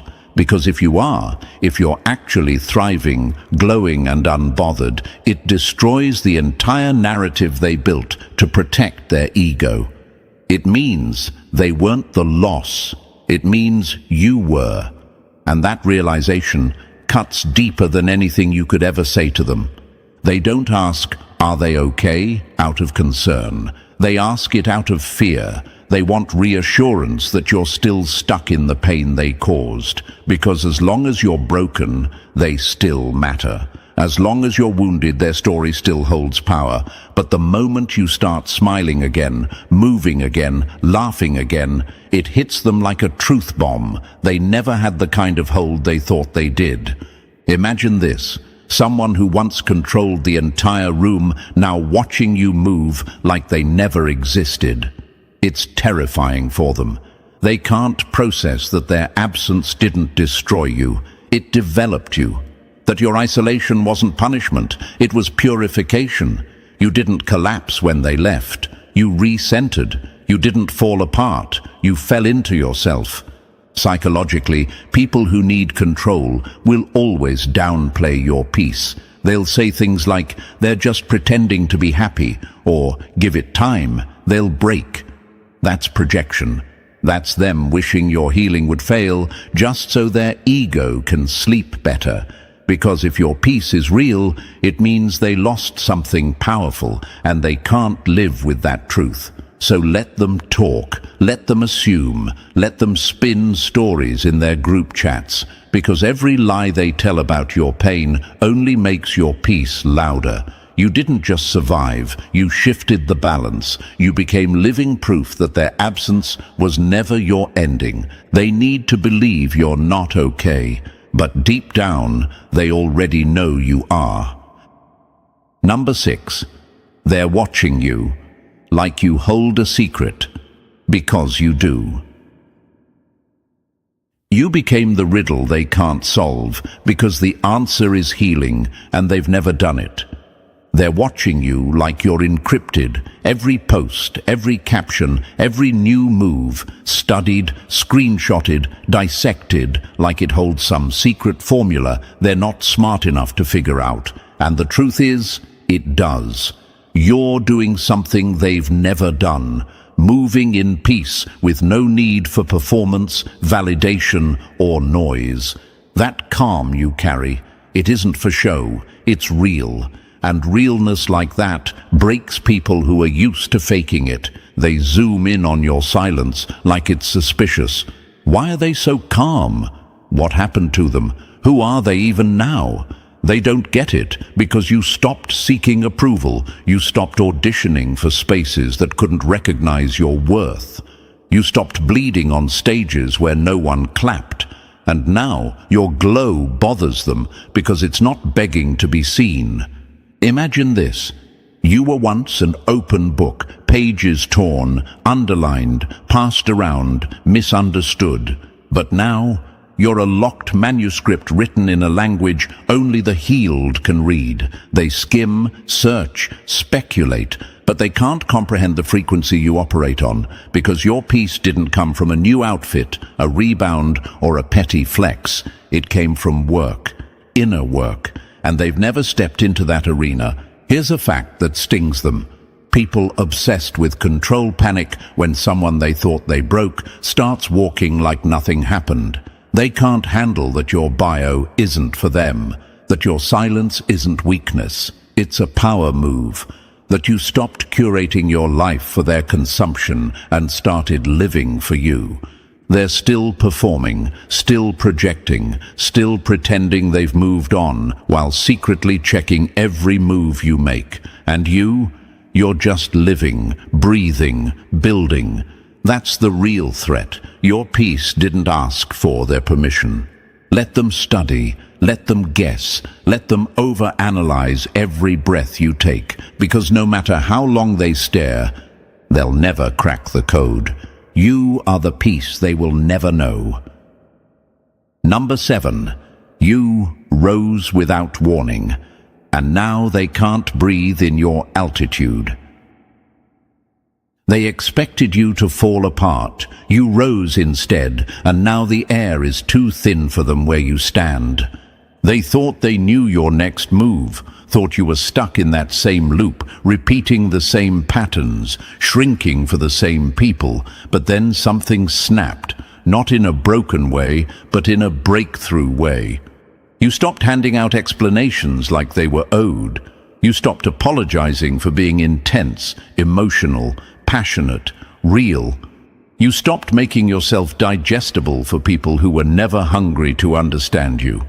And in that silence, you rose, not with drama, not with noise, but with precision. You pulled yourself out of rooms where your voice was ignored. You walked away from battles that were never yours. You withdrew your loyalty from hands that didn't know how to hold it. And without announcing it, you became untouchable.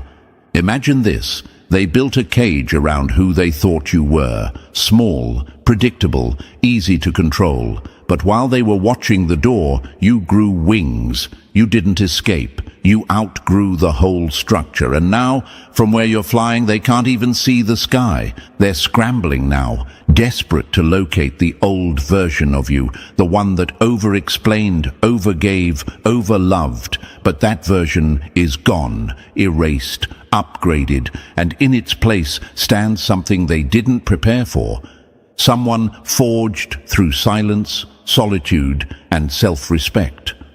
Psychologically, people panic when they lose the control they never admitted they were using. When you stop reacting, they start realizing how much power they used to have. When you stop showing up for them, they feel the weight of their own absence in your life. And that's exactly what's happening now. You're not cold, you're clear, you're not heartless. You just finally learned to protect the heart that used to give without limits. And now your presence feels like pressure, your growth feels like betrayal. Because to them your rise wasn't just unexpected, it was unforgivable. But you owe them nothing. You were never meant to stay grounded.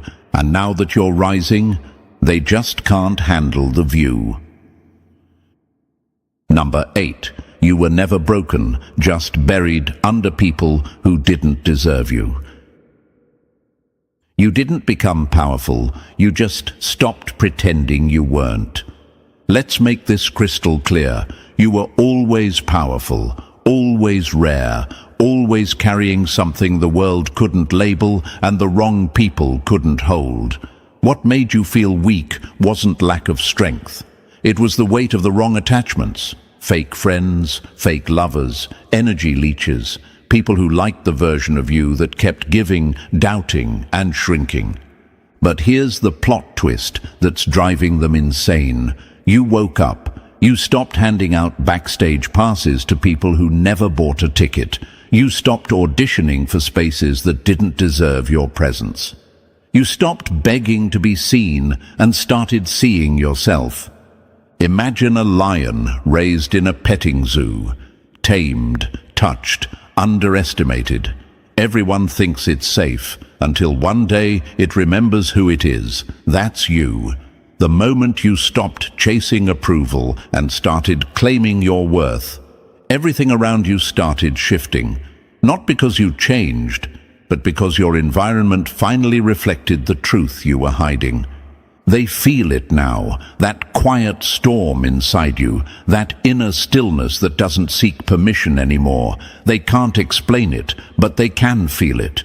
You walk different, you speak less, but say more. You're not performing, you're radiating.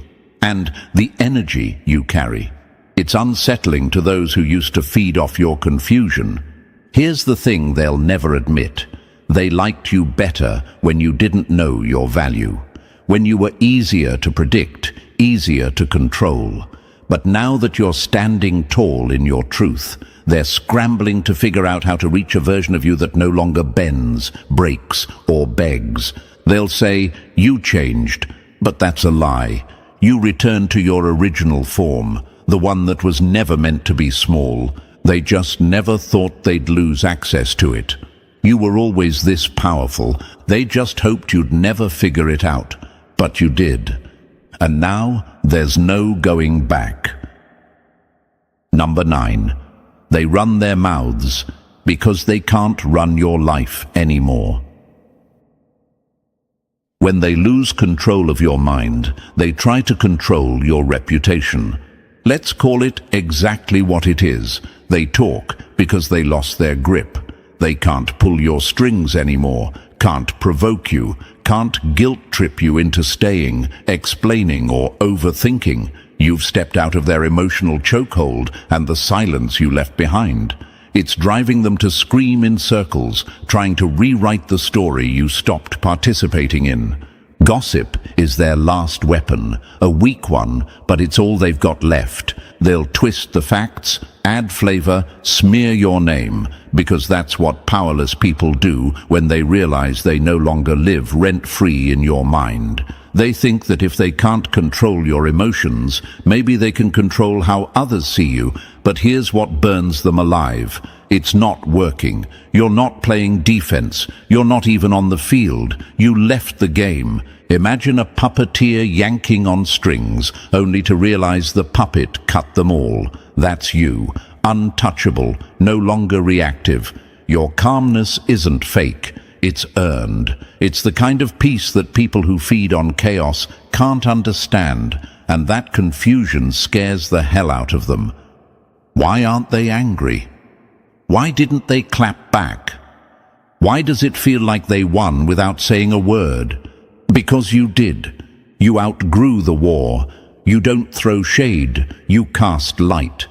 And that shift, that permanent, grounded, glowing energy you carry now, that's your evolution. It's not a phase, it's not an act. It's the new you, born from every time they underestimated your strength. So let them talk, let them twist, let them spiral. They can say whatever they want. You're not yours to gossip about anymore. You're yours to protect, and they'll never get that kind of power back again. Number 10. You're the plot twist they can't stop replaying. They tried to erase you. Now your name is the only one echoing in their silence. You were never just a chapter. They made you the whole damn plot. Every time they ask mutuals, scroll your feed, or drop your name in casual conversation, they're proving one thing loud and clear. You've become the story. Not just a part of it. The center of it. The pulse. The mystery. The one they can't stop bringing up, even when they swear they've moved on. Meanwhile, you're not even thinking about them. They're watching reruns. You're in a new season with a whole new script. You didn't just survive what they put you through. You used it. You turned the void they left into your runway. You made the silence they gave you sound like applause. They thought they exited your life and left a wound. But instead, they became the reason you woke up. Imagine this. They left thinking they'd be forgotten, but now they're trapped in the very memory they tried to bury. You became the question they whisper when no one's around. The ghost in their group chats. The name they scroll past slowly, hoping for clues, but fearing what they'll find. Proof that you're thriving, glowing, unreachable. That's what haunts them. Your strength isn't spiteful, it's effortless. You're not flexing revenge, you're radiating resilience, and there's no script for that, no comeback they can stage to compete with the fact that you don't even care anymore. Your indifference, it's their punishment, because nothing hurts someone who wanted control more than realizing you let go first. Let them keep telling the story, let them make you the main character, let them obsess, wonder, spiral. You're not in their world anymore. But they sure as hell are stuck in yours. Number 11. They lost you, and you found yourself. They thought losing you would break you, but it built the version they'll never get back. Let's be real, they don't want to come back because they miss you. They want to come back because they finally see you, and that view, it's a painful one. It's a reminder that while they played games, you upgraded the rules. You raised the bar. You outgrew the cage they thought you'd never leave. And now they know the door is sealed. No re-entry, no reset, no second try. This is your liberation story. Not because they left, but because you stopped waiting for them to come back.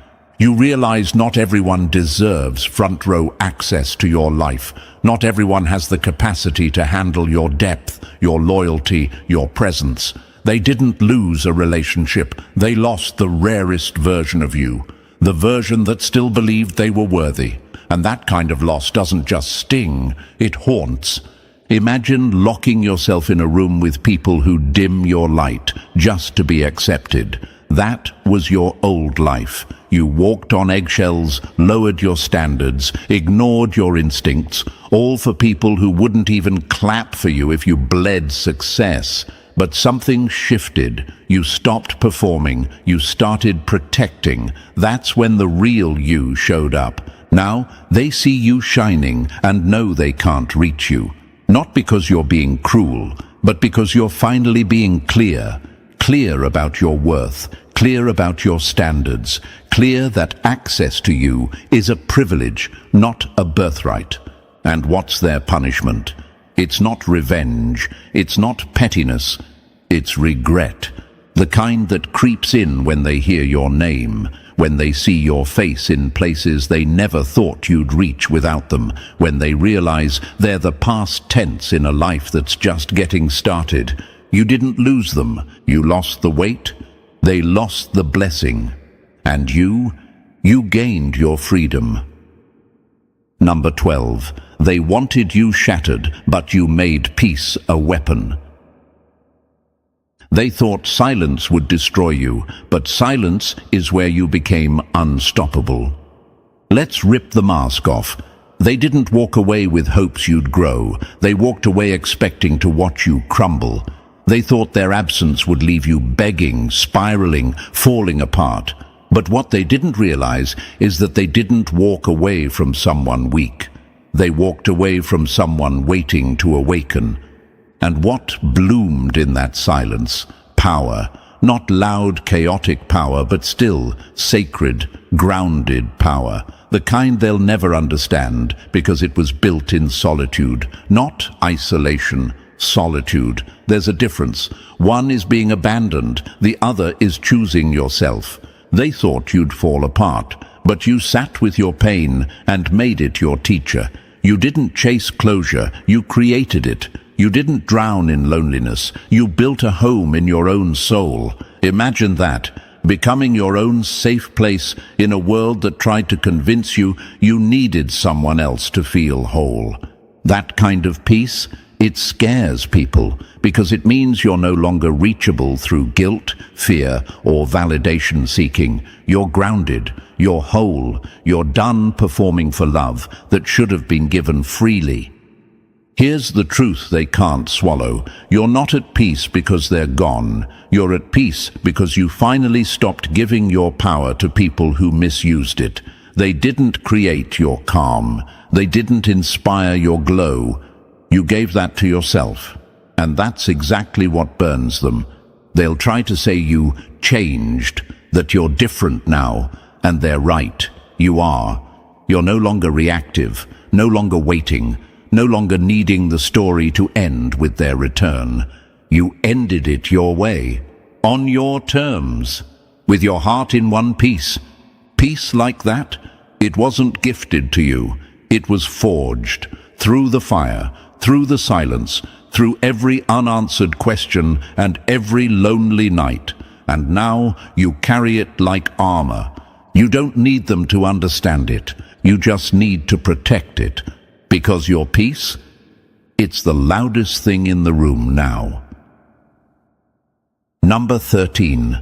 Your peace isn't pretend. It's their proof they lost.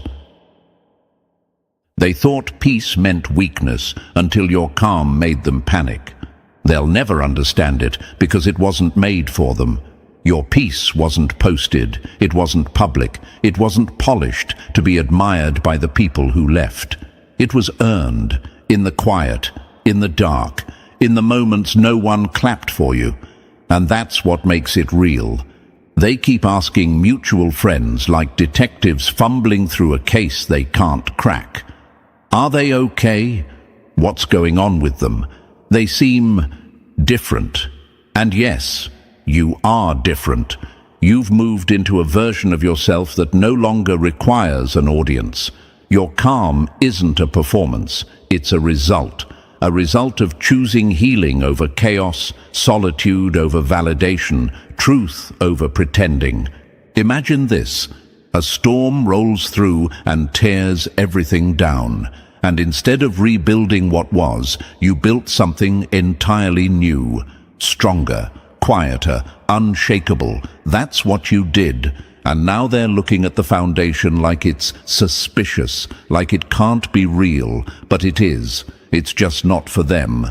They thought walking away would wreck you, that you'd drown in abandonment, beg for closure, collapse in their silence. But instead, you rose in it. You turned their absence into a sacred space where you could forgive, release, and rebuild. Not for show, not to prove anything, but because the war they left you in forced you to become your own sanctuary. And now, you are. You are your own safe place, your own anchor, your own force. You're no longer pulled by their games, their words, their attention. You're unmoved, and that's what rattles them most. Because they swore your identity depended on their presence. But your silence made one thing loud and clear. You were always the story. They just got written out of it. You're not peaceful because everything's perfect. You're peaceful because you chose yourself. They don't get it, and they never will. Because your peace isn't their business. It's your crown. And they walked out before the coronation. And that's the truth they'll have to live with. You didn't just survive, you evolved into something untouchable. Their confusion, their regret, their whispers, that's the sound of someone realizing they lost access to a force they'll never understand again. If this message hit something deep, press that like button if you haven't already. And if you're still not part of this growing family of chosen ones, make sure to smash that subscribe button. We're building something rare here, and you belong in it. Until next time, keep rising, keep glowing, and let them keep wondering. They hate you, but they can't stop watching you. That's not confusion, that's obsession in disguise. Ever seen a wildfire? It doesn't ask for attention, it demands it. That's you. Wherever you go, you spark energy. You pull eyes, shift moods, start conversations, even when you're silent. That's not normal, and deep down, you know it. People feel your presence like static before a storm. They whisper your name, twist your story, watch your moves like it's their job. And here's the punchline: they can't help it. You became the hot topic the moment you stopped needing their validation. Let's lock in a fact real quick. Neuroscience shows that the human brain holds on to emotionally charged people longer than neutral ones, meaning if someone keeps replaying your name, your story, your aura, you hit something emotional in them. Maybe it's envy, maybe it's regret, maybe it's fear. But either way, you're unforgettable. You left a mark. You lit a fire they can't put out. That's why they keep bringing you up, like your name is a trending stock. Up, down, sideways, still in motion. And thank you, chosen one. Don't forget to pay this message back by simply pressing the like and subscribe button to help spread this message to more souls. It's the responsibility of all of us to spread the light. Thank you for being part of this mission. You're not just watching, you're part of a force. Now, let's zoom back in. You're not the hot topic because you're loud. You're the hot topic because you're rare. And rare things always create noise. See, when people can't figure you out, they fill in the blanks with gossip. When they can't copy your energy, they criticize it. When they can't reach your level, they start talking like they built it. That's not your problem. That's just the price of standing out in a world that rewards blending in. They weren't checking for you when you were quiet, healing, minding your business. But now that you've started glowing, they're on you like bugs on light. You're not hearing whispers by accident. You're not feeling watched for no reason. People always study what they fear or what they secretly wish they could become. That's why your name keeps popping up in conversations you were never invited to. They don't want your downfall. They want access. But through the back door of rumors, look deeper and you'll notice something wild. They act like you're too much, but keep talking about you like you're not enough. That contradiction, that's proof that you disrupted their comfort zone just by existing. You didn't need a stage. You didn't need a spotlight. You just needed to survive, to grow, to keep walking while they threw shade. And somehow you became the headline. That's not luck. That's impact. Psychology has a term for this. It's called social mirroring. People reflect what they're most focused on, and if they keep reflecting you, it means you're their mirror. You remind them of what they lost, what they failed to become, what they're still pretending to be. You're not the villain in their story. You're the truth they keep avoiding. No wonder they talk. Silence would force them to face themselves. But here's what really stings them. You didn't break. You didn't chase. You didn't need to prove anything. While they were throwing your name around like dirt, you were turning your pain into armor. You were building, glowing, rising. That's what kills them. You're not just the topic. They're watching your evolution, and that hits harder than any rumor ever could. Let me give it to you straight. Most people aren't talking about you because they hate you. They're talking because they can't match you. You're not just chosen. You're triggering. Your energy wakes up everything fake in them. Your growth exposes their stagnancy. Your strength reminds them how much they've settled. And instead of fixing themselves, they fixate on you. Ever noticed how weak minds gather around strong names? They need someone to discuss, someone to dissect, someone to drag. It makes them feel powerful, but behind that fake confidence is insecurity, shaking in its boots. Because deep down they know you're not their equal. You're the upgrade they never became. And let's be real, if someone keeps speaking on your name, you're either their lesson or their obsession. Either way, you win. So when you feel watched, when you hear things, when you sense the tension, don't shrink, expand. Don't get quiet, get clearer. Let them talk. Let them gather, let them speculate, because the truth is, the universe made you undeniable. Your presence doesn't ask for permission. It walks in, rewrites the vibe, and leaves them wondering what just happened. And yes, you're the hot topic now, but don't forget, being watched means you're walking ahead. That's what leaders deal with. That's what originals face. You're not crazy, you're not arrogant, you're aware.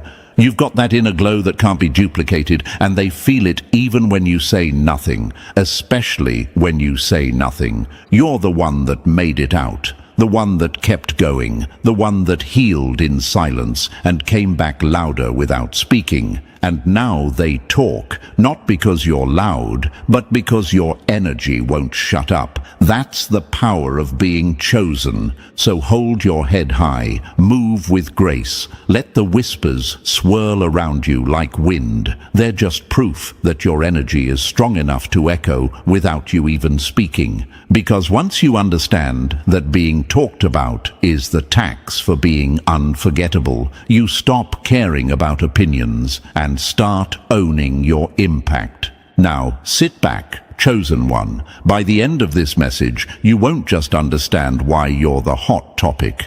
You'll understand why you always will be. And hey, chosen one, if you've made it this far, that means you already feel it. The weight of being watched, the tension of being talked about. You're not here by accident. You're here because you're the reason they can't stop whispering. So before we dive into the truth piece by piece, show you're locked in. Drop the number 777 in the comments if you're done being confused about why your name never leaves their lips. And if you feel this message speaks for you, bless the mission with a super thanks. Whether it's a cent or a stack, it keeps the light moving forward.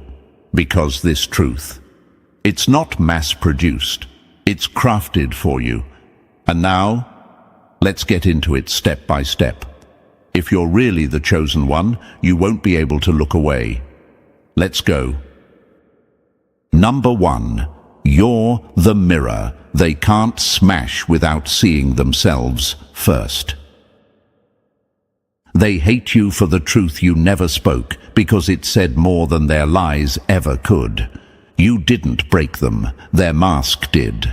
And the second your energy entered the room, it shattered everything they spent years faking. That's what they can't handle. That's what they're really running from. It's not your presence that bothers them. It's the reflection they see when you walk in. You didn't say anything disrespectful, didn't start any drama, didn't do a thing but exist as yourself. And suddenly, their whole act starts to fall apart. Why? Because realness makes liars twitch. You're not the villain, you're the mirror. And broken people would rather smash a mirror than fix what's wrong with their own face. That's why you're the topic of every conversation, because you walk with a kind of truth that doesn't bow, doesn't blend, and doesn't apologize for making the fake feel exposed. The moment you show up, people feel seen, not in the way they like, but in the way that hits them in the gut. You pull their insecurities right out of hiding without even trying. That's not arrogance, that's energy, and your energy is too raw for the shallow. You're not dramatic, they're just dramatic about your peace. You're not provoking, they're just triggered by your presence. You're not exposing anyone, they're just unraveling on their own when you walk in like truth wrapped in skin. It's like standing in front of a spotlight after hiding in the shadows for years. That discomfort, that awkward tension, that sudden drop in the room's temperature, that's their mask slipping, and they feel it happening the second you breathe near them.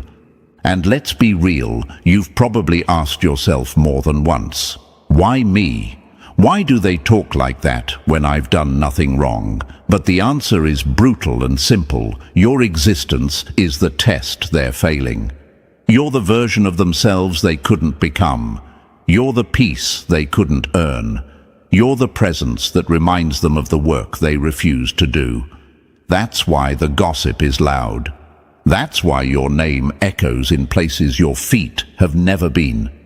You shine without trying, and that kind of light burns people who've lived in darkness too long. It's not your fault they can't take the heat, but it is your responsibility to keep the fire burning, because chosen ones were never made to dim down so others can stay comfortable in their illusions. So when they stare, when they whisper, when they plot in circles that go nowhere, remember this: they're not reacting to your mistakes. They're reacting to your truth. And truth is the loudest thing in any room, even when it says nothing. Keep walking. Let them feel it. Let them talk. Because no matter how loud they get, they'll never drown out what you represent. A life they never had the courage to live. Number 2. You're living proof that excuses are just fancy lies in disguise. They called it luck so they wouldn't have to admit they just never had your grit. You didn't get here because of luck. You didn't wake up blessed with some secret cheat code. You got here because you refused to quit. Because while they were making excuses, you were making moves. And now that you've built something real out of nothing, they're uncomfortable. Not because you wronged them, but because you exposed the lie they've been telling themselves, that they couldn't do it, that it was impossible, that only the privileged rise. And you, chosen one, you just shattered that fantasy with every breath you take.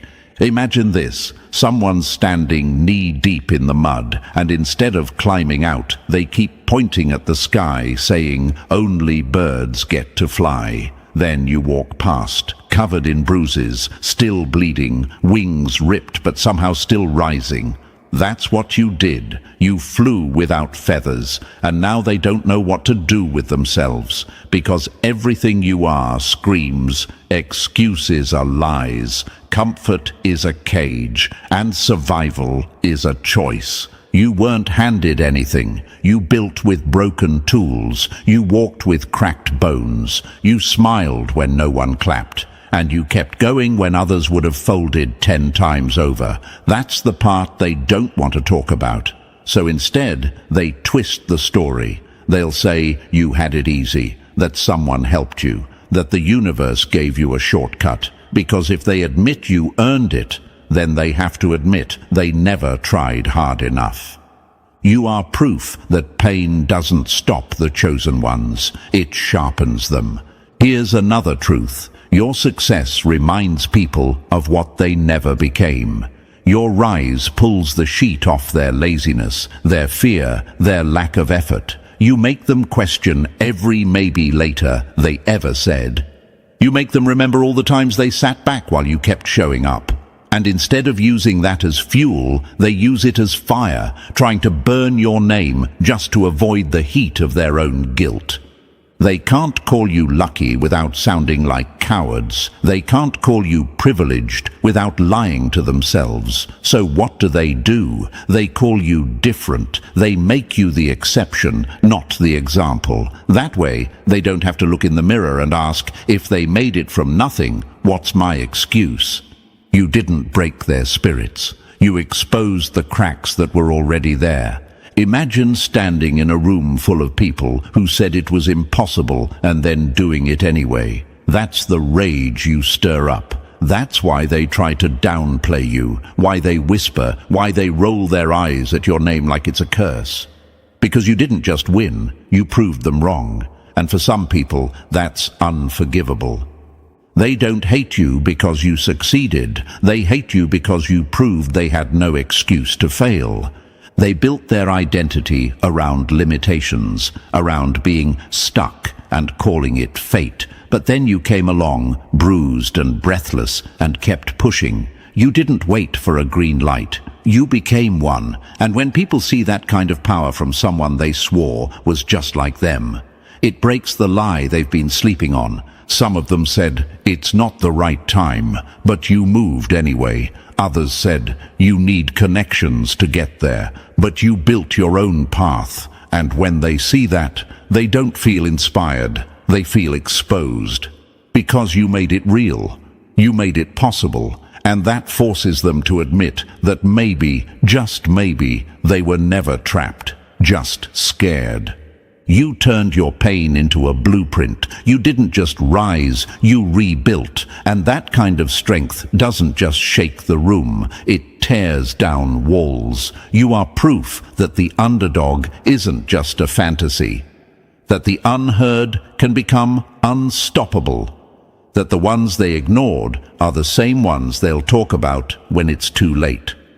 You built while bleeding, and they still have the nerve to call it luck. But here's what they'll never understand. You weren't trying to prove anything. You were trying to survive. And in the process, you became living evidence that everything they believed was impossible wasn't.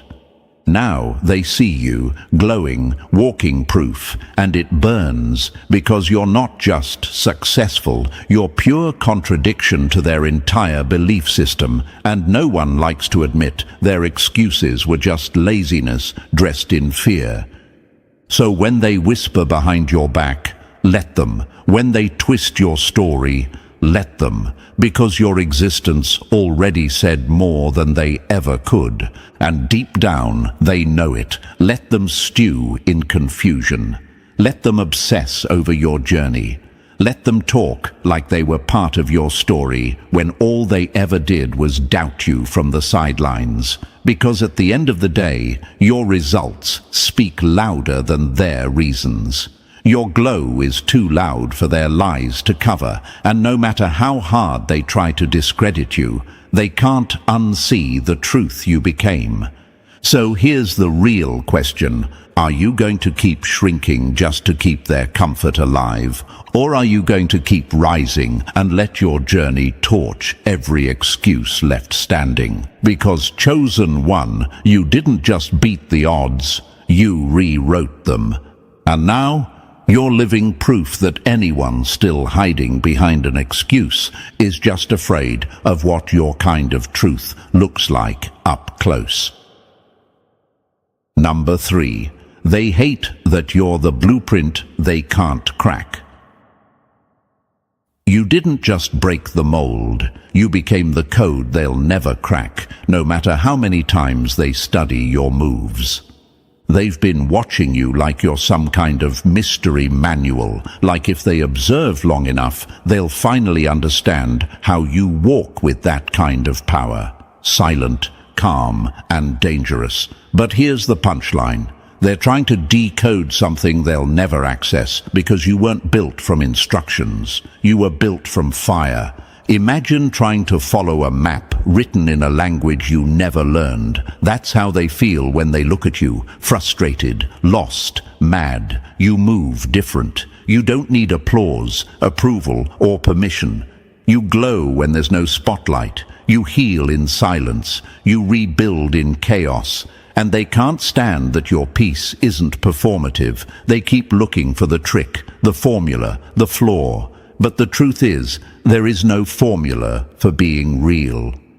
They ask themselves, how are they not burnt out? How do they keep going? Why do people listen when they speak, even when they say nothing? The answer is brutal, because you're not pretending. You're not patched together from borrowed energy. You're whole, even if you're still healing. You're driven by something they can't fake: purpose. They copy the style, but not the substance, and that's why it never hits the same. They label what they can't understand. Too deep, too serious, too intense. But really, you're just too authentic for their shallow waters. They want your calm without your storm. They want your wisdom without your wounds. They want the power, but not the pain that forged it. So let them talk, let them obsess, let them mimic your surface while never touching your soul. Because chosen one, you're not a manual, you're a warning label, and only those who've walked through fire will ever read you right. Number 4, you short-circuit whole systems that thrive on silence. You don't play their game, you blow the circuit so everyone can see the wiring. You walk in and the air changes because you refuse the quiet deals. Most systems survive on soft betrayals, compliments that mean nothing, alliances that loot, and rules everyone pretends to follow. You won't join the handshake. You won't smile and sign away your standards. That refusal is explosive to people whose whole identity depends on pretending everything's fine. Imagine a building wired with old, dodgy cables. Everyone tugs the same switch and the lights hum along. Then you flip your own switch, not to break the house, but to expose the short. Suddenly, the hum stops, sparks fly, and people panic because the illusion of safety is gone. That panic is their shouting. That's them talking about you. You exposed the wiring. You didn't start the fire. You revealed the truth of the wiring so it can be fixed, or it can burn. They call you confrontational because you name what they protect with gossip. They call you arrogant because you won't bow to systems that cost souls. Ask yourself, why are they so loud when you simply refuse to play along? Because their quiet votes of compromise and small betrayals depended on your silence. You breaking that silence forces choices. It forces people to pick a side, rebuild honestly, or rebuild the same rotten way. That pressure terrifies them, so they twist the story to save the old pact. You're not trying to shame anyone. You're trying to stop the theft of time, dignity, and the right to be whole. You make manipulation visible. You interrupt the polite theft of energy. And when manipulation can't hide behind niceties, it gets defensive. Hence the gossip, the rumors, the sudden need to rewrite history. They need you to be the villain, because if they admitted you were right, they'd have to change. Keep this in your chest. Disruption is the currency of change. Systems will always prefer comfortable rot over painful repair. That's why being honest looks violent to them. But violence is what they call truth when it threatens their profit. So stand steady. Let them talk themselves into comfort or discomfort. You didn't come to play politics. You came to make the wiring visible. Let the sparks fly, the lights that stay on after the smoke clears. Those are the ones you helped survive. Number 5. They whisper, because you can't be puppeteered. When control fails, cowards resort to commentary, not because it's true, but because it's the only weapon they have left. Let's call it what it is. They're mad you're out of reach. You don't jump when they guilt you. You don't shrink when they flatter you. You don't dance when they pressure you. And that drives manipulators insane. Their little power plays bounce right off you, and now their ego's having a full-blown meltdown. So what's their backup plan? Control the story when they can't control the person. Imagine trying to play chess with someone who refuses to stay on the board. That's how they feel dealing with you. You don't respond to their moves. You don't chase fake apologies or beg for validation. You made peace with not being liked, and that's what makes you untouchable. They don't want your silence. They want your submission, and when they don't get it, they slander. They'll twist your peace into coldness. They'll call your boundaries attitude, your confidence, ego, your truth, drama. But deep down, they know exactly what it is, power they can't reach. You stopped being a puppet, and they hate that the strings don't work anymore. Ever notice how the loudest people are the ones who no longer have access to you? They weren't talking when they thought they had you in check. But the second you stopped being controllable, your name magically hit their group chats like a wildfire. They don't miss you. They miss the leverage they lost. And now they're trying to compensate with cheap talk. Here's the truth they'll never admit. Your freedom insults their need to dominate. And every time you walk away, choose silence, or enforce a boundary, they lose another illusion of control. So let them gossip. Let them twist. Let them project. You weren't made to be owned, edited, or managed. You were made to walk free. And that freedom is the loudest threat in a world built on control. Number 6. Your silence feels like arrogance to the insecure. To the unhealed, peace looks like pride and stillness looks like superiority, but really it's just strength they haven't earned. Your calm doesn't scream, it doesn't demand attention, it just exists. And that alone rattles people who only feel seen when they're loud. You're not restless anymore. You're not chasing applause or running circles around validation. That unsettles them, because the moment you stopped performing, they couldn't read you. And what they can't read, they fear. What they can't control, they label. You're not cold. You're just quiet enough to make their noise echo. Imagine this, you're sitting still in a room full of people running in circles, screaming, proving, flexing, and you're just there, solid, present, at peace. And somehow that one act of stillness makes you the most noticeable person in the room. That's your power. You don't compete for energy, you anchor it. But they don't see the battles you had to survive to earn that peace. They don't know the storms you had to walk through without shelter. They don't know the nights you had to sit with pain no one helped you carry.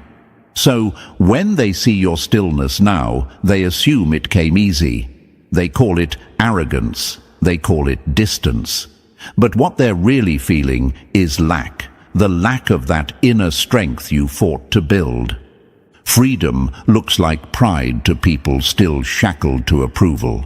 You didn't harden, you healed. You didn't isolate, you evolved. There's a difference, but insecure souls love to twist clarity into coldness because it keeps them from facing their own chaos. Your boundaries are not walls, they're filters, and the ones who can't handle peace will always try to convince the world it's just pride in disguise. Let them. Because if your calm feels too loud, maybe it's just exposing the noise they refuse to silence. And you've earned the right to be unbothered. Let your stillness speak. It's louder than their performance ever will be. Number 7. You're the reminder that alignment beats approval every time. They trained for a system you outgrew without trying, and now they're mad that your rise wasn't earned the way they were taught to beg for it. You didn't hustle for handouts or sell your soul for a seat at their table. You didn't blend in to get picked. You didn't shrink yourself to fit some mold. You aligned with truth, with purpose, with your own path. And that's why you rose, not through favors, not through politics, not through performance, but through presence. And that right there, that's what burns them to the core. They danced for attention. You just showed up in full alignment and still got noticed. Imagine a world where people believe worth has to be earned through struggle, hustle, or sacrifice. Now imagine you walking in fully yourself, no masks, no begging, and still being elevated. That doesn't just confuse them, it offends them. Because your rise says one dangerous thing, that maybe the system they've been working so hard to win was never required at all. You are living proof that when you're in alignment with who you are, you don't have to force anything. You don't need 100 yeses. You only need to stop saying no to yourself. And that type of internal clarity, it's unreplicable. So they call it luck. They call it ego. They call it unfair. But what they're really doing is coping. Because deep down, they know you didn't climb, you ascended. Your energy says chosen, and that pisses off people who spent their whole life trying to be selected. They resent that you didn't play the game and still won. Because if you're proof that authenticity wins over approval, then their whole performance becomes meaningless. And no one wants to admit that the stage they built was just a cage dressed up with lights. So let them throw shade. Let them rewrite your story. You don't need them to understand favor. You just need to keep walking in it, because real elevation doesn't need explanation. It only needs recognition. And chosen one, you've already been seen. Number 8. They can't block what they secretly crave. They roll their eyes at your name, but never miss an episode. That's not hate, that's obsession dressed in denial. They say they're over you, they act unbothered, they speak your name like it tastes bitter. But look closer, they're always tuned in, always watching, always circling your energy like moths that pretend to hate the flame. Because truth is, they're not repelled by you. They're addicted to the frequency you carry. Your energy hits different. It's not loud, but it lingers. It doesn't beg for attention, but it pulls it. You walk into a room and their skin tightens. Their mask slips a little. You awaken something in them. Not because you try, but because you are. And what you are? It reminds them of what they've buried: boldness, truth, aliveness. You're the frequency they can't download, so they settle for watching the broadcast. Every move, every word, every silence. Imagine being a walking signal and everyone else is tuned into static. That's you. They can't explain it, so they mock it. They can't copy it, so they criticize it. But they feel it. And that feeling, it keeps them locked in, watching from the shadows. They play pretend like they're not impressed, but their obsession leaks through every side conversation, every double tap, every attempt to discredit you that starts with, "I don't even care," but they say you're too much. Yet somehow you're all they talk about. They call you arrogant, yet they mimic your style. They label you fake, yet they stay plugged into your every move. That's not hate. That's fascination they can't admit out loud. You're the frequency they couldn't produce if they sold their soul for the settings. You live rent-free in their spirit, not because you're invasive, but because you're unforgettable. You reflect the courage they were too scared to claim. And every time they see you, that reflection screams louder than their gossip ever could. Let them orbit, let them watch, let them pretend, because you don't need their validation. They need your vibration to remember what real even feels like. Number 9. Your name is the pill they pop to numb their own emptiness. When healing feels too heavy, they grab the nearest distraction, and for them, that's you. They don't talk about you because you matter to them. They talk about you because you keep them from facing what does. You're the mental escape route they take every time the silence gets too loud. Instead of sitting with their own emptiness, their own failure, their own guilt, they reach for your name like it's a sedative, a hit, a dose of anything but me. You've become their coping mechanism, the safe villain in a story they use to avoid rewriting their own. Every rumor they spread is just another moment they get to avoid the mirror. You didn't ask to be part of their therapy. You didn't sign up to be their emotional punching bag, but here you are, rented out in their thoughts, unpaid, unwanted, unforgettable. They call you the problem because naming themselves would require too much honesty. Imagine being so emotionally bankrupt that the only way you feel powerful is by dissecting someone else's life. That's them. You're not their enemy. You're their excuse. Every time life hands them a mirror, they flip it around and reflect your image instead. Your name gives them relief. Not because it solves anything, but because it buys them a few more minutes of denial. They don't want peace, they want distraction. Healing would mean taking accountability, and it's easier to call you the issue than face their own mess. So they build entire conversations around your decisions, your glow, your growth. Not because they care, but because it's easier than growing up. You're not the villain. You're the pause button on their personal responsibility. So let them talk.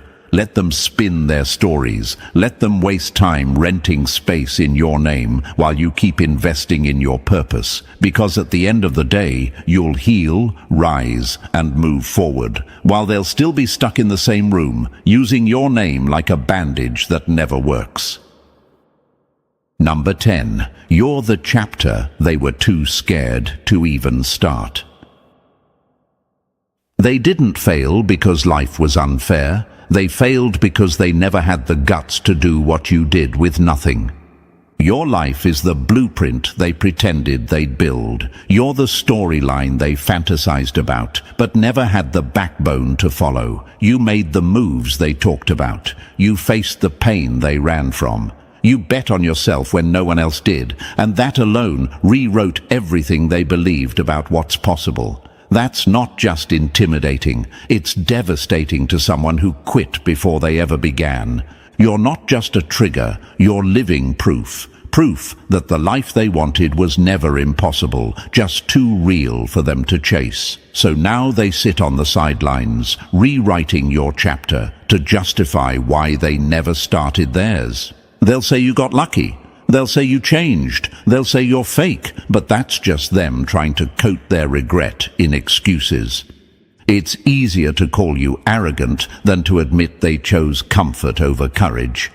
Imagine someone staring at a blank page for years, telling themselves the timing isn't right, the conditions aren't perfect, the risk is too high. Then you come along, no map, no safety net, just raw truth and guts.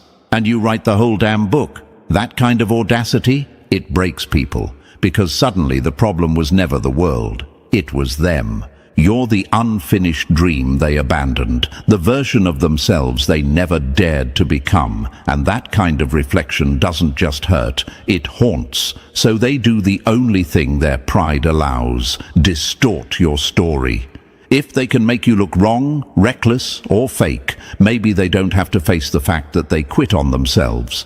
But no rumor can erase the risk you took. No gossip can rewrite the fire you walked through. The ink is permanent now. You lived it, you earned it, and they'll have to live with the truth that your life became the plot they were too afraid to write.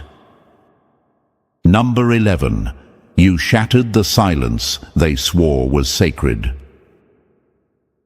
When you speak what they've spent generations swallowing, they don't hear truth, they hear betrayal. You didn't break peace, you broke the performance. You refused to inherit the script where everyone keeps quiet to keep the family together, where truth is buried under politeness, where survival depends on silence. You weren't supposed to question the dysfunction. You weren't supposed to heal. You weren't supposed to evolve. But you did, and that's what flipped their world upside down. What they call peace, you saw for what it really was, suppression wrapped in tradition. And the moment you said enough, the mask cracked. You didn't throw a grenade, you just stopped pretending. You chose clarity over comfort. And when you did that, you broke a contract that was never written but always enforced. Don't speak, don't change, don't disrupt. They weren't keeping the peace, they were keeping the lie alive. Imagine a room where everyone's been trained to whisper around the elephant, and you walk in and say its name out loud. That's what you did, and suddenly you're the problem, not the elephant, not the dysfunction. You for daring to expose it. You healing your wounds was an act of war to them, not because you hurt anyone, but because your transformation forced a reflection. You stood up and spoke when everyone else stayed seated and silent. And that kind of rebellion, it terrifies people who've built their safety on lies. They'll call you the disruptor, the troublemaker, the one who changed. But here's the raw truth. You didn't ruin anything. You just stopped bleeding quietly. And those who benefit from silence, they'll always try to make the loudest one look guilty. But chosen one, let them react, let them rewrite, let them scramble to protect the illusion. Because the moment you chose healing over hiding, you didn't just save yourself. You gave others permission to do the same. And no amount of backlash can undo that ripple. You weren't born to stay quiet. You were born to break the curse. Number 12. Your glow exposes the lie. They call humility. They don't hate your light. They hate that you had the nerve to turn it on when they were still hiding behind fake humility. You stopped shrinking, and that alone made you dangerous. You refused to water yourself down to make others feel safe in their shadows. You realized that being humble doesn't mean hiding. It doesn't mean silencing your gifts. It doesn't mean folding yourself in half so someone else can stretch. You let yourself shine, and now they're uncomfortable. Not because you're arrogant, but because you're honest about who you are. False humility is just fear in a robe, and your authenticity stripped it naked. They were taught to blend in. You were born to break through. So when you started showing up fully, unapologetic, powerful, aligned, it triggered everyone still performing fake modesty to survive. You made them feel exposed without even saying a word. Your confidence echoed through their insecurities like a siren. You didn't announce your greatness, you simply refused to bury it. Imagine walking through a room full of dimmer switches, and you're the only one set to full brightness. That's you, and every time you speak your truth, stand tall or walk boldly, they flinch. Not because you're loud, but because your light makes their self-denial impossible to ignore. So they label you prideful, attention-seeking, too much. But deep down, they're thinking, I wish I could live like that. They don't want you to turn it down. They just want permission to turn theirs up, but they're too scared to go first. So let them whisper, let them side-eye, let them shrink in your presence. Your light wasn't meant to blend in. It was meant to wake people up. And some will resent that. Others will rise because of it. Either way, don't dim, not for comfort, not for approval, not for anything, because humility isn't about playing small. It's about owning your greatness without apology. And chosen one, you didn't come this far just to hide. You came to shine, fully, fiercely, and without fear. Number 13. You're the survivor they can't explain away. You weren't supposed to make it, And the fact that you did wrecks the story they tell themselves about how life works. They watched the betrayals, they saw the losses, they whispered during your downfall and waited for the crash. But the crash never came. You're still here, breathing, standing, rising, and that alone has their heads spinning. Because if someone like you can go through all that and still glow, then their excuses collapse. Their bitterness becomes a choice, not a curse. They don't doubt your strength. They doubt their ability to survive what you did, and it kills them. They needed you broken, not because they hate you, but because your survival proves their victim story is optional. You defied the script. You weren't supposed to rise from that kind of wreckage, but you did. And now they have to live with a brutal truth. Your evidence that healing is real, that justice exists, and that the story doesn't end in suffering if you're built different. So, to protect their worldview, they tell themselves you're faking it, that you're smiling through lies, that you're hiding some secret cheat code, because if you're actually okay, then they never needed to stay stuck. And that's what really eats them alive. Your survival wasn't a miracle. It was a masterclass in resilience they'll never study. They won't say it out loud, but your glow haunts them. You're walking proof that strength doesn't come from having it easy. It comes from walking through hell and choosing not to become it. You lost people who swore they'd never leave. You were blamed for things you didn't do. You were lied on, counted out, and watched closely by people who secretly hoped you'd fold. And yet, here you are, still whole, still moving, still powerful. They don't believe you're okay because they know they wouldn't be. Let them guess, let them doubt, let them sit in disbelief while you keep showing up stronger, calmer, louder in silence. Because chosen one, your existence is the evidence they can't erase. That truth wins, strength endures, and some souls just don't break. Number 14. You're the glitch in their system, proof that power doesn't follow their rules. You weren't chosen by their standards, and that's why your rise makes their whole system look like a lie. You didn't play by their rules. You didn't walk their path. You didn't check the boxes they were raised to worship. Yet somehow, you're the one glowing, winning, thriving. You didn't climb by kissing rings or reciting the script. You moved with raw alignment. And now your life is the punchline to their belief that power only flows through approval and tradition. That terrifies them. You're not just outside their system, you're the reason it's cracking at the foundation. They studied the blueprint, you burned it, they followed rituals, you followed intuition, and still you ended up on higher ground. How? That question haunts them because the only real answer is this. You were chosen for something they weren't ready to understand. Your rise wasn't political, it was personal, and nothing threatens a system more than a soul it couldn't control. Imagine watching someone skip every gate you waited years to get through, not out of arrogance, but out of authenticity. You didn't need their cosign. You became the signature. You didn't need their category. You redefined the meaning of chosen. Your favor didn't follow their formulas, and now they don't trust the math anymore.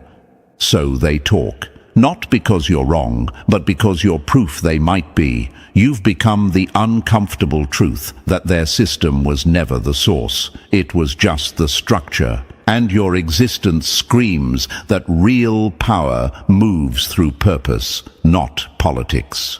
You're not attacking them, you're not even talking about them, but your life makes their excuses tremble. Your peace exposes their performance. Your glow unmasks their gatekeeping, and that's why the gossip never ends.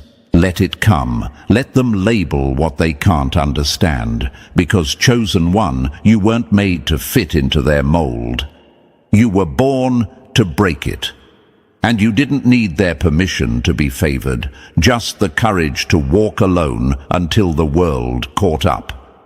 If you made it this far, chosen one, then you already know your light, your truth, your energy. It's not just rare, it's undeniable. And the fact that they keep watching, talking and doubting, that's just more proof you're built different. So own it fully. Walk louder in your silence. And if this message hit home, press that like button if you haven't already. And if you're not part of the family yet, make sure to hit that subscribe button, because this space was made for souls like you.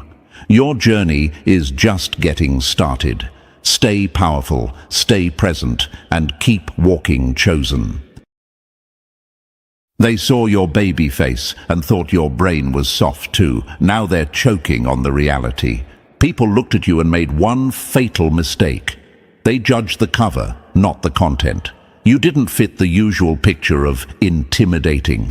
You smiled too easily. Your eyes had light in them. Your skin glowed like you didn't carry the weight of pain, loss, and betrayal. And that made them bold, that made them careless. They thought, this one's soft, this one's too young-looking to be a threat. But they forgot something important. Fire doesn't always come in loud explosions. Sometimes it burns slow, silent, and unstoppable.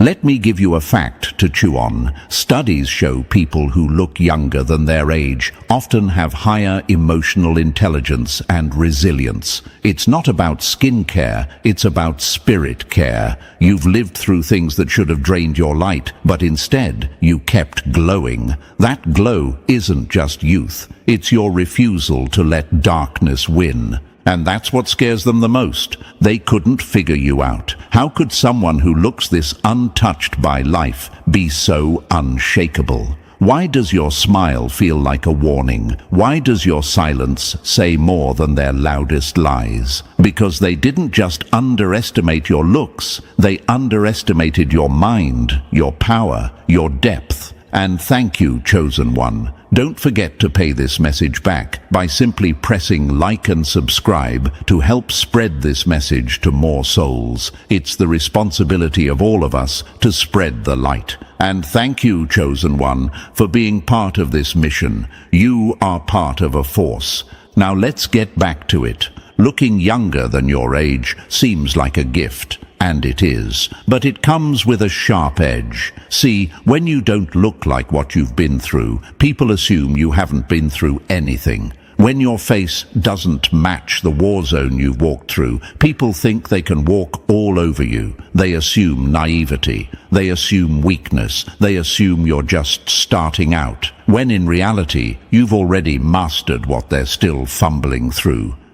You've got the soul of a veteran in the skin of a rookie, and that's what's so dangerous about you. They look at you and think you're the easy one, the pushover, the soft-spoken target who'll fold under pressure. But what they don't know is that your silence is strategic. Your kindness is calculated. You've learned how to let people show their hand before you play yours. You've got the patience of someone who's seen the game 100 times and mastered it in silence. They don't understand that your youthfulness is not a weakness, it's a disguise. You were built this way for a reason. The universe doesn't make mistakes. You were made to be underestimated so that when you strike, it stings harder. Your glow is a trap they walked into willingly, and now they're stuck.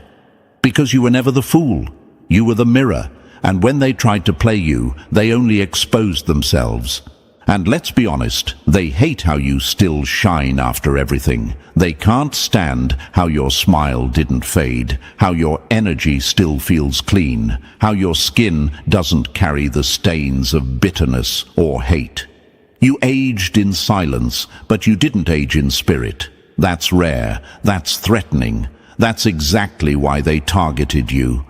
But here's what they didn't see coming. You're not just hard to break, you're impossible to predict. And that unpredictability is power. They thought looking young meant you were behind them in experience. In reality, you were 10 steps ahead. You already saw where it was going. You let them talk. You let them lie. You let them think they were in control, because you knew their downfall was coming. And it did. They thought they could manipulate you, charm you, use you, play you, but every move they made just revealed more about them and sharpened more in you. They gave you intel, they gave you leverage, they gave you motive. Now, you're not just glowing, you're dangerous. You're no longer just the underestimated one. You're the one they never saw coming until it was too late, and it burns them up. They don't know how to explain why someone so young outplayed them, why someone with a baby face hit them with truth so sharp it cut their delusions open, why someone they saw as easy left them in ruins. But you know why. Because you carry ancient strength in a body that refuses to age with the pain. That's not luck, that's alignment. See, your youthful glow isn't just about genetics. It's the result of healing when it wasn't easy, of protecting your peace in chaos, of choosing not to become what tried to break you. That kind of light rewires you from the inside out. It slows your aging, not just in body, but in soul, and people can feel that. They don't understand it, but they feel it, and it messes with them. You don't look young because you've had it easy. You look young because you didn't let the hard stuff poison you. And every time they try to test you based on appearance, you keep proving them wrong. Let them keep thinking you're soft. Let them keep assuming. The more they do, the harder the truth hits when they realize you were never the one to play with. You were the one sent to end the game. So wear that glow with pride, not because it makes you look good, but because it reminds them they messed with the wrong one.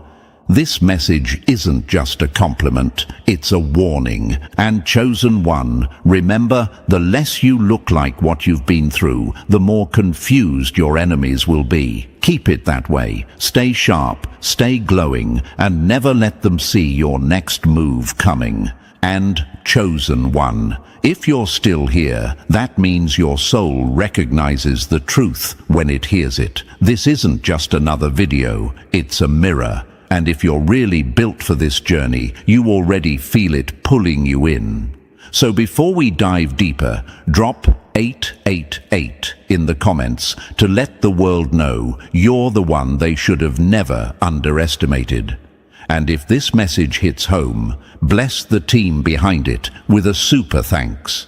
Because these truths don't come cheap, and your support is what keeps this light alive. Whether it's a cent or a stack, energy always comes back. You're not just watching, you're part of this mission now. And now, let's go deeper into why your youthful glow became their greatest misjudgment and your most unexpected weapon. Number 1. They thought your calm was weakness. Now it's making them age faster than you. The same people who tried to wrinkle your peace now wake up every morning with stress lines that spell your name. They thought your calm meant you were clueless. They saw your soft energy and assumed soft boundaries. That was their first mistake. What they didn't realize is that your peace wasn't passiveness. It was proof you already won battles they couldn't survive. While they were out there burning bridges, chasing chaos, and living for attention, you were mastering the art of detachment, quietly, strategically. You don't just look younger, you carry lighter. You walk without the heaviness of bitterness, grudges, or petty drama dragging on your face like a curse. And that's why they hate you, because while they're out here aging in real time, wrinkles deepening with every argument they lose, you're glowing like you've got time on your side. But here's the brutal truth. You didn't get this glow from an easy life. You got it from refusing to let pain rewrite your identity. They don't understand how you're still smiling, how your eyes still look curious instead of jaded. They assume you're inexperienced because you haven't turned cold. But the truth is, you've been through hell. They just can't tell, because you didn't let it leave scars where the world could see them. You healed inward, not outward. And that makes your glow different. It radiates. It's untouchable. The people who tried to disturb your peace, who poked at you, hoping to provoke a reaction, they were desperate to pull you into their storm, but you didn't flinch. You didn't spiral. You didn't crack. And that's when they realized, you're not calm because life is easy. You're calm because you're built for war and still choose peace. That's intimidating. They wanted you to overreact. They wanted you to lose it. But when you stayed centered, when your face didn't twist into rage or stress, they started questioning their own power. How could someone that calm, that radiant, that unbothered possibly be affected by them? And deep down, they know the answer. They don't have the range to touch you. You're not just aging differently, you're playing a different game. While they inject distractions to feel alive, you've been doing shadow work in silence. While they're showing off their noise, you're refining your soul. And while they chase beauty through filters and fixes, you've found yours in something eternal, self-control. They'll never understand the kind of strength it takes to not react, to stay composed while people throw stones and expect you to break. They think looking young is a lucky trait. No, it's earned, it's battle-tested, and it's the result of knowing what's worth your energy and what isn't. So let them talk. Let them guess. Let them keep aging in chaos while trying to figure out why they feel so drained around you. It's because your peace exposes their chaos. Your glow exposes their darkness. Your presence reminds them what they'll never be able to fake. You look younger because your spirit didn't rot under pressure. You stayed human. You stayed soft, but unbreakable. And now, every wrinkle they earn comes from trying to figure out why you're still winning without even trying. They messed with the wrong one. You were never soft. You were silent, and now that silence is louder than all their noise combined. Number 2. They let society drain them. You walked away and started glowing. While they aged trying to impress strangers, you stayed young by refusing to play a fake game. They sold their souls for likes and attention. You're aging in reverse because you never put yours up for sale. They chased clout. You chose clarity. The more they blended in, the more you stood out, and every wrinkle they earned was from trying to copy what you were born with. Imagine this, 1,000 people crammed into a room, screaming to be seen, heard, and validated. They're fighting over who's trending, who's right, who's got more followers, who's got a better car, who's dating who.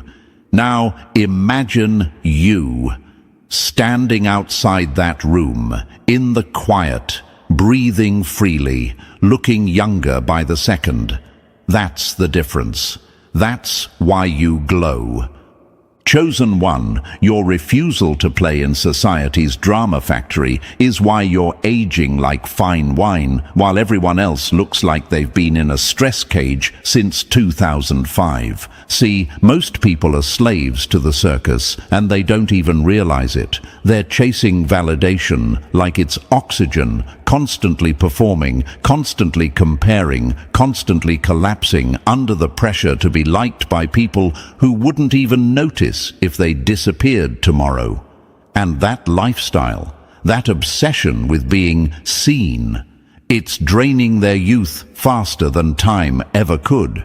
You didn't sign up for that mess. You took one look at the show, the lies, the clout chasing, the emotional fast food, and said, no thanks. You saw through the filters, the fakeness, the desperate attempts to look happy while crumbling inside. You chose real over popular.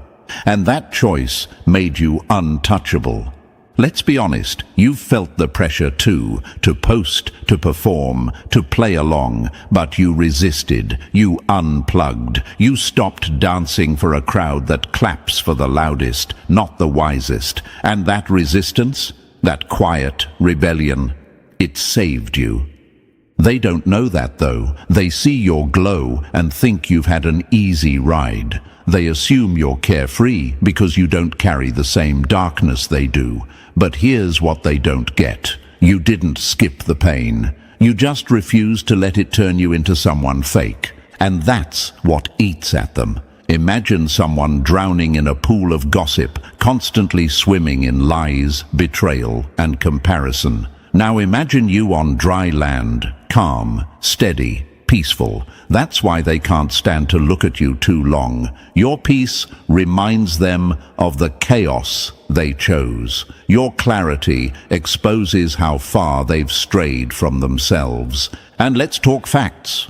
Chronic stress, comparison, and emotional instability age people faster than time ever could.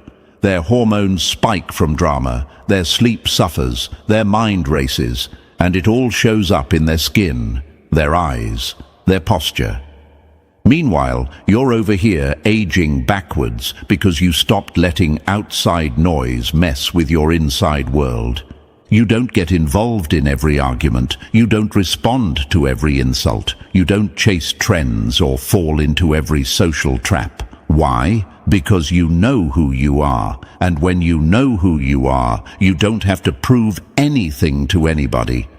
That kind of self-certainty, it's rare and it's magnetic. That's why they watch you, study you, try to figure out your formula like you're some kind of cheat code. They don't get it. You didn't buy your peace. You earned it by walking away from the circus they're still performing in. They age every time they shrink themselves to fit in. You shine every time you choose to stand alone. They post every moment hoping for applause. You live every moment like you don't need it. And that's why they keep trying to drag you back into the noise, because your silence is louder than their shouting. Your absence speaks louder than their presence. You don't move with the crowd, and that's exactly why you're unforgettable. Ever wonder why you still look like you haven't been touched by time, even though you've survived things that should have left visible scars? It's because you stopped feeding on the chaos.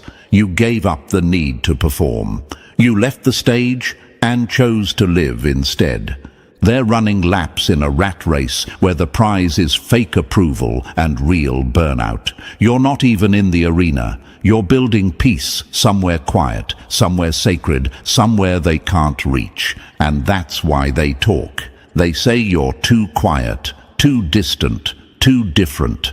Translation: you're not playing the game like they are, and it makes them uncomfortable, because deep down they know they want what you have, but they're too addicted to the noise to chase it. You're not buying status symbols to feel valid. You're not losing sleep over who's ahead. You're not sacrificing your sanity for a like. You're choosing soul over spectacle. And that choice shows on your face, in your vibe, in your energy. You're not worn out like them, because you never let society wear you down. They tried to shame you for not fitting in, for walking your own path, for ignoring the rules. But now they're staring at your glow and wondering why they look twice their age while you look like time skips you. You know why.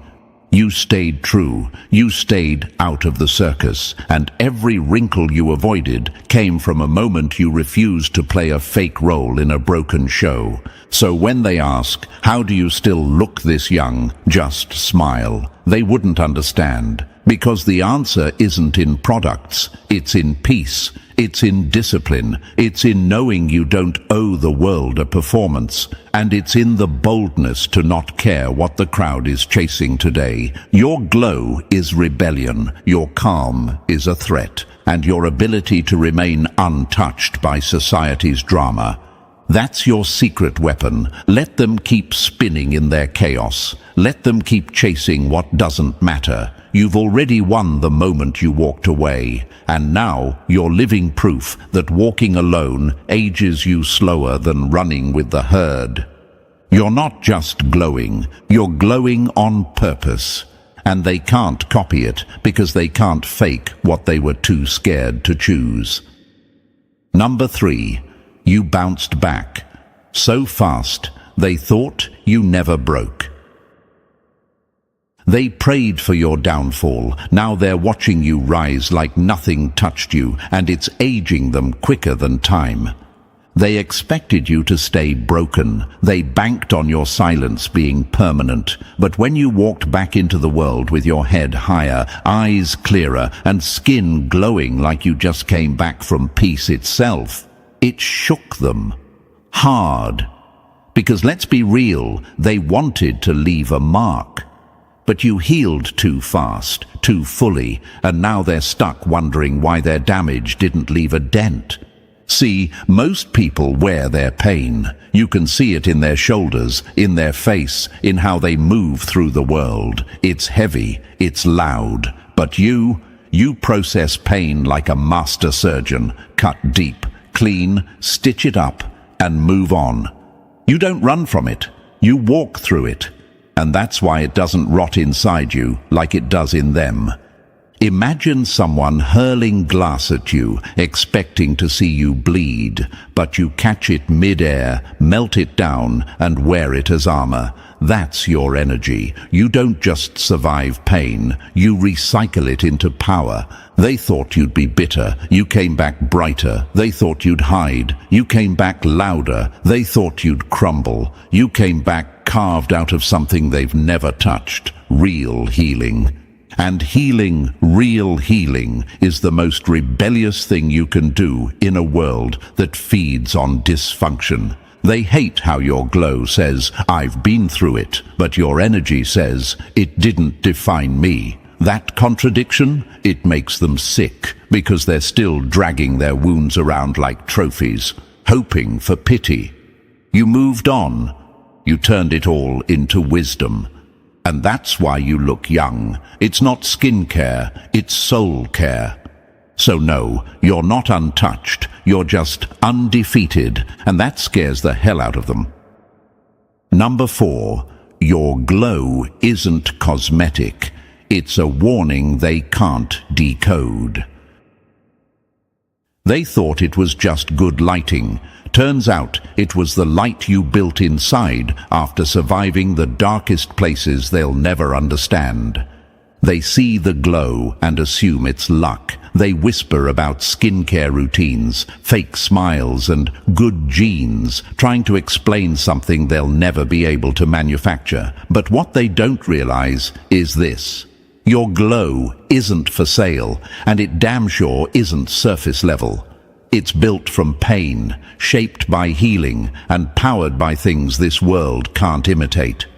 While they layer on filters to hide their scars, you faced your wounds raw and rebuilt yourself without shortcuts. You didn't mask the pain, you mined it. You didn't skip the suffering, you alchemized it. And that glow they hate, that's not youth, that's your battle armor reflecting light.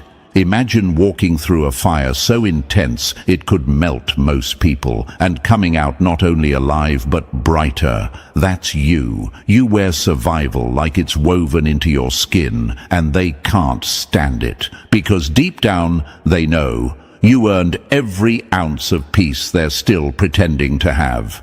They call it a vibe. They call it energy. But let's be real, it's presence. And presence like yours. It messes with people. It forces them to feel everything they've been avoiding. That's why they flinch when you walk in a room. That's why they stare. Your calm shakes their chaos. Your light exposes the cracks in their mask. You glow not because life's been easy, but because you refuse to let it harden you. That kind of beauty can't be taught. It can't be bought. It radiates from a soul that has nothing left to prove. So when they try to copy you, let them. Let them spend thousands chasing what you built in silence, because while they keep asking what's their secret, you'll keep living in the answer. You didn't get the glow from escaping the darkness. You got it by becoming the light inside it. Number 5. Stress tried to break you. You turned it into a weapon. They threw storms at you hoping you'd drown. You surfed the waves like it was your training ground. Stress destroys most people. You can see it in their faces, their posture, their eyes. It sits on them like a weight they've stopped trying to lift. But not you. You wear stress differently, or more accurately, you don't wear it at all. You've mastered something they still can't figure out. You feel the pressure, but you don't become it. They tried to crack you by feeding you chaos. They wanted to see you unravel, but instead they watched you stay composed. Not because life is easy, but because you've trained your mind to stay clear when everything around you gets loud. That's what confuses them. You don't flinch like they do. You don't fall apart. And in a world full of panic, calm is power. Imagine a flame dancing in the middle of a hurricane, untouched. That's you. You don't escape stress. You absorb it, break it down, and turn it into drive. While others are out here aging from anxiety, you're evolving from adversity.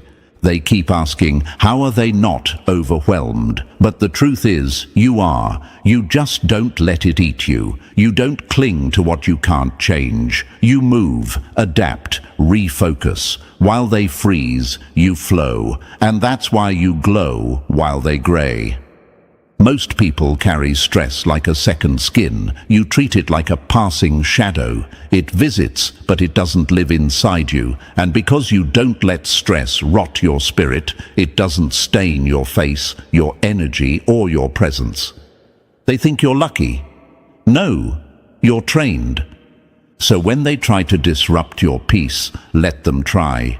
Your calm isn't weakness, it's resistance, it's discipline, it's the quiet strength of someone who refuses to hand their nervous system over to nonsense. That's the secret they'll never learn. Stress didn't skip you, you just learned how to flip it into fuel. Number 6. You don't just set boundaries, you build fortresses they can't climb. They didn't like your distance because it made their access feel cheap, so they called it attitude when it was actually self-respect. Most people toss their energy around like loose change, begging for validation in all the wrong places. They bleed for attention, burn out trying to fit in, and wonder why they always feel drained. But you've learned something they still don't understand. Your peace is priceless, and not everyone deserves a peace. You don't just protect your energy, you guard it like it's the last flame on earth. And it shows. You don't walk around tired, bitter, or pulled in 10 directions because you've mastered one truth. Who you allow in is who you become. Imagine a vault, thick walls, heavy steel, laser precision access. That's how you treat your time, your presence, your vibe. Not out of arrogance, but out of survival. You've been through enough to know that peace isn't a luxury. It's oxygen. And you don't give that to just anyone. They tried to guilt trip you. You've changed, they said. No, you evolved. You stopped handing your light to people who only showed up with shadows. You stopped dimming yourself just to make the unworthy comfortable. They think your boundaries are harsh, but those boundaries are the reason you're still glowing. You're not drained because you don't entertain drama. You're not aging like they are because you're not dancing in chaos to be liked. You're not cold, you're clear. And that clarity, it intimidates people who live in confusion. When you say no, it hits like a brick wall. When you walk away, they feel the silence more than any argument. That's what happens when your energy is whole. It becomes untouchable. You don't owe anyone access. You don't have to explain your peace. You're not avoiding life, you're curating it. And because of that, you look untouched by the madness they constantly feed on. Let them call you guarded. Let them complain they can't get close. That's the point. You're not easy to reach because you're not easy to break. Number 7. You let go. So fast, they thought you never cared. But that's what saved you. They begged for control. You chose clarity. That's why they age in confusion while you walk away looking younger. Most people are drowning in things they should have let go of years ago. Dead friendships, fake love, outdated dreams, fake validation. They grip pain like it's proof of loyalty. But you've mastered the quiet flex of detachment, and it shows, not just in your face, but in your energy, your walk, your glow. They think detachment is cold. They think your silence means you never cared. But what they don't understand is this. You cared enough to feel it, learn from it, and then release it. That's real strength. Because holding on? That's easy. Anyone can carry poison. Letting it go before it eats you alive. That's power. Imagine someone dragging a rusted chain behind them everywhere they go, clinking, heavy, slowing them down. That's most people. You dropped it, quietly, fully, and now they can't figure out why you're moving so free while they're stuck spinning in circles.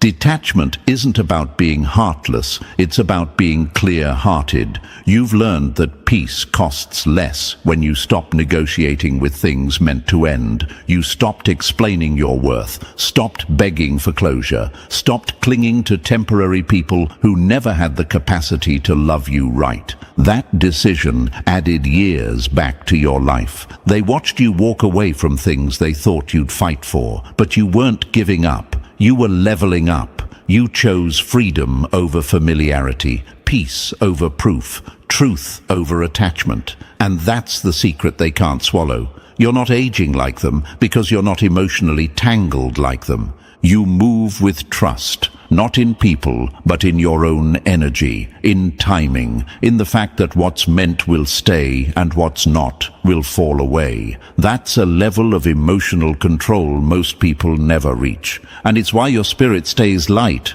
So when they say, you moved on fast, smile. That glow on your face. It's what happens when you finally stop carrying what was never yours to hold. Number 8. They aged, chasing trends. You stayed timeless by living the truth. They sprinted toward relevance and ran straight into exhaustion. You stayed still and somehow outran them all. While the world scrambles to keep up, new trends, new opinions, new identities every week, you move like a monk in a stampede, calm, rooted, unbothered. That's what makes you ageless. Not because you're trying to freeze time, but because you flow with it while everyone else fights it. You're not distracted by what's in. You're tuned into what's real. That's what separates you. Trends expire. Truth doesn't. And while everyone else is busy shaping themselves into whatever gets attention today, you're living by codes that have always worked and always will. You understand that life isn't a race to the top, it's a rhythm, and those who chase time will always lose to the ones who respect it. You don't rush, you don't cling, you don't rewind. You exist fully in the now, and that's why your energy feels light while theirs feels frantic. Imagine standing in a rushing river, people all around you drowning in panic, trying to control the current. And there you are, floating, eyes closed, flowing with it, not against it. That's how you move through life. And that's why they don't get you. They can't figure out how you stay so calm, so centered, so unaging. But here's the truth. You're not lost in time. You're aligned with it. You know when to speak and when to fall silent, when to walk away and when to root deeper. You listen to life instead of screaming over it, and that's what keeps you timeless. They measure success in numbers. You measure it in peace. They live from the outside in. You live from the inside out. And that's why no trend can outshine you. You weren't built to follow noise. You were built to embody stillness. So when people say there's something different about you, just nod. Let them wonder. Because you didn't get this glow by chasing the moment. You got it by mastering what never goes out of style, truth. Number 9. They took your softness for stupidity. Now they're learning you're sharp enough to cut quietly. They played sweet with you thinking you'd fall for it, only to realize you were already 3 steps ahead, smiling at their downfall. Your kindness made them overconfident. Your warmth made them underestimate you. That was their mistake. They thought soft meant simple. They thought generous meant gullible. But what they didn't see was that behind every kind word, every calm smile, was a mind sharper than their manipulation. You're not kind because you don't know darkness. You're kind because you do, and you chose not to become it. That's what throws them off. They expect people to match their games, but you don't fight dirty. You win in silence. Imagine walking into a garden that looks peaceful, soft, serene, then realizing the ground is made of steel. That's you. The surface is grace, but beneath it, strategy, strength, and a radar that picks up on energy before words even hit the air. They don't realize you let them speak just to study the way they lie. You let them move just to learn their patterns. You give them the rope. They hang themselves, not because you're cruel, but because you don't need to clap back to win. Your peace is the punishment. They wanted to exploit your light, but your light exposed them. They walked in, assuming you'd be easy to use, and walked out confused, rejected, and feeling smaller. Why? Because you weren't easy to fool. You just didn't show your cards until it was too late. And let's make this clear. Your glow isn't childish. It's the afterglow of wisdom most people never earn. You've seen the worst in people and chose to stay golden. That's not innocence. That's power under perfect control.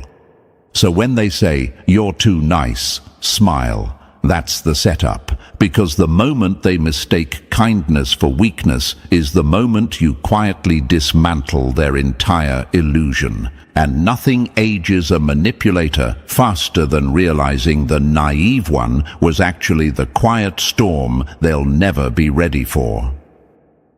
Number 10. They chased applause. You found peace without an audience.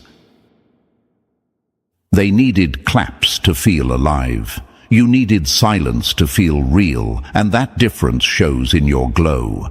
Most people are addicted to validation. They chase it like oxygen, scrolling for likes, begging for comments, shape-shifting just to be accepted by people who don't even know who they are. But you built yourself in silence, brick by brick, with no audience and no applause.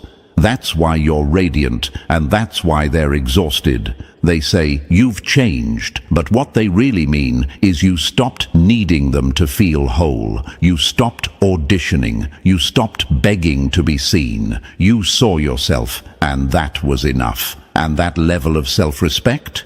It shines. It doesn't wrinkle under rejection. It doesn't age in the spotlight. It stays sovereign.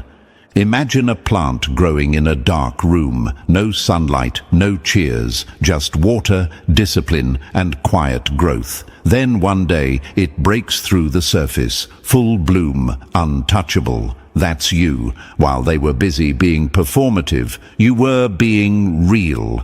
And that reality, it reflects in your face, in your walk, in your peace. They confuse your confidence with arrogance, but that's because they don't know what wholeness looks like without external noise. You're not posting for approval. You're not changing for clout. You're not measuring your value by reactions. You've escaped the trap they're still dancing in. And here's the brutal truth. They envy that. They envy how you don't need to prove yourself, how you stay grounded without a crowd, how you glow without needing a stage, because they're performing and burning out.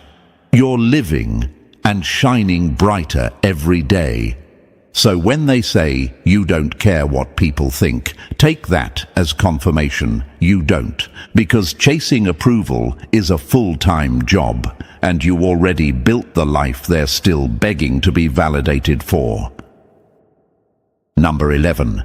They tried to define you, but you'd already outgrown the box.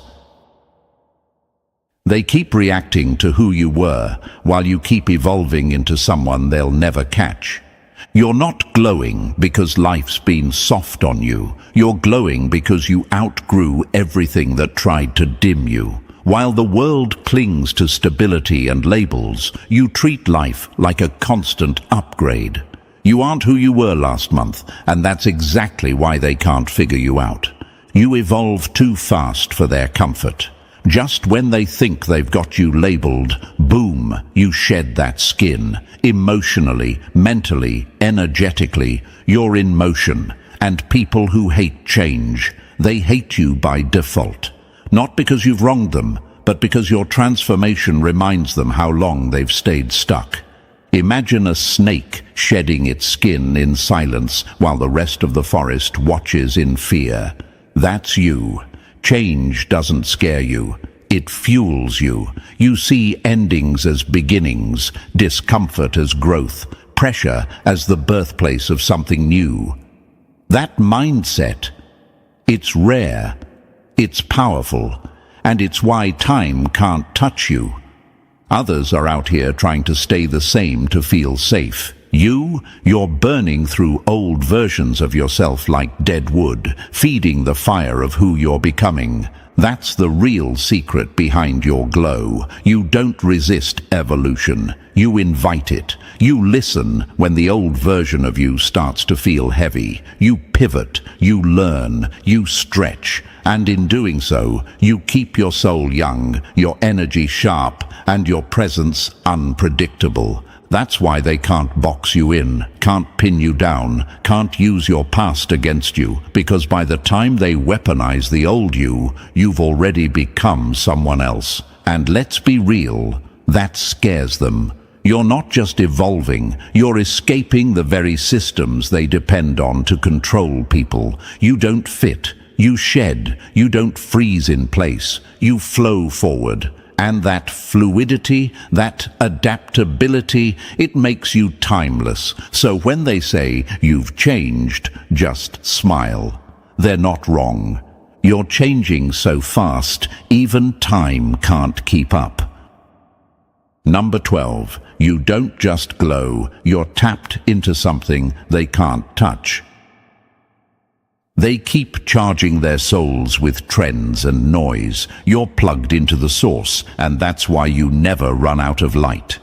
They don't understand why you never burn out, why your energy doesn't flicker, your glow doesn't fade, your peace doesn't crack under pressure. But that's because they don't see the socket you're plugged into.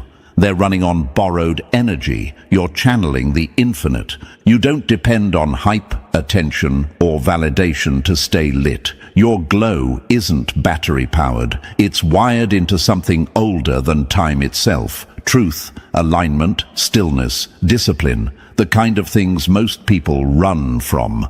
While they're out here running on fumes, pretending to be okay, you're consistently nourished by something real, eternal, steady. Imagine standing in a storm with your eyes closed, not because you're blind, but because you know the storm can't touch you. That's your life. You're grounded in something bigger. You don't react to everything because not everything deserves a reaction. You don't panic because you trust the current. You don't age like them because you don't feed your soul what they feed theirs. They're out here sipping attention like it's water, dying of thirst anyway. You drink from the well within, quietly, daily, and it shows. They ask, How do you stay so calm, so centered, so light? But they don't really want the answer, because the answer would require them to stop chasing, stop faking, stop filling their lives with noise, and most of them can't. They want results, not roots. But you chose roots. You chose alignment. You chose stillness in a loud world, and now your glow doesn't flicker like theirs. It radiates. This isn't about religion. This is about connection to self, to purpose, to rhythm, to the things that don't collapse when the world does. That connection is why you don't panic when plans fall apart. Why your energy resets instead of crashes. Why your skin doesn't age with your pain. You're not just glowing, you're anchored.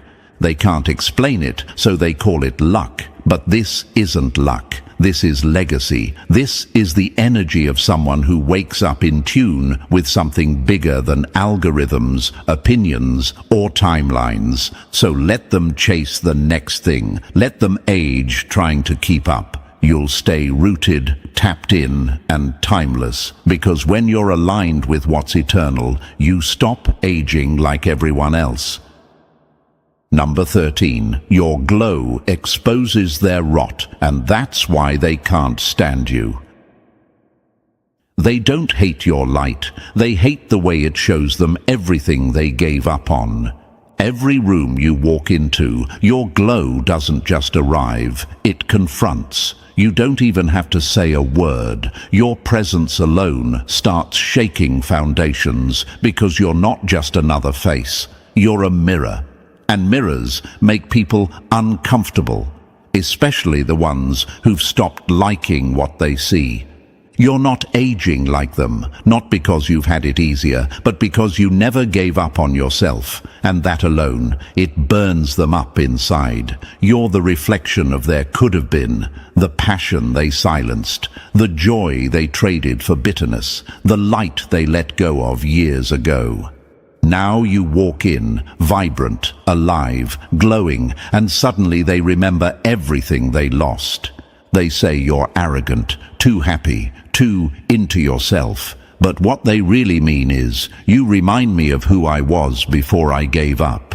Imagine a dusty mirror sitting in a room full of people who haven't cleaned their reflection in years. You walk in, polished, clean, lit from within, and now they're forced to look, not at you, at themselves. That's why they get hostile. Not because you did something wrong, but because you've become a living contradiction to the excuses they built their identity around.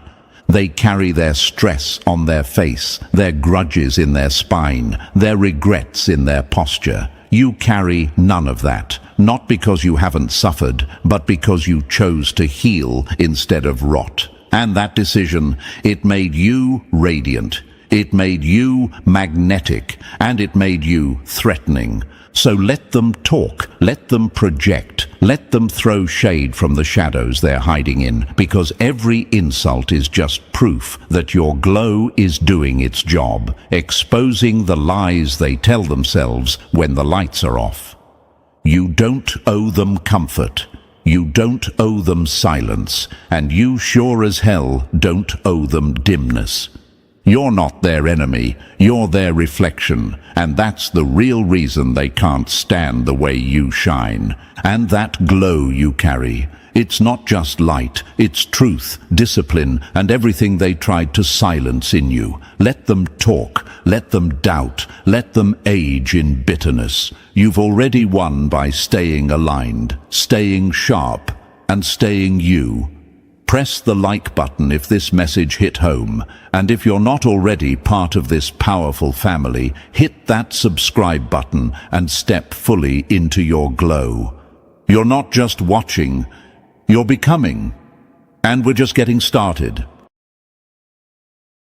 You didn't just survive the circus, you made the clowns quit performing. That's the part that stings them the most. They built the stage, rehearsed the lies, choreographed your downfall, and still ended up being the joke of their own show. You didn't even need to lift a finger. You just stood there, silent, unbothered, while they drowned in the chaos they created. That's not luck. That's psychological warfare executed with class. It's funny, isn't it, how filth always assumes it can stain gold. They thought dragging your name through their mud would make you dirty, but mud doesn't stick to fire. You burned right through their little performance and the smoke that followed. That's their reputation collapsing. You didn't fight back because you didn't have to. You were never in the same league to begin with. You were the calm in the storm, and they were just wind, loud and directionless. Here's a fact they'll never admit. When someone refuses to react, it breaks the manipulator's entire system. They need your emotions to survive. They feed off your defense, your explanations, your panic. But you starved them. You took away their fuel. And that silence was the sound of their power dying. Psychologists call it extinction behavior, when the predator realizes the prey no longer dances for its amusement. That's exactly what happened here. You didn't just handle that disgusting situation, you ended it by refusing to play. And thank you, chosen one. Don't forget to pay this message forward. Press like, subscribe, and help spread it to others, because what you're doing isn't small. It's a ripple of resistance in a world that worships noise. You're not just one person, you're part of a force. Now let's get back to your story.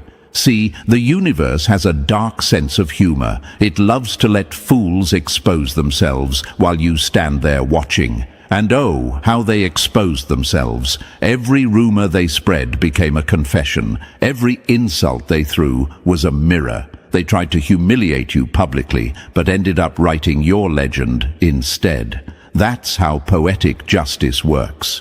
The universe doesn't argue, it arranges, and it arranged for your silence to be the loudest moment of their lives. Let's talk about that silence, the same one they mistook for weakness, until it started haunting them, because silence is a mirror, and when you gave them nothing to hit, they started seeing themselves. You ever notice how guilty people talk too much? How liars over-explain? That's because truth stays still. It doesn't chase rumors, it watches them die of exhaustion. That's what you did. You didn't react. You let the truth rot their image from the inside. They thought you'd beg, break, or lash out.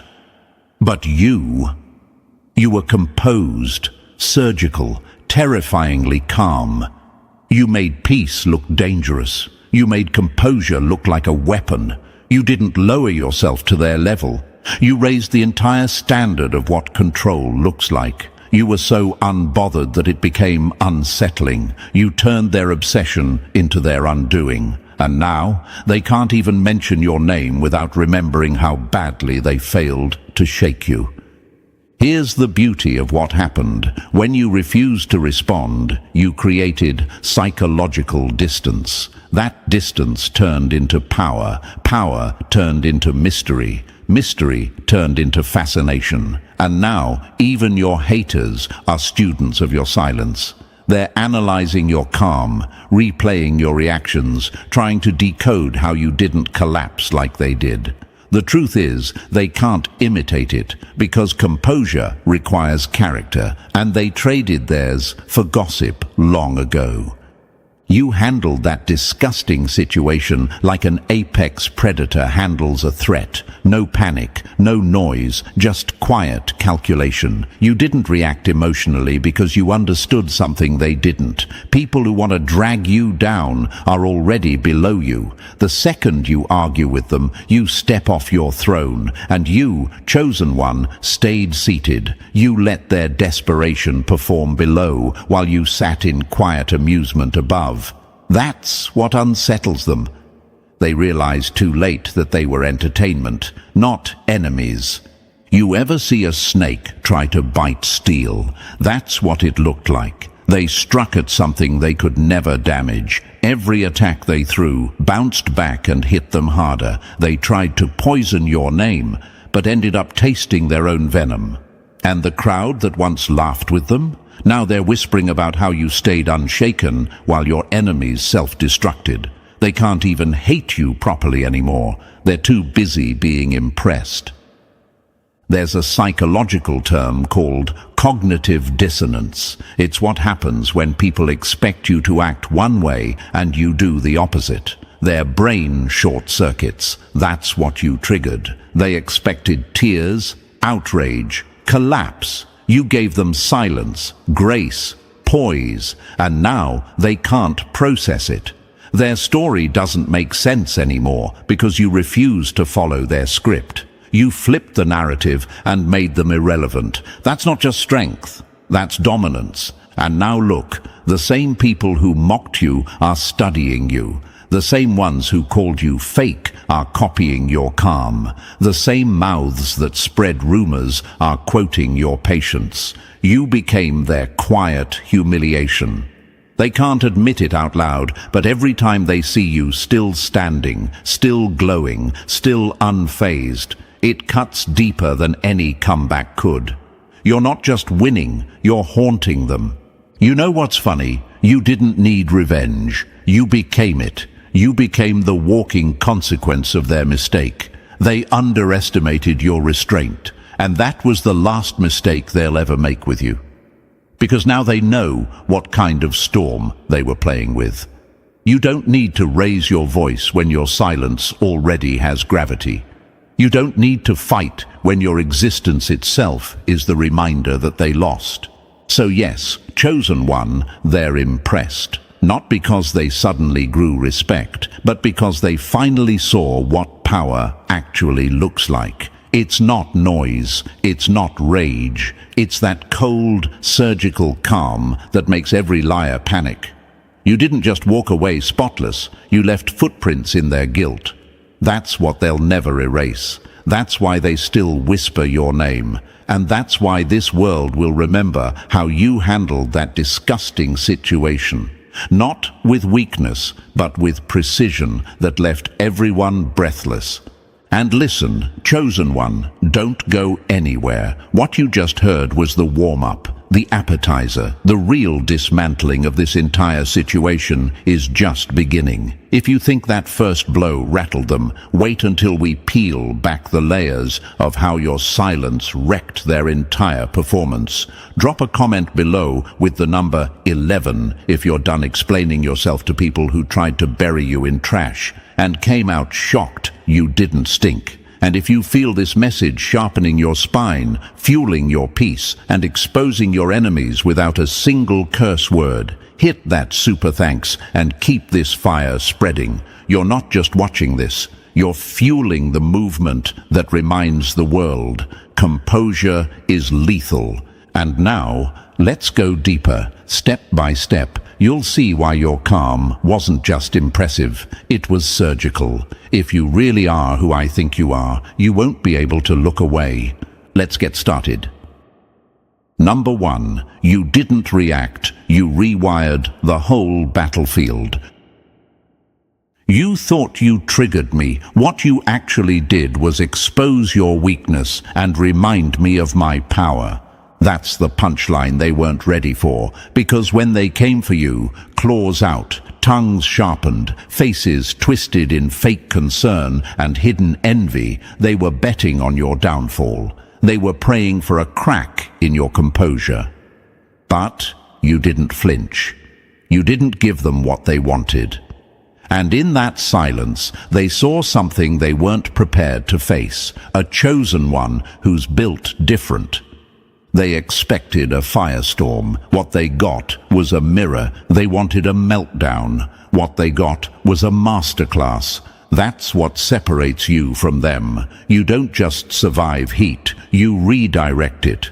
See, most people don't understand what you just did. They think staying quiet means being weak. They think walking away is surrender, but they don't get it. When you're chosen, you move differently. You don't react to noise. You restructure the whole damn frequency. You saw through their games like glass. You caught the intention, not just the insult, and instead of matching their madness, you flipped it into fuel. That's not just control, that's energy dominance. This isn't about being the bigger person. This is about being the smarter predator in the jungle. The lion doesn't waste time roaring at rats, and you didn't even glance down. While they threw fits, you were building silence that screamed. While they plotted your emotional collapse, you were recalibrating your next move like a machine. That kind of power, it shakes people. It's not loud, but it's unforgettable. Let's call it what it is, psychological warfare, and you won. You won without shouting, without exposing, without even participating. That's the level of restraint that humbles people. Because let's be real, chosen one, anyone can clap back. Anyone can throw hands, expose secrets or rage online. But you chose peace over performance, and that messed with them more than any insult ever could. You didn't transmute energy by accident. You knew exactly what you were doing. You watched their hate, their manipulation, their little traps, and instead of falling into them, you used them as stepping stones. You turned chaos into chess. And just like that, they realized they weren't even playing the same game as you. You want an example of what you did? Look at Rihanna. Remember when people tried to drag her through public mess, tried to reduce her to her pain, tried to trap her in drama? She didn't clap back. She built a billion-dollar empire. Silence, strategy, power. That's what you did. You didn't react. You restructured the entire narrative. Or take Keanu Reeves. They mocked him for being quiet, laughed at his grief, ignored him in fame circles, but he kept moving, kept creating, kept showing up with calm nobody could rattle. Now he's not just respected, he's untouchable. That's the energy you carry. Not loud, not dramatic, lethal in silence. When the world expects rage, composure becomes terrifying. And here's what's really eating them up. They needed you to lose it. They needed that reaction to feel powerful. They needed that drama to stay relevant, but you robbed them of it. And when a manipulator loses control of your emotions, it's like cutting off their oxygen. Now they're gasping, spiraling, desperate for a second chance to trigger you, but you've outgrown the bait. You're not even fishing in that pond anymore. You know what people don't talk about enough? The emotional stamina it takes to choose silence in the middle of an attack. The strength it takes to sit in discomfort, to hear lies, see betrayal, feel heat, and still not break. That's not passive, that's mastery. Most people throw fits. You flipped frequencies. Most people collapse. You recalibrated. Most people get loud. You got strategic. And now, everyone's impressed. Even the haters. They won't say it out loud, but they're watching you like a science experiment, studying your calm, replaying how you handled it, wondering how you kept your head while they lost theirs.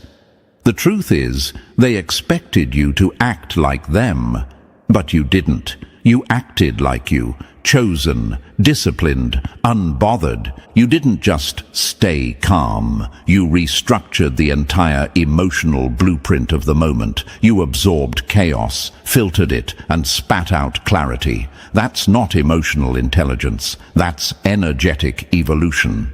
You didn't need to prove anything because your peace was proof, your stillness was evidence, your restraint was the testimony, and now your enemies are stuck in a loop. How did they stay that unshaken?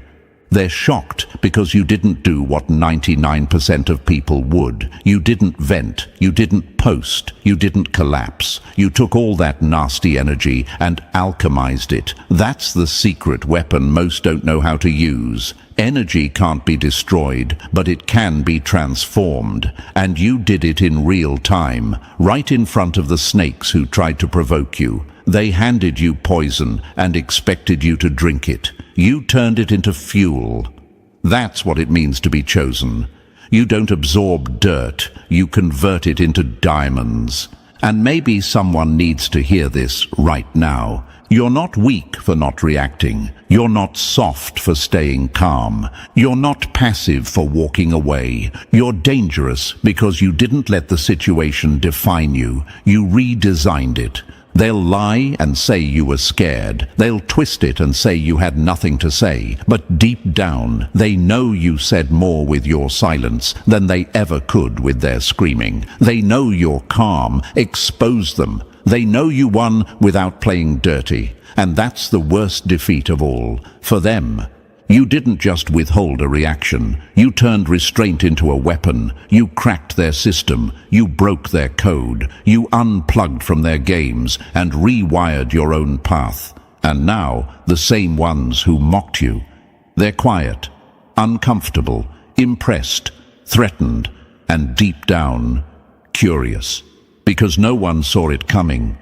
Chosen one, this was never about letting it go. It was about elevating above it. It was never about being silent. It was about being so powerful you didn't have to raise your voice to dominate the entire room. You didn't just hold your peace, you weaponized it. And now the whole room knows exactly who the hell you are.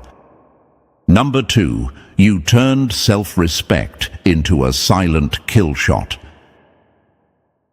They wanted a fight. You gave them a funeral and didn't even show up to bury them. That's what dignity does in the hands of someone evolved. They launched an emotional war, desperate for screams, chaos, exposure, but instead you delivered a silence so sharp it sliced through their ego like a scalpel. No shouting, no threats, no messy retaliation. Just stillness. Cold, flawless stillness that made every one of their pathetic moves look like a cry for help.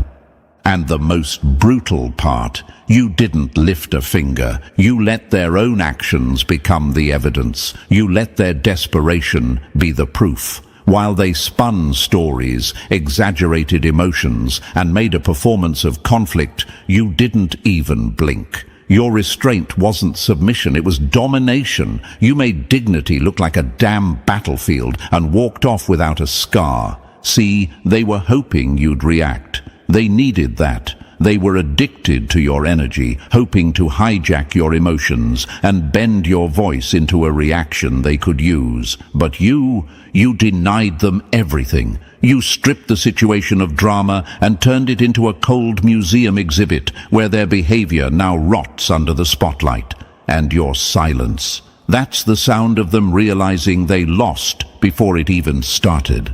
Most people think dignity is soft. They think it's walking away with tears in your eyes. But you didn't walk away. We need to make that clear. You rose above, and there's a massive difference. You didn't retreat. You ascended. You didn't run. You refused to descend into the filth they were rolling in. You knew something they didn't. Mud only stains those stupid enough to wrestle in it.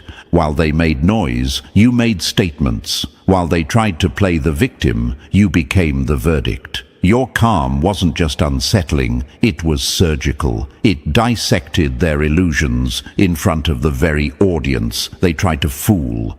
They thought their lies would stick. They thought public opinion could bury you. But instead, the crowd turned. Because no matter how loud someone screams, if the other person stands still, people start asking questions. You didn't argue your truth. You embodied it. You didn't defend your name. You became the reason they had to explain theirs. That's not survival. That's a calculated counterstrike masked as silence. And now they can't escape it. Every room they walk into, there's someone who saw how you handled it. Someone who noticed how they tried to destroy your name and ended up strangling their own reputation with their bare hands. Because the truth is, they embarrassed themselves trying to embarrass you. Let's talk about what really scared them. It wasn't that you didn't respond, it's that you didn't need to. You had every right to explode, to expose, to drag them into the dirt. But you didn't. Why? Because that would have required lowering your frequency. And chosen ones don't stoop. We elevate. You don't chase justice. You become the reason justice happens in silence. Think of Michelle Obama. When they go low, we go high. That wasn't a cute quote. That was a psychological weapon, and that's exactly what you wielded. You made composure look criminal. You didn't yell. You intimidated. You didn't post. You unplugged. And that power, that's what turned your dignity into warfare, because nothing's more terrifying to an unstable ego than someone who refuses to play their dirty little game. And here's the kill shot. Your grace looked like vengeance to them. That's why they panicked. That's why they spiraled. Because you didn't clap back. You watched them collapse under their own lies. Every passive-aggressive jab they launched at you returned to sender. Every time they expected you to break character, you deepened it. And while they performed chaos, you sat still, letting their shadows dance alone in the spotlight. That's the part that messes with them now. They don't know what to say. They don't know how to defend themselves against something that never attacked. They're scrambling to explain why they lost a war they swore they'd win. And you've already moved on, but the audience hasn't. The people watching are still thinking about how you carried yourself, still replaying the way you stayed composed in the face of emotional filth. They're still whispering about how you made self-respect look like a weapon. You didn't rise above in some self-righteous fantasy. You executed a silent takedown so refined that even the doubters had to admit, you're not just mature, you're dangerous when calm. You redefined dignity in real time. You showed that being still isn't being stuck, it's being strategic. You showed that silence doesn't mean powerless, it means lethal. You turned your back on the chaos, and it imploded without you. And now the same people who called you cold, fake, passive, they're imitating your silence, trying to copy the moves they once mocked. Because deep down, even they know dignity in the face of destruction is a superpower, and you just unlocked it. Here's a question you probably asked yourself during all this. Did I do the right thing by staying silent? Let me answer that for you. You didn't just do the right thing. You did the unthinkable thing. You walked away clean from a situation designed to ruin you. You kept your hands unstained while they clawed at their own reflection. You let the fire burn without throwing gasoline. That wasn't weakness, that was warfare, and they lost. Let them sit in it. Let them deal with the mess they made trying to sabotage you, because you're not just admired now, you're studied. You're the example of how not to fall for bait, how not to dance when provoked, how to turn every ounce of pressure into power. You proved that the strongest person in the room isn't the loudest. It's the one who could wreck everyone and chooses not to. You made dignity look like a warning shot, and whether they admit it or not, they heard it loud and clear. So don't you dare question your path. You didn't just survive that disgusting situation, you dominated it without raising your voice. You proved that poise is more powerful than panic. That composure is more cutting than rage. That self-respect, when weaponized, becomes the end of every petty war. You didn't react. You didn't beg. You didn't explain. You simply stood tall and let the filth collapse on its own. Number 3, you showed that clean hands can still draw blood. They dirtied their hands trying to bury you and still ended up 6 feet beneath your silence. That's what burns them the most. You didn't even fight back. You didn't throw dirt. You didn't twist the truth, fake the narrative, or play the victim card. You walked into a filthy war zone with nothing but clean hands and a clear conscience, and still walked out with the win. That's not just power. That's prophecy fulfilled by discipline. They thought being good meant being gullible. They thought your honesty was a weakness. They thought your refusal to lie, manipulate, or smear them would cost you everything. But they forgot. Truth doesn't panic. Truth doesn't chase. Truth doesn't break under pressure. It waits. And you waited like a storm that knows its time is coming. While they scrambled to build their fake empire of lies, you stood still, solid. And then the cracks started showing. Because the universe, it doesn't bless mess. It exposes it, one piece at a time. Their story unraveled and you didn't have to say a word. Time became your attorney. Silence became your sword. And truth became your revenge. You didn't even need to win the battle. You made the battle look pathetic. You rose so far above their behavior, their drama started looking like theater. You didn't react because you knew something deeper. When your conscience is clean, the universe fights for you. You weren't playing checkers with fools. You were mastering chess with the cosmos.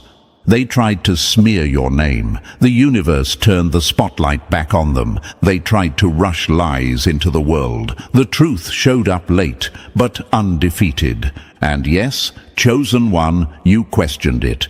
You wondered if staying quiet was smart. You wondered if people would believe them. But look around now. Who's still standing? Who's gaining strength while they rot in the consequences of their deception? Your clean hands weren't weakness, they were weapons, because sometimes the sharpest blade is having nothing to hide. Number 4, you became the mirror that shattered the mask. You didn't destroy them, you just held up a mirror and let them self-destruct.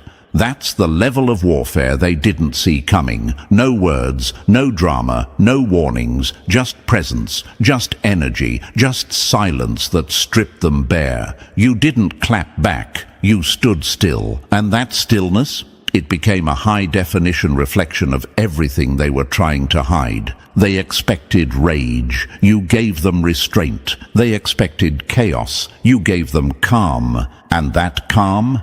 It screamed louder than anything you could have said. That's what manipulators fear the most. Not exposure, not judgment, reflection. Because when you don't take the bait, they're forced to face their own noise. And trust me, chosen one, their lies echo louder when they're not competing with your reaction. You left them alone with their own energy, and it ate them alive. You didn't have to explain yourself. The truth around you vibrated too loud to ignore.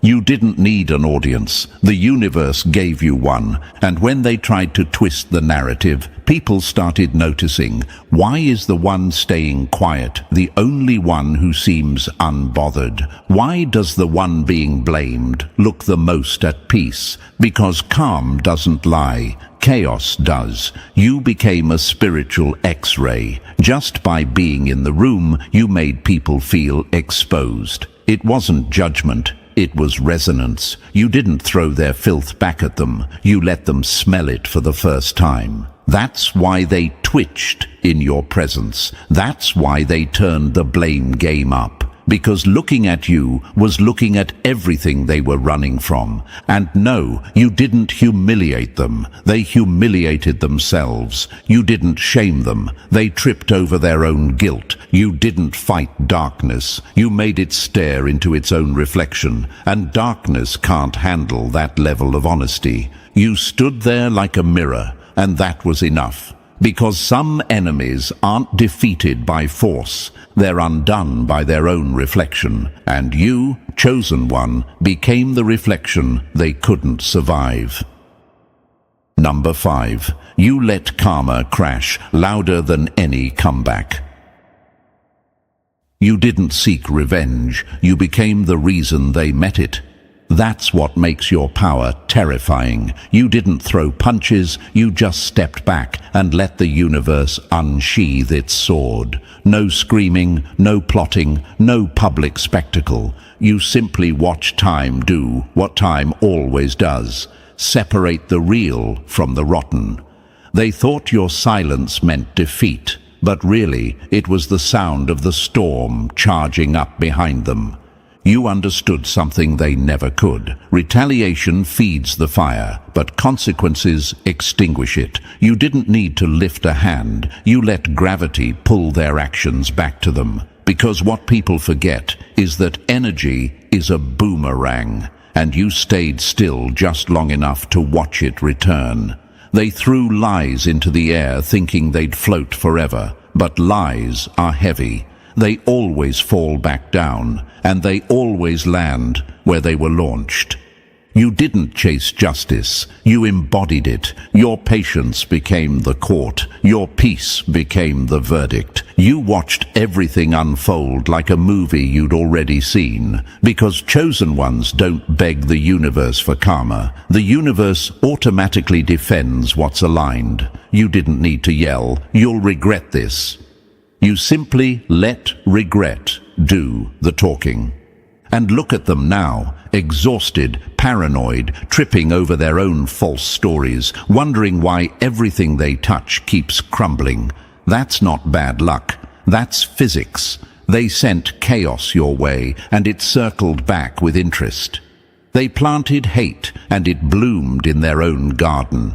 You proved something sacred. Karma isn't mystical, it's mathematical. For every lie told, truth multiplies. For every trap set, fate divides. Retaliation might please the ego for a second, but consequences feed justice for a lifetime. And you waited. You let silence become your strategy, not your surrender.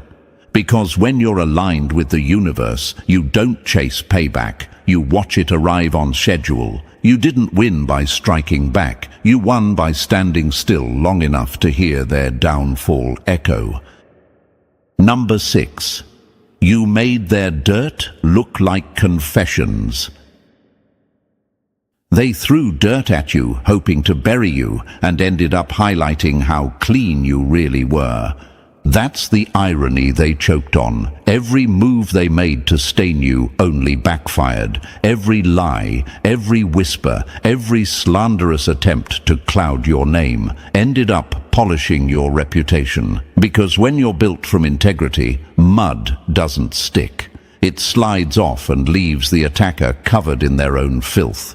They launched character assassinations, hoping you'd panic. They tried to twist your truth, hoping you'd break. But you didn't shrink, you didn't fold, you didn't morph into their level just to survive the moment. You stood in it, unmoved, not because it didn't hurt, but because you refused to let it change who you are. You didn't fake strength, you revealed it. That's what they couldn't predict. They thought pain would transform you into something bitter, something reactive, something easy to mock. But pain didn't deform you, it refined you. Your glow didn't come from wanting attention, it came from surviving hell without adopting its habits. You stayed real in a world obsessed with pretending, and that's what made you dangerous. The more they threw at you, the more people started noticing, wait, why does this person still seem calm, still look focused, still radiate peace?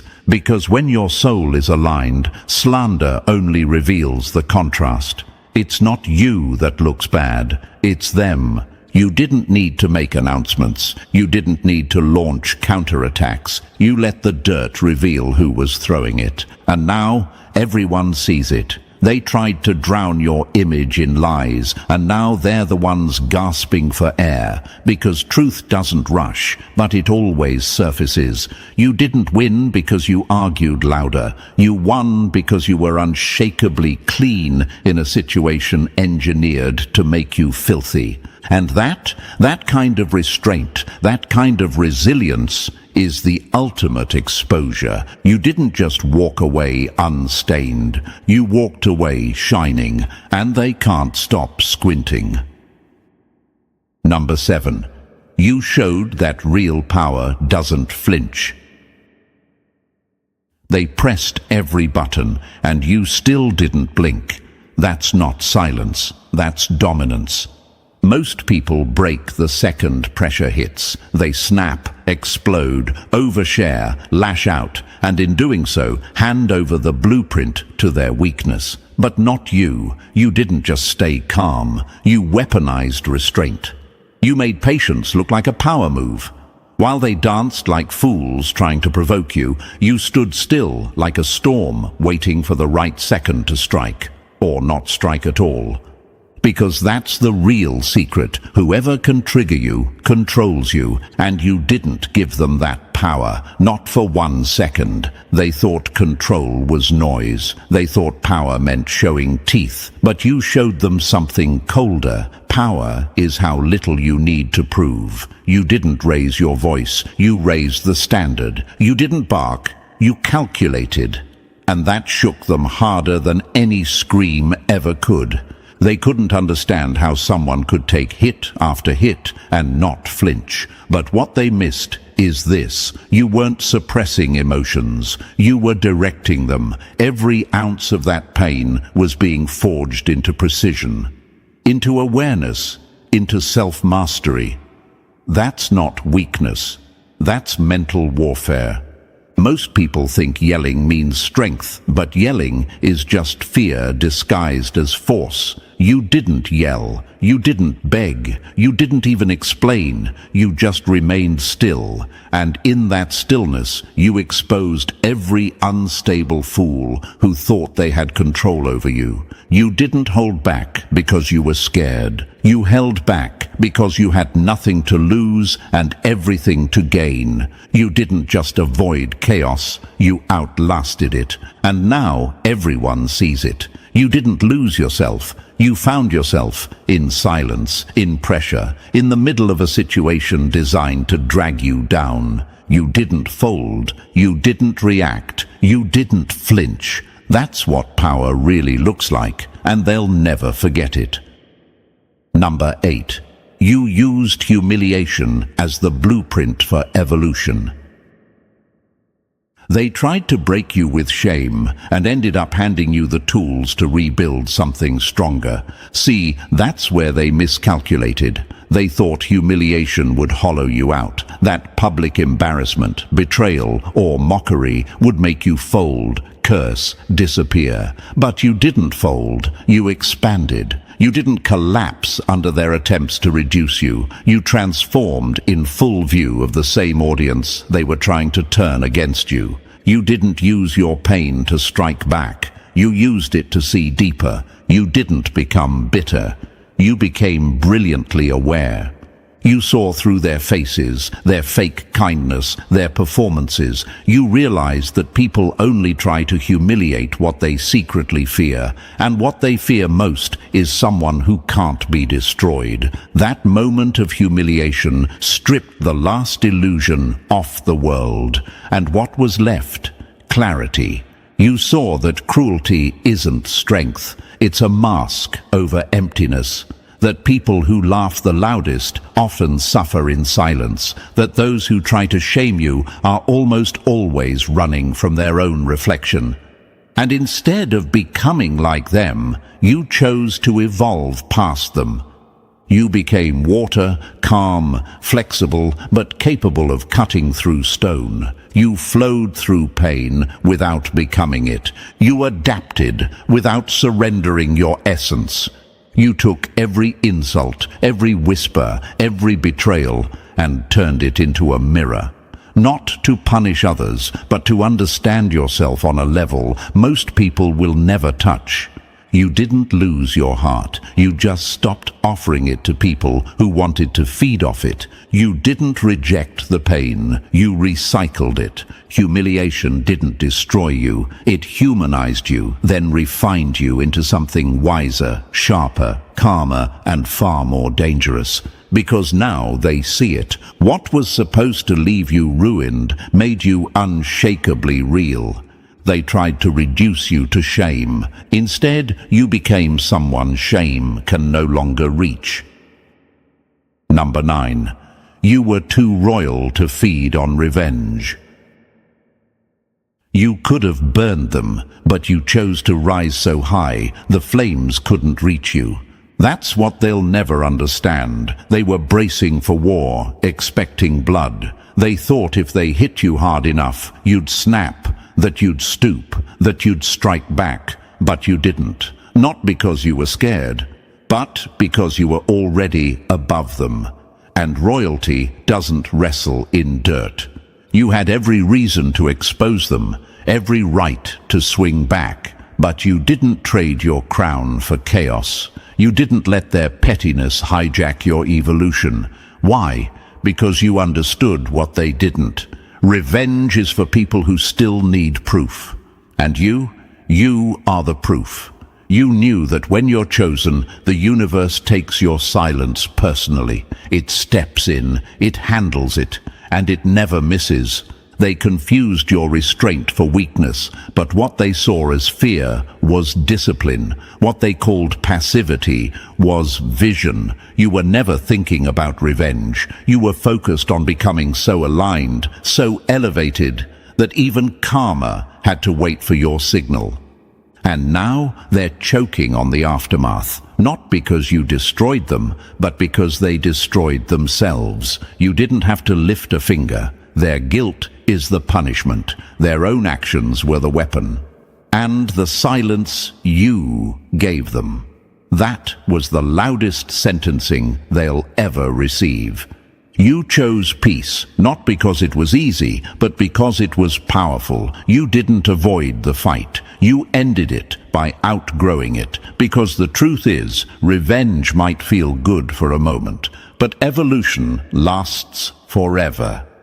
So no, you didn't win by screaming. You won by glowing. You didn't take revenge. You became too powerful for it to matter, and the people watching, they saw it all.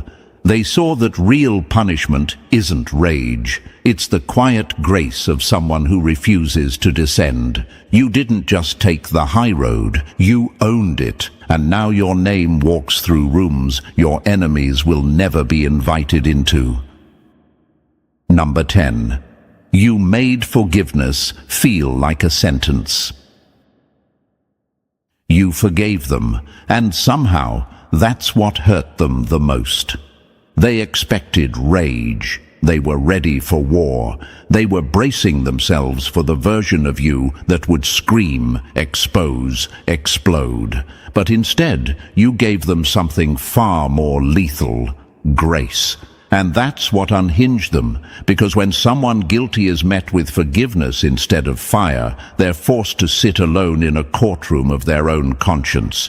You didn't free them. You freed yourself. And that's what haunts them now. Not the silence, but the fact that you found peace while they're still chained to the mess they created. Forgiveness in the hands of the evolved becomes a weapon, not one that wounds, but one that reflects. When you didn't retaliate, when you didn't clap back, when you just let it go, you became a mirror.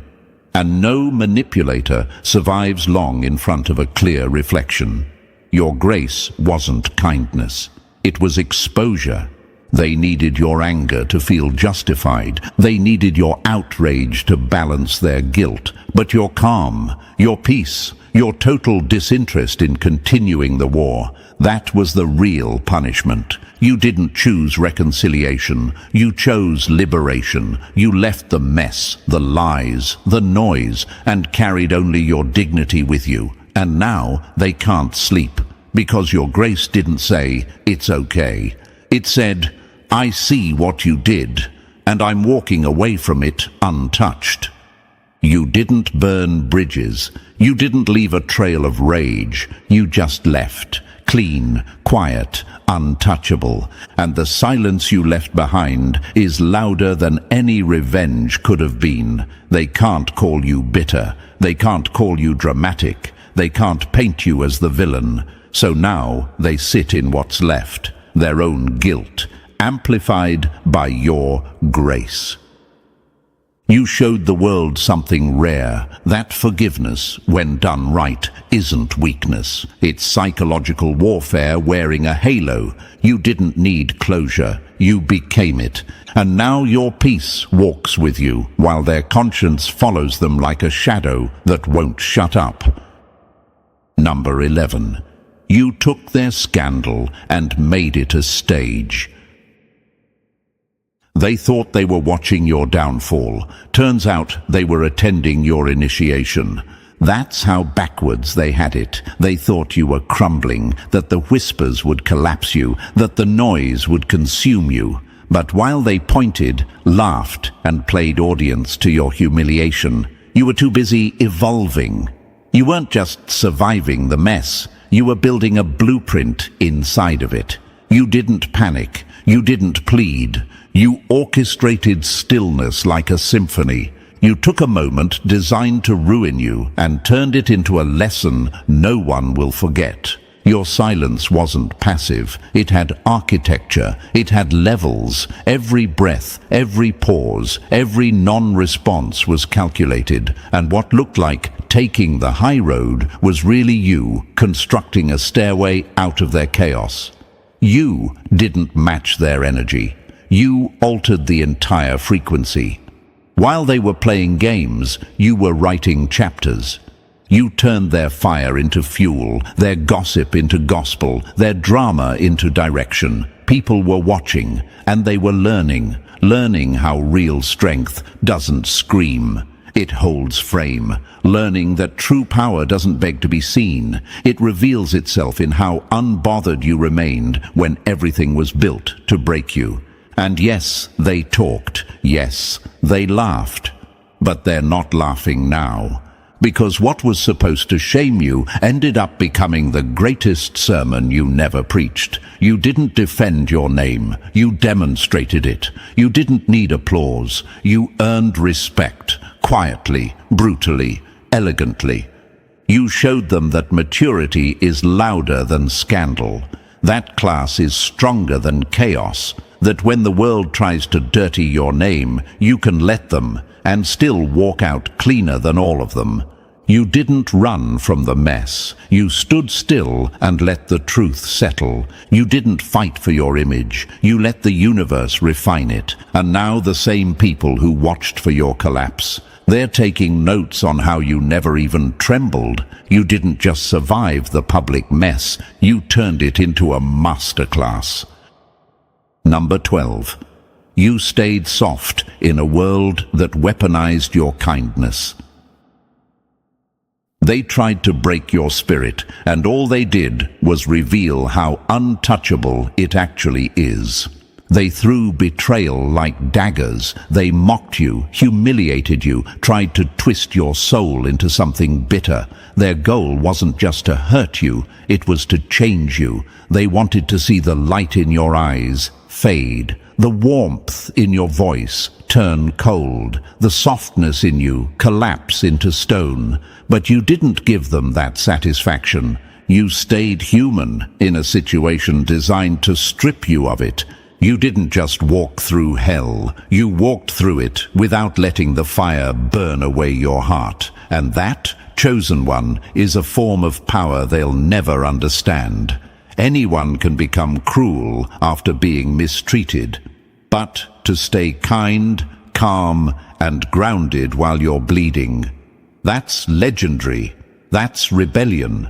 Because you didn't become what hurt you. You didn't mimic the manipulators. You didn't adopt their games or their poison. You stayed you, whole, with your empathy intact. That's what enraged them the most. That no matter what they did, you didn't lose your soul. You didn't descend into the mud. You let them flail in it alone. They wanted you hollow. They wanted you numb.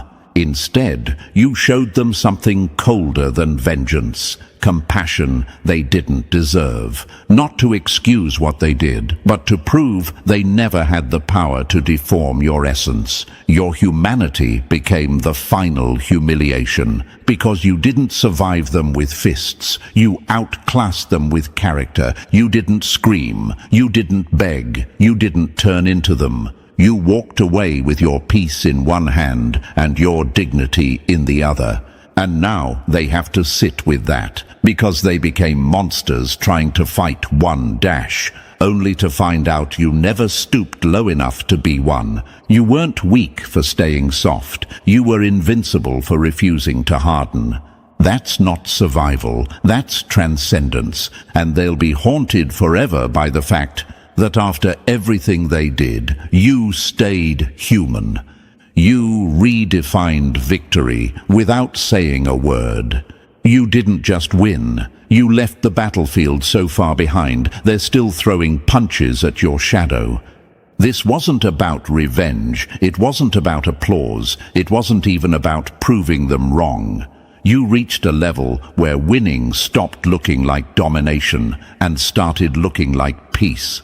While they chased clout and chaos, you chased clarity. And when you caught it, everything else stopped mattering.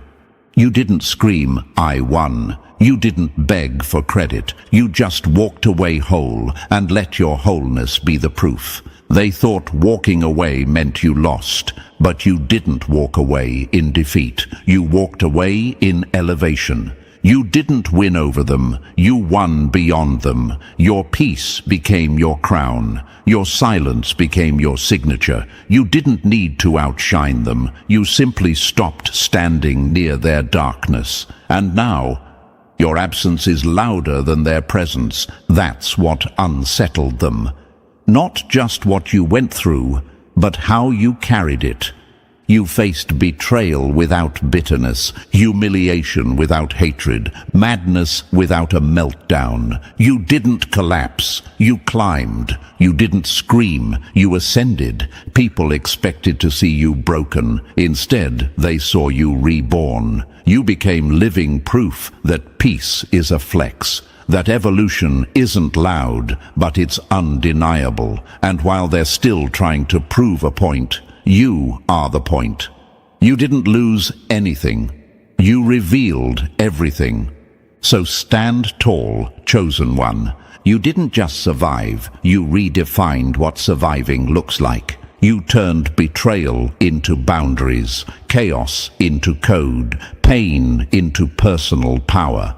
And if this message hits your soul, it's because your soul already knows. You're not who they tried to break. You're who the storm built in secret. Victory didn't roar this time. It whispered, and only the ones aligned with truth recognized the sound. This wasn't a loss, it was a graduation. And while they gossip about your silence, the universe is promoting your peace. So in the end, you didn't just survive a disgusting situation. You rewrote the rules of how power, grace, and silence operate under pressure. You turned every attack into evidence, every humiliation into height, and every attempt to destroy you into a case study in resilience. That's what chosen ones do. We don't just win, we redefine winning.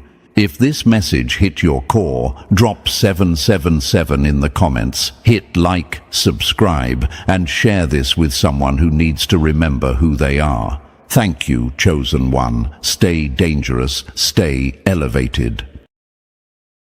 They tried to bury you with lies, and now they're choking on the dirt they dug themselves with. Now imagine this for a moment. Chosen one, a group of spineless actors trembling behind their scripts, rehearsing your downfall like it was Broadway. They dressed you up as the villain, sharpened their tongues, dimmed the lights, and waited for the crowd to boo. But when the spotlight hit, you didn't just walk through it, you owned it. No meltdown, no panic, just silence so cold it made the audience flinch. They framed you, all right. And now they're sick to their stomachs because the picture they painted has started looking more like them than you. The mask is slipping, and they know it. You didn't need to scream your innocence. You let time develop the film. And now everyone sees exactly who was out of focus the whole time. Here's a fact they'll never admit, but it's eating them alive. Studies show that false accusations, when not reacted to emotionally, collapse under their own weight. Why? Because the truth doesn't chase a lie. It waits. It sits back while the fake story trips over its own holes. And guess what? You waited. You didn't panic when people started whispering. You didn't break when you were pushed into silence. You just let their illusion rot on its own stage.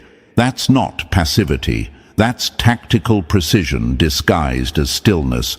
And now they can't even look you in the eyes without twitching, because your peace exposes their guilt like a blacklight in a crime scene. And thank you, chosen one. Don't forget to pay this message back by simply pressing the like and subscribe button to help spread this fire to more souls, because it's our responsibility to shine truth into the dark corners of this world. Thanks for being part of this mission. You're not just watching this, you're a part of a force, a quiet storm, a resistance that doesn't scream. It shifts the atmosphere. You're one of the rare ones who didn't fall for the trap, and that means you're needed. Now let's get back to it. You were framed, not mistaken, not misunderstood. Framed, intentionally, strategically, with every move calculated to corner you into panic. They weren't trying to clarify anything. They were trying to destroy you, socially, emotionally, psychologically. It was an ambush, dressed up as a misunderstanding. And the most disgusting part, they had the nerve to smirk about it, thought they were clever, thought if they screamed loud enough you'd fold. But instead, you did something they didn't prepare for. You stayed quiet. And that silence, that's what's driving them insane now. Because in their script, the villain was supposed to scream. You didn't. You just watched. And they hate how small that made them feel. What kind of person do you think it takes to lie about someone with a straight face, to twist a story until the victim becomes the accused? That's not just manipulation. That's fear wearing a mask of control. They knew they couldn't beat you in truth, so they tried to assassinate your image. But guess what happens when the lie collapses and you're still standing? They become the villain they tried to paint you as. And now that lie? It's got a pulse, it's got weight, and it's crushing them from the inside. The problem is, they underestimated how chosen ones move. You don't explain yourself to cowards. You don't wrestle in filth with people who only feel powerful when they're surrounded by lies. You just stay still. Because chosen ones don't react to noise. We dismantle it with silence. While they raged, you recalibrated. While they lied, you leveled up. While they mocked, you mastered your next move. And now that silence, it's echoing, louder than any comeback could have. Their sickness now is spiritual, emotional, psychological, because they know the truth has left the station and it's on a collision course with their ego. You were framed, but you turned that frame into a mirror. And now the audience is starting to ask questions. Why is the one who said nothing the only one still walking with peace? Why does the accused seem more centered than the accuser? Because, chosen one, truth ages like wine. Lies curdle like milk. And they're rotting in their own story. They framed you thinking they'd get away with it. They thought if they pointed long enough, loud enough, you'd break. But instead of folding, you became a ghost in their mind. You're not even fighting back. And still, they can't sleep. That's the part that's got them vomiting regret behind closed doors. Every word they said is a brick tied to their reputation. And the silence you gave them, that was the rope. And now, they know.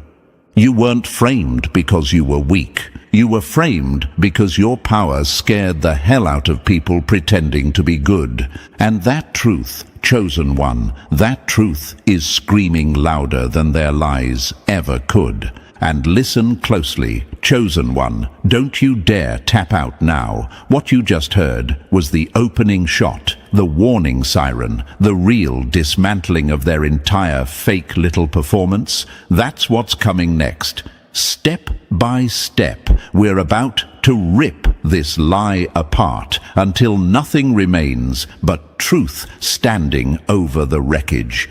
So if your silence has ever been twisted into guilt, if you've ever been framed by cowards too scared to face your strength, drop a 333 in the comments to mark the moment you took your power back.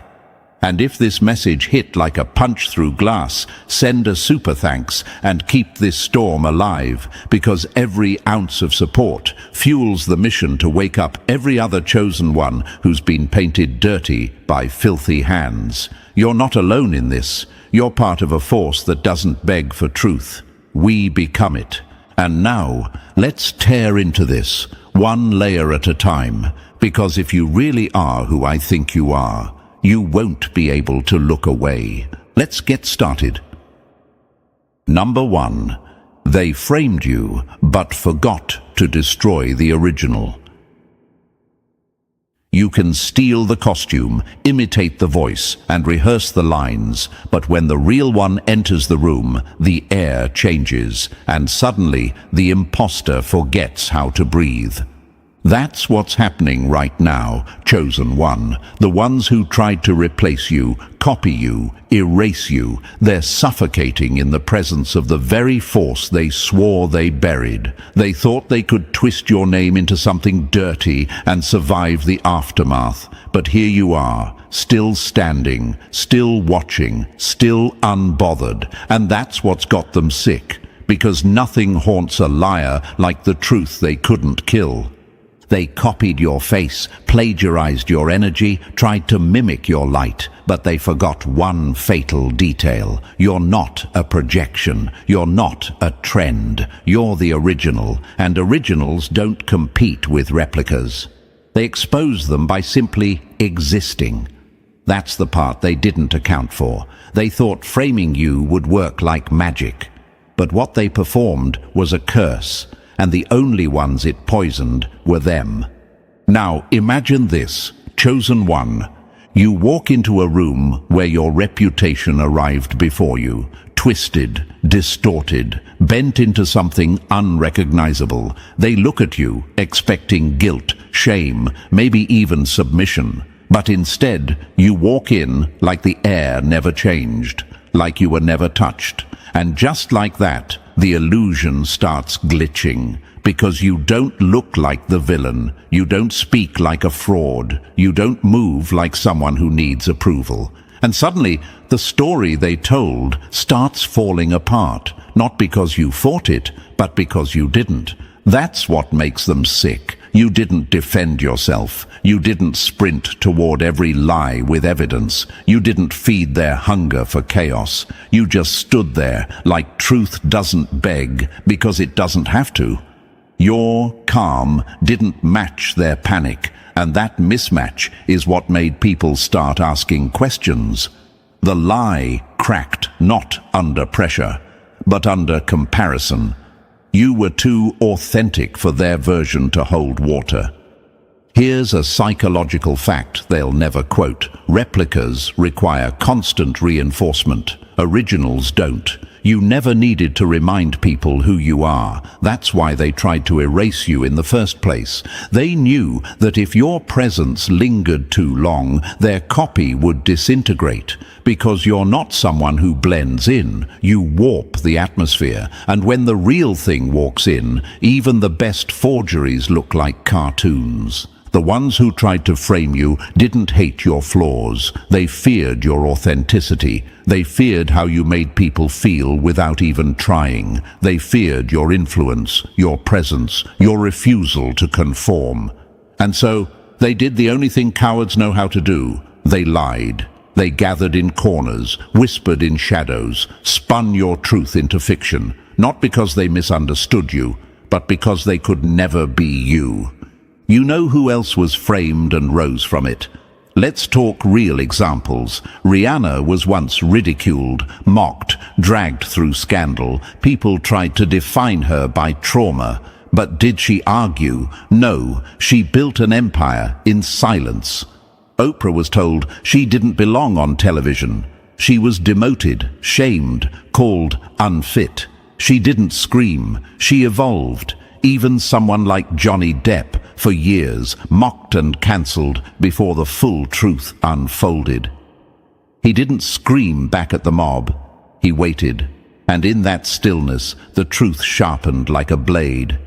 Every chosen one goes through that arc, the mislabeling, the smear, the framing. But chosen ones don't just recover, they ruin the system that tried to ruin them.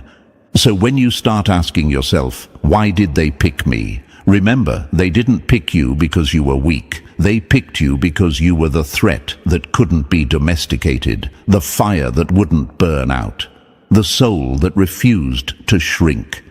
You were framed because your existence was a challenge to their fiction. You were framed because your truth made their lies sweat.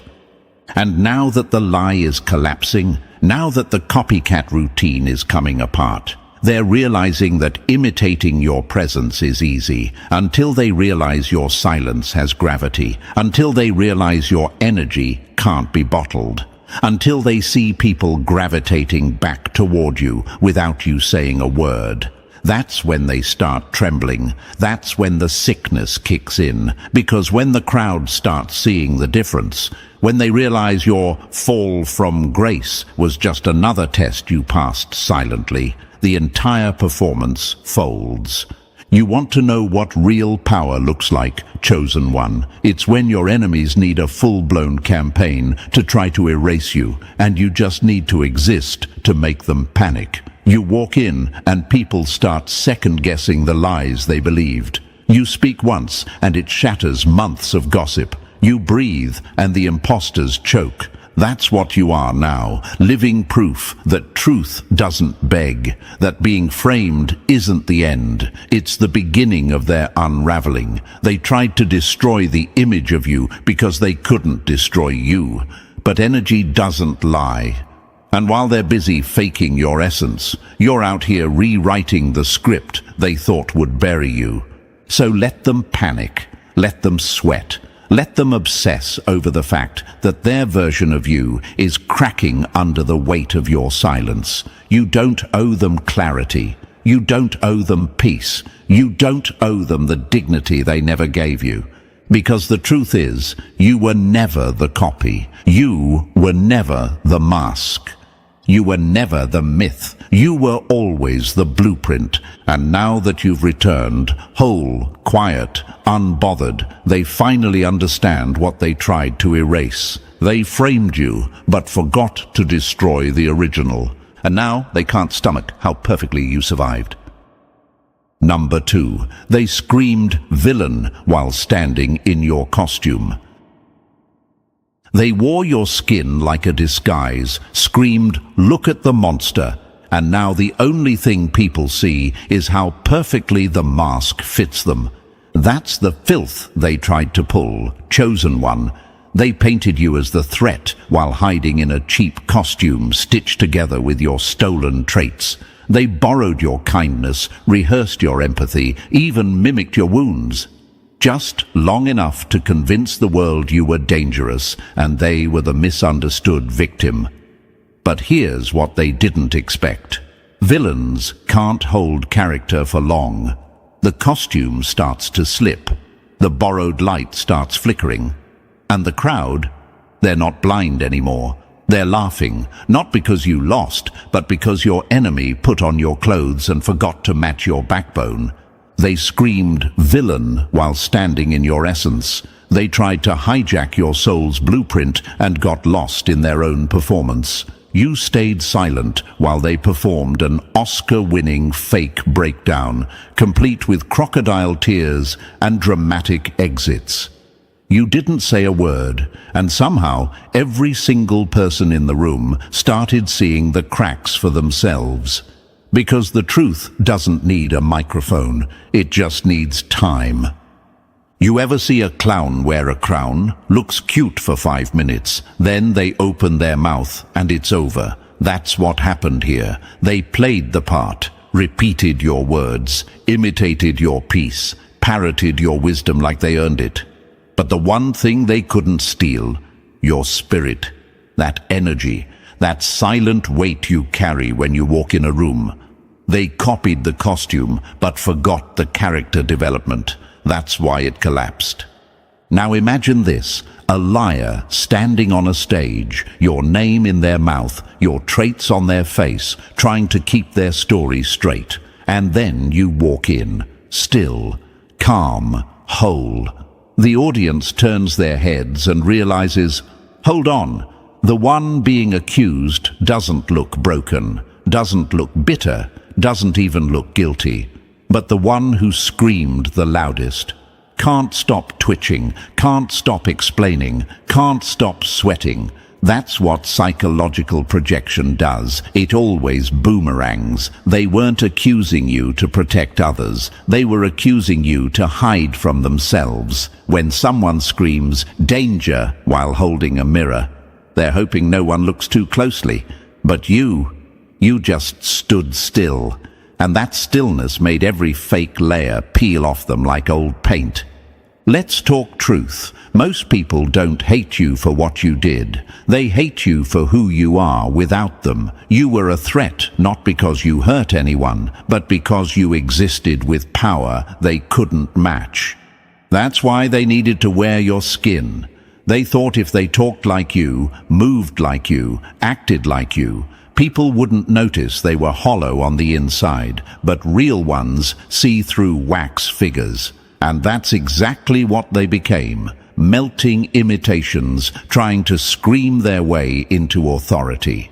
The worst part, they didn't just try to mimic you, they tried to replace you. They tried to flip your reputation like it was reversible. They stole your kindness, then weaponized it against you. They used your compassion as camouflage while stabbing you in the back. They tried to turn your loyalty into a weakness, your peace into manipulation, your silence into guilt.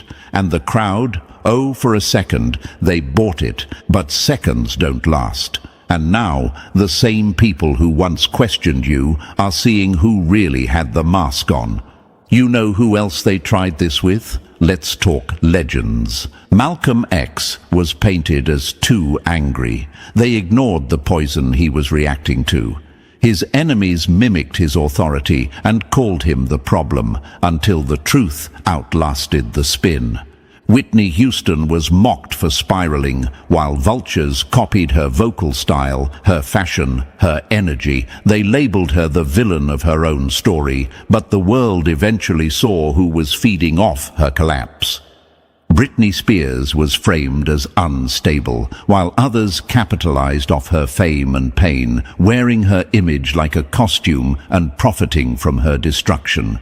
Jesus, peace be upon him, was called a blasphemer, framed, betrayed, and accused by the very people claiming to uphold righteousness. It's a cycle.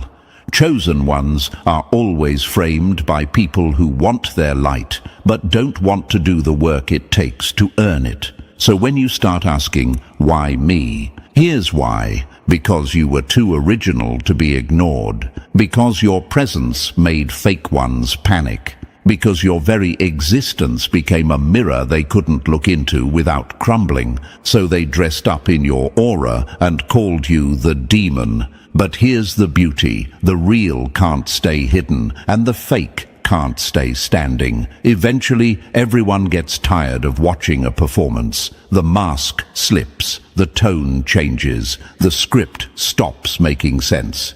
And the only one left standing with clean hands and a clean conscience is you. They screamed, "Villain," while wearing your voice, your love, your wisdom, but now they're exposed. Because villains don't hold eye contact like you do. Villains don't carry silence like a sword. Villains don't move with grace while under attack. They cracked under the weight of trying to be you, and now the room knows who the problem really was. And you didn't say a single damn word. You let their panic reveal itself. You let their overacting turn into evidence. You let their accusations start sounding like confessions.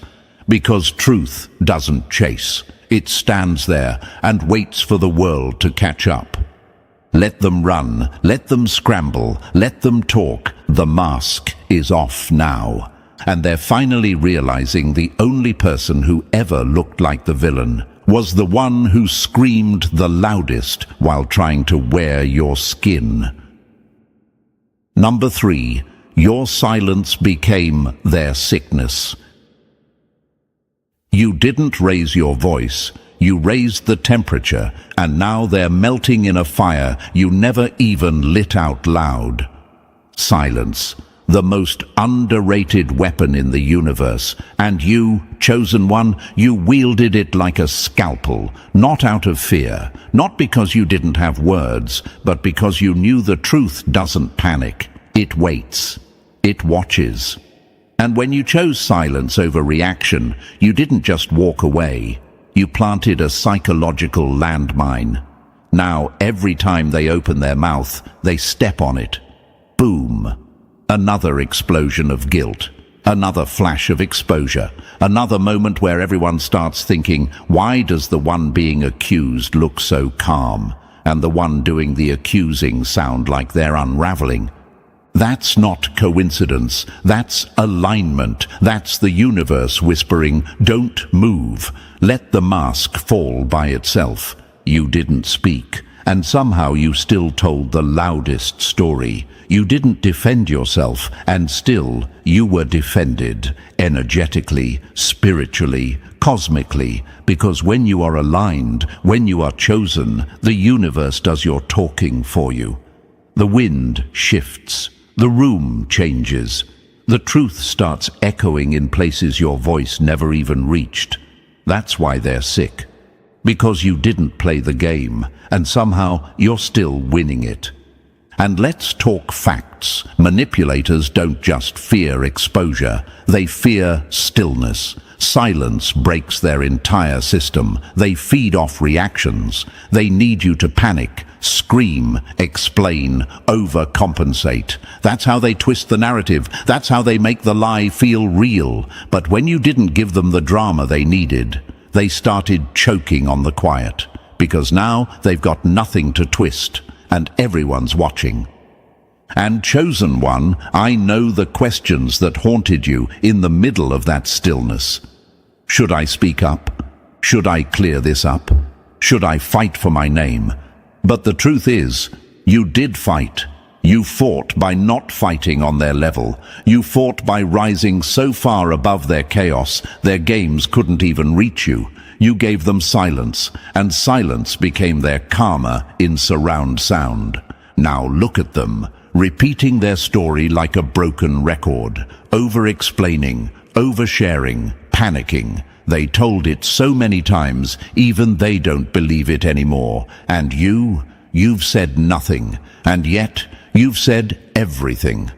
That's what's cooking them from the inside out. Your silence became radiation, quiet, invisible, but absolutely lethal. You didn't collapse, you calculated. You didn't argue, you outlasted. You didn't scream, you radiated a frequency so high it fried their illusions without you even lifting a finger. That's power, that's mastery, that's what chosen ones do. So let them keep talking, let them keep spinning their little web, because while they unravel, you're over here turning silence into a storm the whole room can feel. The universe didn't ask you to defend yourself. It asked you to hold position. And now your silence is echoing louder than every lie they ever told. Number 4.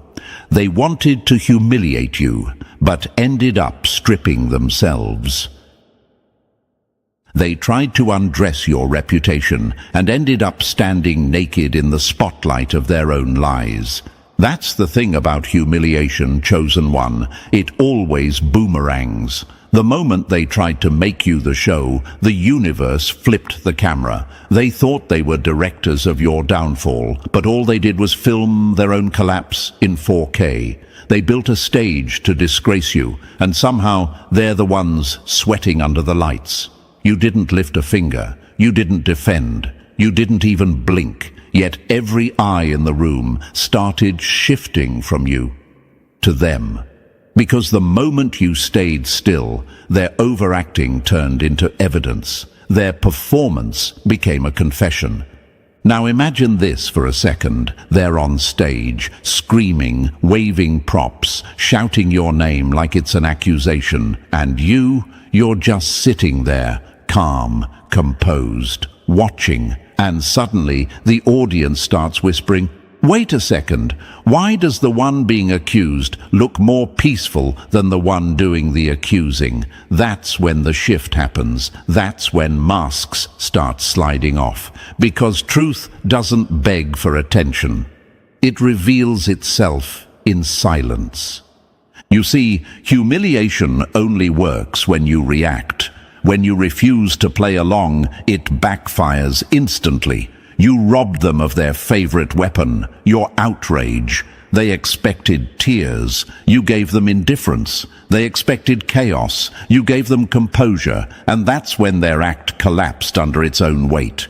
You didn't need revenge. You became the reflection that burned them alive. And here's what's really poetic. In trying to destroy your name, they accidentally destroyed their image. They spent hours rehearsing your downfall, not realizing the script was cursed. Because when you're the chosen one, humiliation doesn't lower you. It exposes who tried to pull you down. It's divine symmetry. The universe doesn't miss. It let them dig their own grave, decorate it with arrogance, and then trip right into it.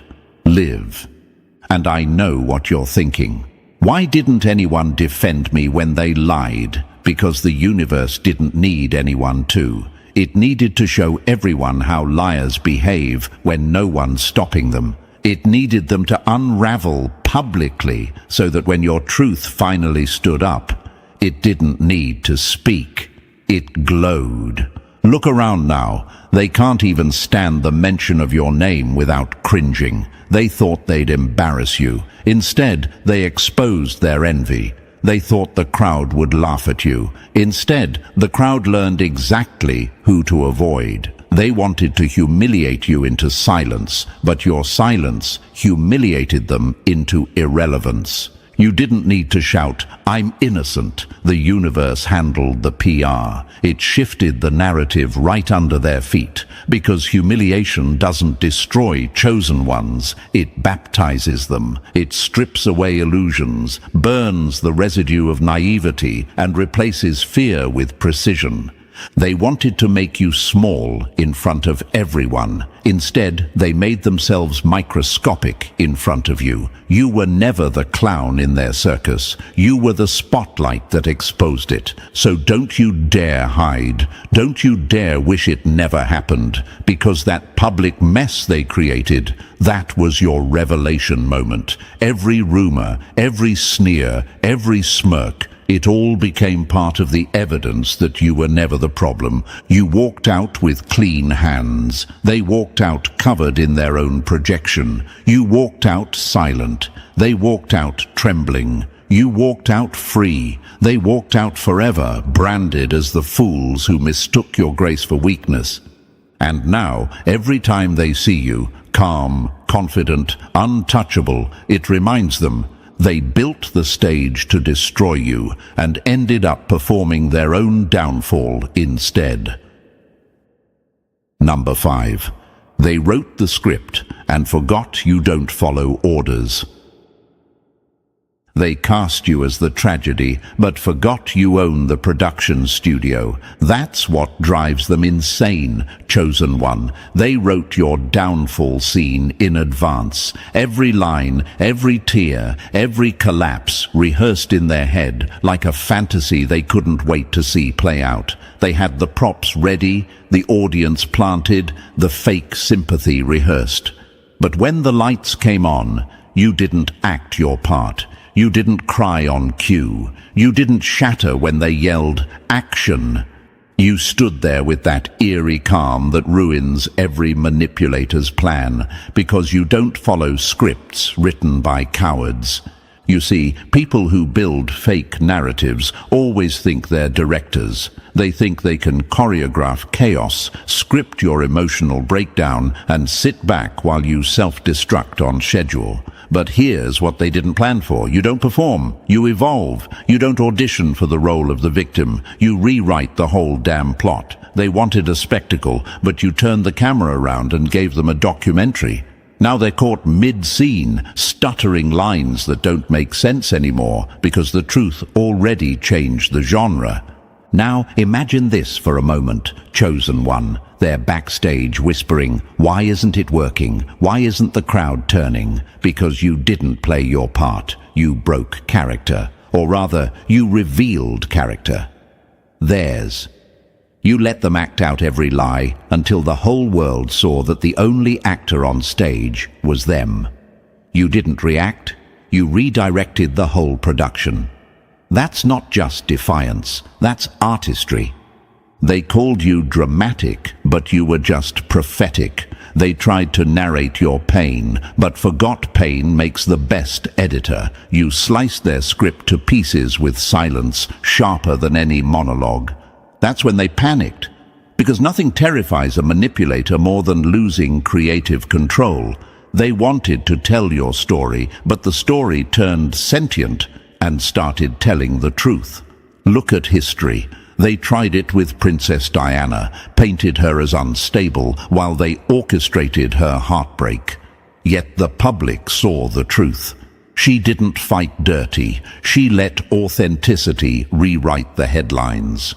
They tried it with Johnny Depp, scripted him as the villain in his own life story until evidence turned the whole narrative inside out. The same audience that once believed the fiction ended up applauding the silence. Even Michael Jackson, they built entire careers off demonizing him, but now, decades later, people are finally seeing how manufactured that script was. The truth doesn't age, it only matures. So when you wonder, why me? Why did they choose me to destroy? The answer's simple, because you were too real to be edited. You weren't supposed to read their lines. You were supposed to expose the play. You turned their horror film into a documentary about self-exposure. You didn't argue. You didn't run. You let the truth air itself out like smoke in a room. Slow, suffocating, undeniable. That's what the universe does for its chosen ones. It turns setups into spectacles. It turns lies into lessons. It turns manipulation into entertainment that backfires on the manipulator. And now they're improvising. Every day, rewriting lies to patch the holes truth keeps ripping open. They can't keep up. Their story has too many sequels, and none of them make sense. The audience isn't clapping anymore. They're watching. Quietly. Suspiciously. Because now everyone's wondering why the supposed villain never lost composure. Why the accused never lashed out. Why the one they tried to bury keeps rising without explanation. That's what burns them alive, your refusal to play along. You weren't supposed to survive the plot twist, yet here you are, rewriting endings like you own the pen. You didn't just flip the script, you incinerated it. And now the smoke from that fire is the only spotlight they can't hide from. So let them keep writing, keep spinning, keep performing, because while they're busy rehearsing lies, you're living truth. You don't follow orders, you follow purpose. And when a chosen one walks off a stage built on deceit, the whole theater collapses. You were never their character. You were the author the whole time. Number 6. You let their lies hang themselves. You didn't swing the blade, you just handed them a microphone and watched the truth sharpen it for you. That's the brilliance of your silence, chosen one. You didn't need to fight dirty. You didn't need to clap back, lash out, or throw mud. All you did was step aside. Just enough, just long enough for their own lies to tighten around their necks like a noose they swore was meant for you. And now, every word they spewed is echoing back, distorted, unraveling, contradicting itself until the only thing left is a spotlight on them. They thought lies had power, and they do, but only when you fuel them with fear. You gave them nothing, and that's what made them implode. You didn't need a sword. You let gravity do the job. You let time do the talking. You let their own voice become the executioner. Because when someone lies about a chosen one, they're not just battling the person. They're battling the truth frequency built into that soul. And the truth? It's a predator. It stalks liars like prey, slow, quiet, patient, until it pounces. You ever see a liar mid-breakdown? It's poetic. They repeat the same sentence, hoping it sounds more believable the 12th time. They switch stories. They blame context. They try to convince people that you are the manipulator, while twitching like someone who hasn't slept since the day they opened their mouth against you.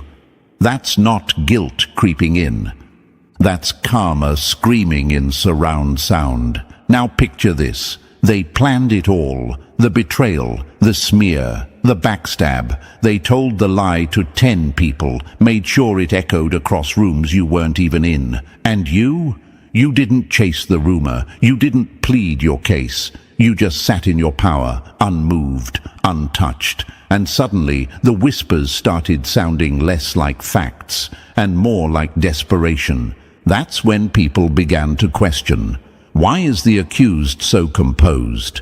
Why does the one telling the story seem like they're auditioning? That's the moment the rope began to tighten, not because of you, but because the truth started leaning on them like a shadow they couldn't outrun. And don't forget this, chosen one, you were never supposed to prove yourself. That's a trap. That's what they wanted, to pull you into the mud and make you scream like them, twist like them, fight dirty like them. But you chose peace. You chose patience. And the universe? It rewarded you with poetic justice. Now they walk around avoiding mirrors. They can't say your name without tasting guilt. They can't tell the lie anymore without watching the room shift. Because the thing about liars is, they always go too far. They keep talking long after the damage is done. And that's when people start noticing the holes. That's when they reveal themselves. Not you, them. Because truth doesn't collapse under pressure, it sharpens. And now their own words are being used as evidence, flipped and folded by the very people they tried to deceive. They tried to make a noose for your name and ended up swinging from the mess they created. So, if you're wondering if you did the right thing by staying silent, you did, because you let the lie rot in its own theater. You let the enemy monologue their way into exposure. You didn't scream, "I'm innocent." They screamed, "We're guilty," trying to convince the world you weren't. You don't have to clear your name, because the dust they kicked up trying to bury you just made their footprints more obvious. And now you're rising, and they're choking on their own script.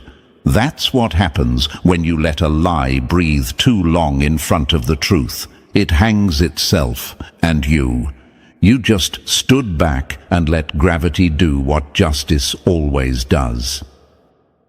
Number 7.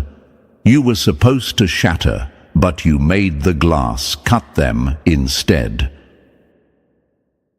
They tried to break you like glass, but forgot that broken glass cuts deeper than silence ever could.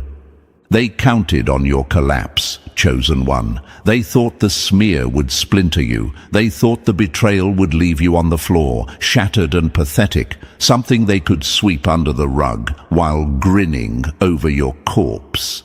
But here's the part that's got them waking up in sweats. You didn't break the way they wanted. You didn't beg. You didn't bend. You transformed. You didn't become fragile pieces. You became shrapnel, sharp, silent, surgical. Now every time they try to explain themselves, they end up cutting deeper into their own credibility. Every lie they retell, more blood on their hands. Every attempt to repaint the past, another scar they can't hide. See, that's the thing about trying to destroy someone who's built from truth. You can't break them. You can only reveal how sharp they were the whole time. They thought they were smashing glass. They didn't realize they were freeing a weapon. Now, imagine this. They slam the hammer down on what they think is your breaking point. But the shards fly back at them. One slashes their ego. Another hits their fake reputation. And the sharpest one, it lands right in their mask, slicing it clean in half. Suddenly, it's not you who looks broken. It's them who can't stop bleeding. And it's poetic, because they set it all up. They gathered the audience. They lit the torches. They screamed their lines, shaking with pretend righteousness. But the moment you didn't collapse, their whole script turned to confetti. The silence you gave them, that was the sound of the hammer cracking their illusion instead. You didn't come apart, you came alive. They didn't break you, they freed your sharpest edge. And now they're living in fear of their own invention. Every conversation is a landmine. Every question from someone they lied to is a trigger. Every attempt to control the story just proves they're no longer holding the pen, because you were the story, you were the truth. And they tried to erase the truth by framing it. But you don't frame fire. You don't contain lightning. You don't silence the chosen. You weren't shattered. You became a mirror that now shows them exactly who they are. And they can't stand to look. So let them keep bleeding. Let them drown in the mess they made, trying to watch you fall. Because you didn't fall. You rose up as the broken piece that cuts deeper than their entire play ever could. And now, the only thing shattered is the illusion they built to bury you. Number 8. They can't stomach you because you're the proof they lied. You don't need to say a word. Your survival alone is a loudspeaker blaring, "You lied, and everyone sees it now." They can't stand you, chosen one, not because of what you said, not even because of what you did, but because you're still standing. And your existence, it's wrecking their entire lie in real time. Every breath you take is a contradiction. Every win you get is a crack in the mask they wore when they tried to paint you as the villain. You don't need to argue anymore. Your presence is prosecution. You see, liars build castles out of illusion, but they crumble under facts. And nothing screams fact louder than the very person they said was broken, walking around glowing, untouched, and unstoppable. You're not just a person to them anymore. You've become a mirror they can't look into without gagging. You reflect the thing they fear most, the truth. And what really eats at them? You didn't even seek revenge. You didn't get down in the mud, you just kept rising, and every level you climbed made their lies collapse louder. Now imagine this. They walk into a room and someone brings up your name, and suddenly their throat tightens, their eyes flicker, their energy shifts. That's not coincidence, that's recognition. That's their subconscious choking on its own guilt. That's the body betraying the lie, no matter how polished the mask looks. They can't sit still because you represent everything they failed to destroy.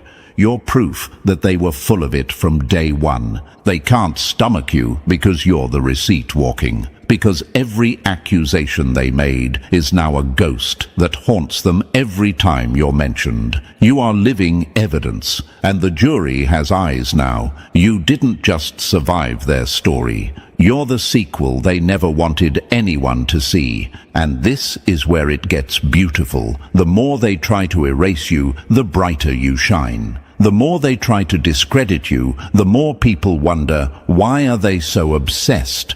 Because here's the twist. Liars get loud when the truth walks in. And your calm, your silence, your continued elevation, it's making them scream internally. They can't explain why the villain they created has more grace, more peace, more power than the fake victim they pretended to be.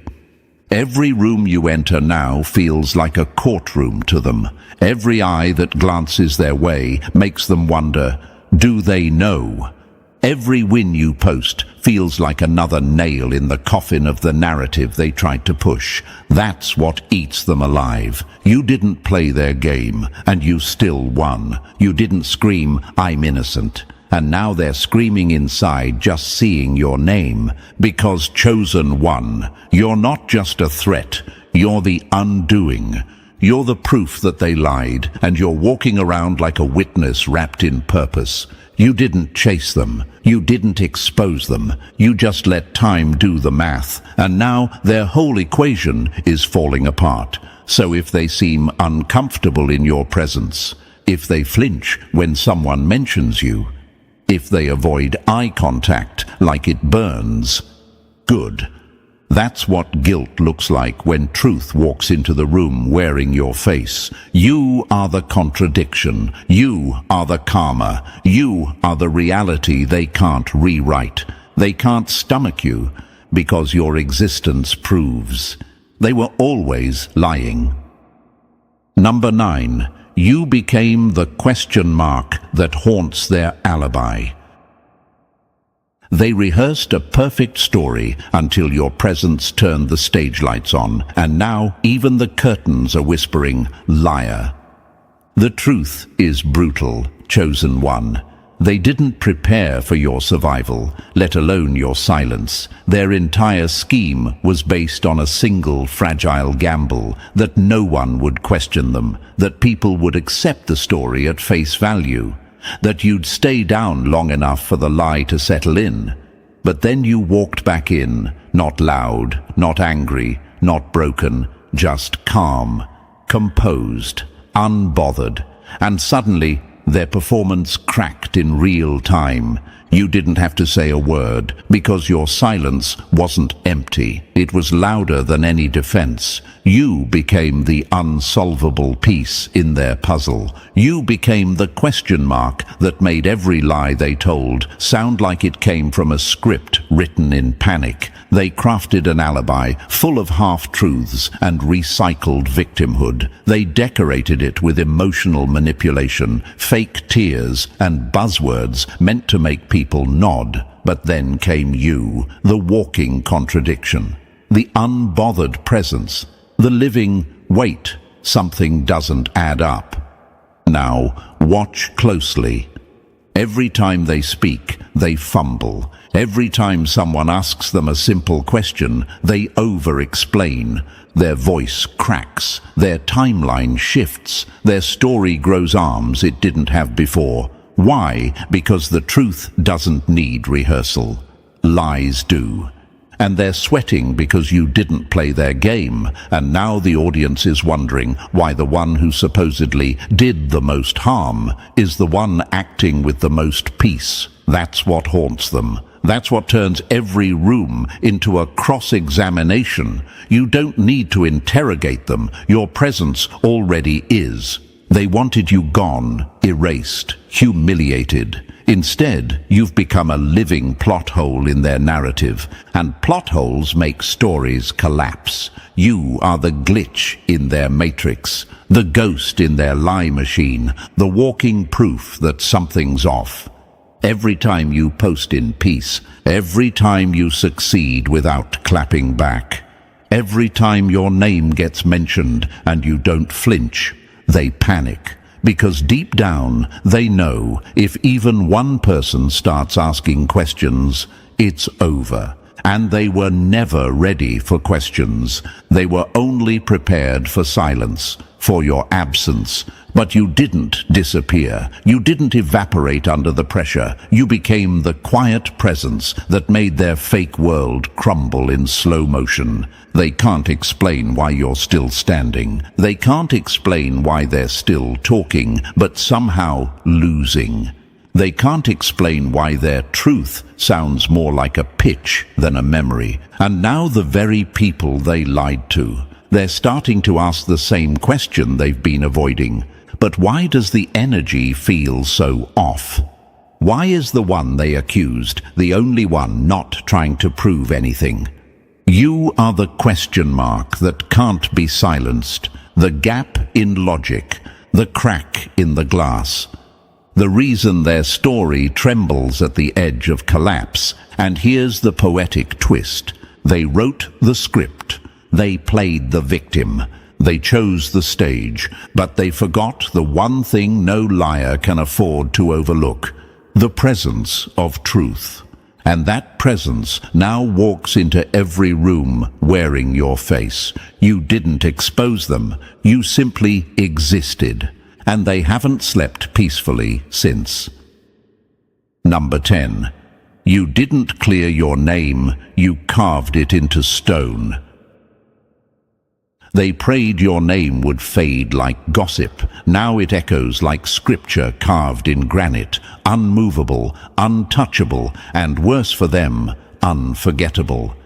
They thought time would erase you, that silence would swallow the memory of what they did, that the dirt they threw would stain you forever. But you didn't rush to clear your name, chosen one. You didn't beg to be understood. You didn't enter damage control like some scared PR firm under pressure. No, you walked forward like a force of nature, torch in hand, with your head high and your truth glowing like molten gold. And that's what wrecked them. They expected a rebuttal.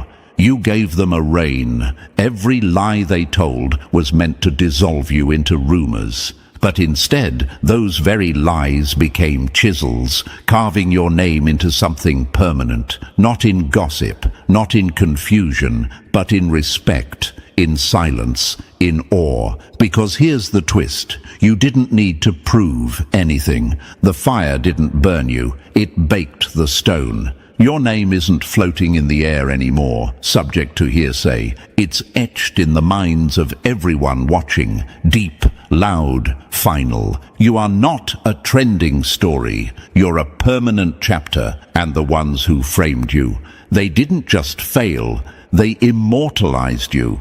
Let that sink in.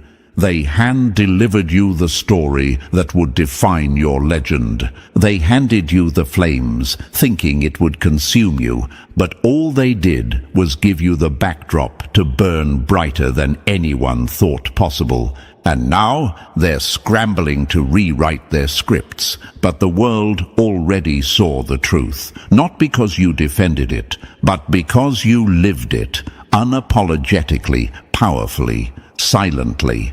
And that silence, it became a language the universe respects, because when truth stands still, everything false starts shaking. So no, you didn't clear your name. You didn't clean up their mess.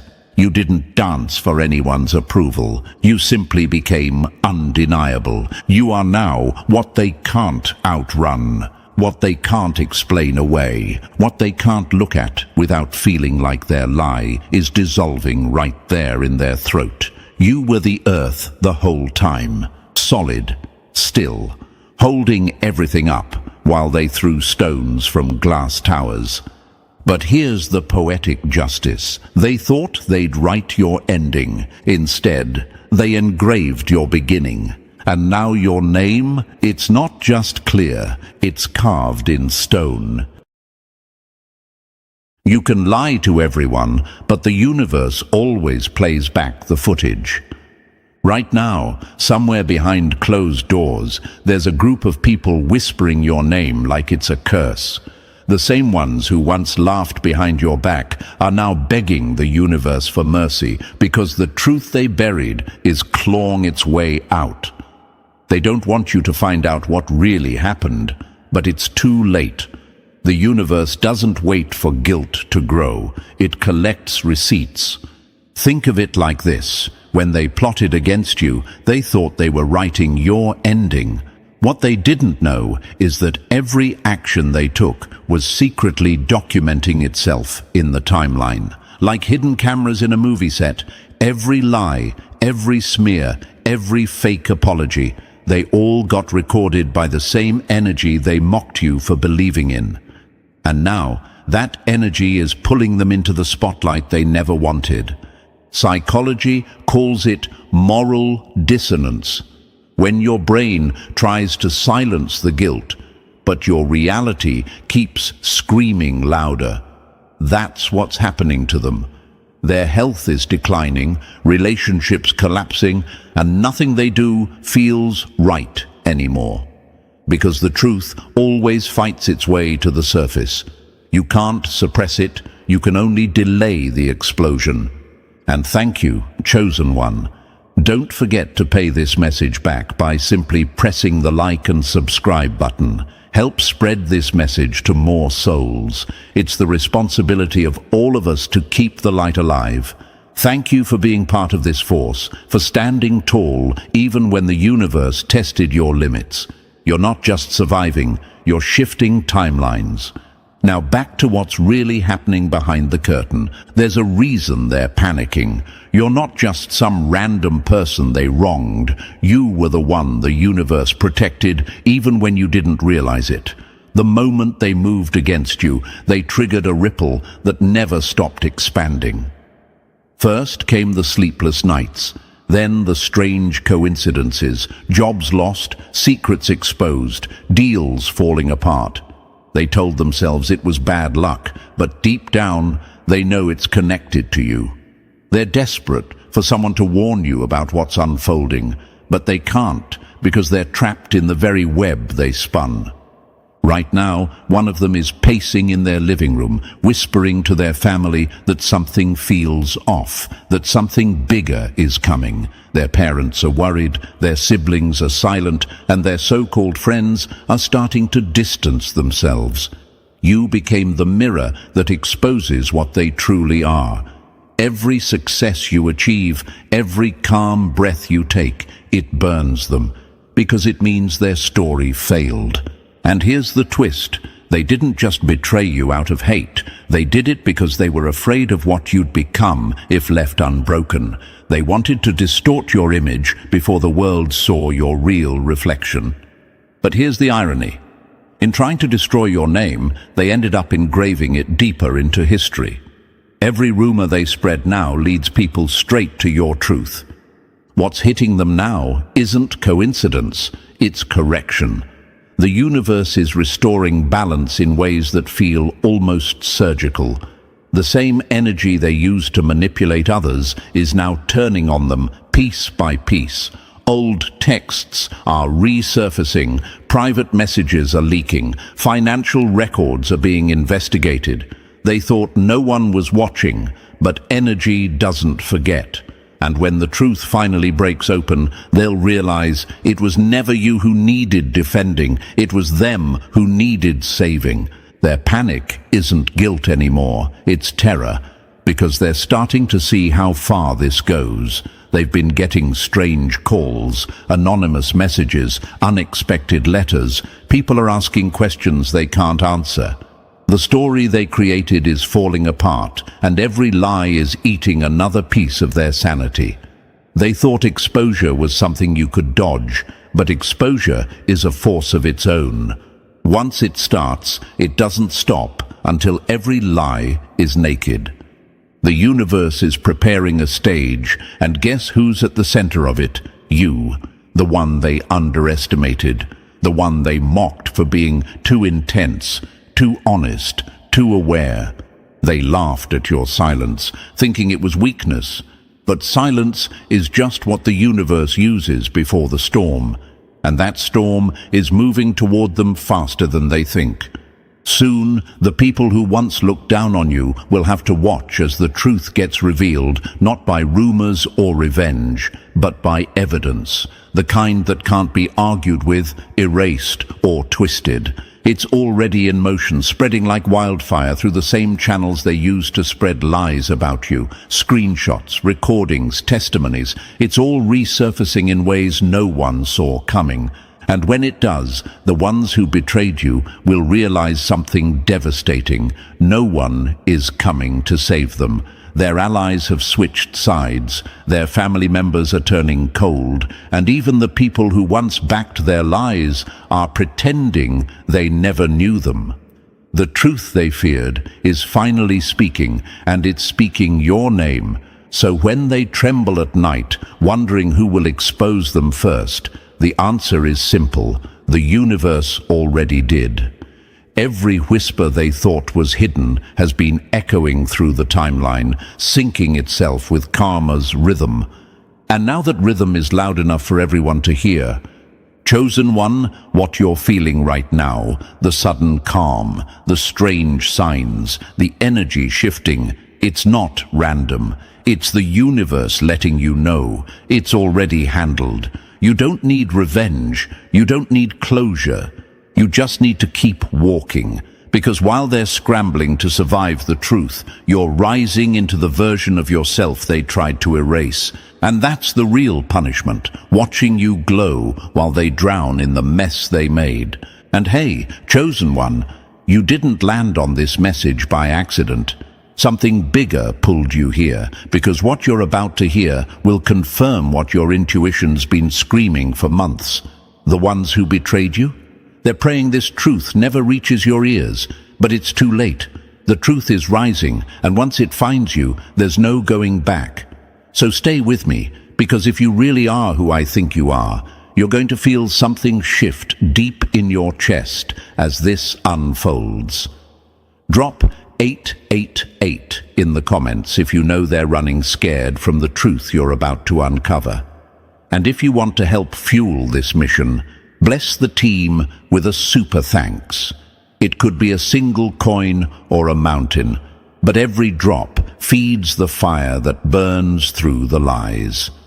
All right, Chosen One, let's take this apart, piece by piece. And believe me, if you're truly tapped into this calling, you'll feel the pull to stay locked in until the very last word. Let's begin. Number 1. They took the payout and vanished, but sold their souls in the process. Betrayal doesn't always come with a knife. Sometimes it comes with a smile, a handshake, and a payout under the table. Let's not sugarcoat it. They were bought. Someone dangled a bag of dirty gold in front of their face, and they folded faster than wet paper. The ones who said they'd ride with you forever? Gone. Not because you changed, not because they grew apart, but because someone whispered the right number into their ear and promised them a piece of what was meant for you. They didn't disappear out of confusion. They didn't leave in silence out of guilt. They vanished because they were paid to, cold, calculated, transactional. They thought your isolation would kill you. They thought if they ghosted you long enough, you'd crumble in silence and eventually just fade away. And here's the brutal part. They didn't even hesitate. They sat across from people who hated your light, nodded along to every lie said about you, and made deals in hushed voices like you were just some name on a file to be erased. They laughed over your downfall before it even happened, thinking they were writing the final chapter of your story. But what they really signed was a binding contract with karma. Because here's what they never saw coming: you didn't break. You evolved. You used the silence as fuel. The abandonment became your armor. While they were counting their dirty coins, you were building yourself into someone who could no longer be bought, fooled, or shaken. And now they're stuck watching from the shadows, realizing that every dollar they made off your back came with a curse attached. Maybe you're wondering, why would they do this to me? How could someone I trusted choose a payday over loyalty? But that question is the very thing that's keeping you chained to their betrayal. Let me make this clear. Loyalty can't be bought, but betrayal sure can. And they were never loyal to begin with. They were just waiting for a better offer. You ever notice how certain people disappear right before you level up? That's not coincidence. That's a system. That's the universe cleaning house. And yeah, it hurts. But you needed that pain to become who you are right now. You needed to see how easy it was for them to switch sides. Because if they hadn't taken that money, you might still be trusting snakes with your future. They thought removing themselves from your life was the kill shot, but instead it turned out to be the trigger that activated your real power. And now they're panicking, not because they feel guilty, but because they realize you're still standing. They burned the bridge, and now they're stranded, watching the empire they thought they could steal rise without them. Chosen one, this is your reminder. Their betrayal wasn't the end of your story. It was the beginning of theirs, the part where everything they gained off your suffering starts to rot in their hands. Let them watch. Let them choke on the silence they left you in. Because while they were out cashing in, you were becoming someone money can't touch. Number 2. They built a web to trap you. Now they're getting stuck in it. They didn't want your spot. They just didn't want you to have it. Jealousy is a disease, and some of them caught it so bad they built their whole life around killing your peace. They formed a circle to keep you out, but all they did was lock themselves in with their lies. The universe gives rope. It's up to you whether you build a ladder or hang yourself with it. You're about to understand just how deep the betrayal went. Chosen one. This wasn't one hater. This wasn't one backstab. This was a full-blown operation, a blueprint of sabotage designed to look like coincidence. You didn't lose people by accident. They were convinced to walk away, pulled out one by one until you looked around and saw nothing but silence. And here's where it gets sinister. These people weren't just jealous. They were obsessed with stopping you. They watched every move you made, tracking your wins like a stock they hoped would crash. But when it didn't, they snapped. They couldn't accept that you kept rising, even after everything they threw at you. So they came together like roaches in the dark and started weaving their web. Imagine this. A group chat full of your enemies, screenshots of your posts flying back and forth, each one analyzed, twisted, and turned into ammunition. Conversations where your name is the punchline, plans where your downfall is the mission. They didn't just talk about you, they invested in your destruction. And here's the part that'll really make your skin crawl. They left evidence. So much of it, investigators could probably turn it into a Netflix series. Paper trails with your name forged in ink, accounts opened in your name, deals made behind your back. It's all there, filed, stamped, and ready to explode. The universe doesn't need your permission to reveal the truth. It just needs the right moment. And that moment is coming. You might be wondering, why go through all that trouble just to ruin me? Because you were the mirror. You reflected everything they hated about themselves. Your ambition, your growth, your peace. They couldn't stand it. You represented everything they failed to become. And instead of working on themselves, they chose to target you. Imagine this. You're building your life brick by brick. No shortcuts, no lies. And right next door, there's a crew sneaking into your construction site every night, trying to steal your materials, spray paint your walls, and throw dirt on your foundation. That's what they did. They couldn't stop your rise, so they tried to corrupt your climb.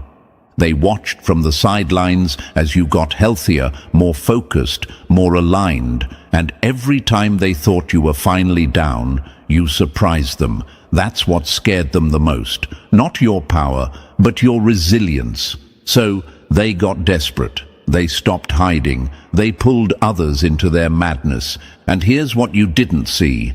Some of the people who left your life didn't walk out on their own. They were pulled, persuaded, convinced by lies, seduced by bribes, threatened with exposure. Friends who suddenly turned cold. Family who ghosted you for no reason. They weren't acting randomly. They were being played like pawns by people who hated seeing you loved. Imagine this. Someone standing in front of every person you trusted, saying, "We'll make your life easier if you leave them." And because most people are weak when the pressure hits, they folded. And that's why you were left wondering, what did I do wrong? The answer is nothing. You were just surrounded by people who couldn't handle your elevation, and they got tested and failed. But here's where things turn.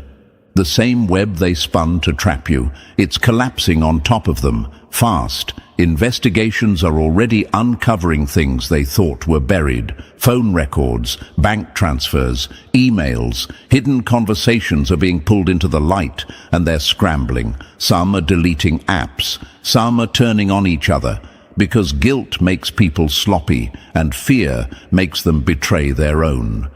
The cult-like energy behind this whole conspiracy is breaking down. It always does. Evil eats itself when exposed to time and truth. And now they're starting to feel it. That gut-level panic, the kind that makes your hands shake and your chest tighten, because they're realizing they can't stop what's coming. They can't control the narrative anymore. You're not the outcast. You're the key witness. Imagine this, the very people who once smirked at your pain, now sweating in silence, wondering who's going to turn them in first, wondering when the truth will reach the ears it was meant for, wondering how long before everything they forged, faked and forced starts unraveling. They built this house of lies with their own hands, brick by brick, and now they have to live in it as it crumbles. Every dollar stolen, every message sent, every plot whispered, it's all returning like a boomerang with blades. And chosen one, don't doubt for a second that the universe is watching. It's not just karma, it's cosmic mathematics. You don't get to destroy someone's peace and expect your world to stay quiet. You don't get to run a whole operation against someone chosen to carry light and think there won't be a price. So while they drown in the mess they made, you don't need revenge. You don't need to chase them. Your silence is louder than any scream. Your growth is the courtroom. Your peace is the sentence. Because here's the final truth. They formed a conspiracy to end your story, but they accidentally made you the main character. And when the truth finally breaks, they'll realize they weren't the authors. They were just the footnotes in your legend. Let them panic. Let them run. Let them feel the weight of what they created. You just keep rising. They thought they were building your ending. They were really building your origin. Number 3, they called it help, but it was a strategy to sabotage you. The most dangerous kind of betrayal is the one that wears a savior's mask. This wasn't just betrayal. This was a performance. They didn't walk away from you waving flags of honesty. They walked away pretending to be your rescuers. They twisted the narrative so hard, even the people turning their backs on you thought they were doing it for your benefit. That's how deep the mind games went. They told others, you're only holding them back, or it's best if you give them space, as if abandoning you mid-battle was a favor. Imagine someone pushing you into the fire, then telling the crowd it was to keep you warm. That's exactly what they did. They flipped the truth inside out, called your boundaries selfish, called your silence manipulative. They made betrayal sound like compassion, and some people fell for it. You were left in the ruins wondering, did I drive them away? When in reality you were targeted by a campaign built on twisting your story until it fit their guilt. And why? Because truth scares the weak. because the light you carry makes people either level up or lash out. Instead of owning their shadows, they painted you as the storm. But here's what they forgot. The universe sees through rehearsed kindness. Energy doesn't lie, and what's coming for them now isn't revenge, it's reflection. They're about to get a front row seat to their own tactics. The manipulation they justified, it's coming back around, and this time it's aimed at them. The same fake empathy they weaponized will be turned on them. People they trust will walk away using the exact same words they once used against you. Not because you wished it, because that's how the scale balances. So, chosen one, stop questioning your worth. Stop replaying conversations that were designed to confuse you. The betrayal you experienced wasn't a misunderstanding. It was a mission. And now, the ones who disguised harm as help are about to learn that faking good intentions doesn't cancel the consequences. Number 4. They tried to break you by isolating you. Now they're breaking themselves. They thought cutting you off would end you. All it did was cut them off from their own peace. Let's be honest, they didn't want you gone. They wanted you broken. Their whole strategy was built on one brutal formula: isolation equals collapse. If they could surround you with silence, if they could get just enough people to turn their backs, they believed you'd fold under the weight. And to make that happen, they paid people to vanish. Not just strangers, your inner circle. That ex who switched up overnight and suddenly felt like a stranger, bought and gone. That friend who stirred chaos and ghosted you right after, bought and gone. Even family, yes, family, took the deal, sold the bond, and walked away with blood money in their hands. These weren't accidents. These were moves on a chessboard, cold, calculated, intentional. But here's where it all flipped. They assumed chosen ones couldn't survive alone. What they didn't realize is that isolation doesn't break chosen ones. It awakens them. You were never meant to be surrounded by noise. You were meant to be pulled away from the crowd so the universe could show you exactly who you are without distractions. They thought they were stripping you of support. What they really did was hand you clarity. You became sharper, louder inside, more tuned in. While they celebrated your fall, the universe was building your rise in silence. You didn't just survive the exile, they created the very storm that made you untouchable. And now, the ripple is hitting back. Businesses they built off of manipulation, crumbling, relationships they faked to gain leverage, imploding, entire bloodlines are being shaken. Why? Because they messed with the wrong force. When you plot against someone chosen to lead, teach, or awaken others, you're not just committing betrayal, you're signing your own spiritual eviction notice. They weaponized loneliness, but all they did was lock themselves in a war they can't win. Because you didn't fall apart when they left. You just learned how to fight with no backup. Number 5. The money they took turned to poison in their hands. Every dollar made from betrayal becomes a debt the universe collects with interest. It's all falling apart now, and you can feel it. Their smiles are cracking, their luck's evaporating, and the same money they once flaunted is burning holes through their lives.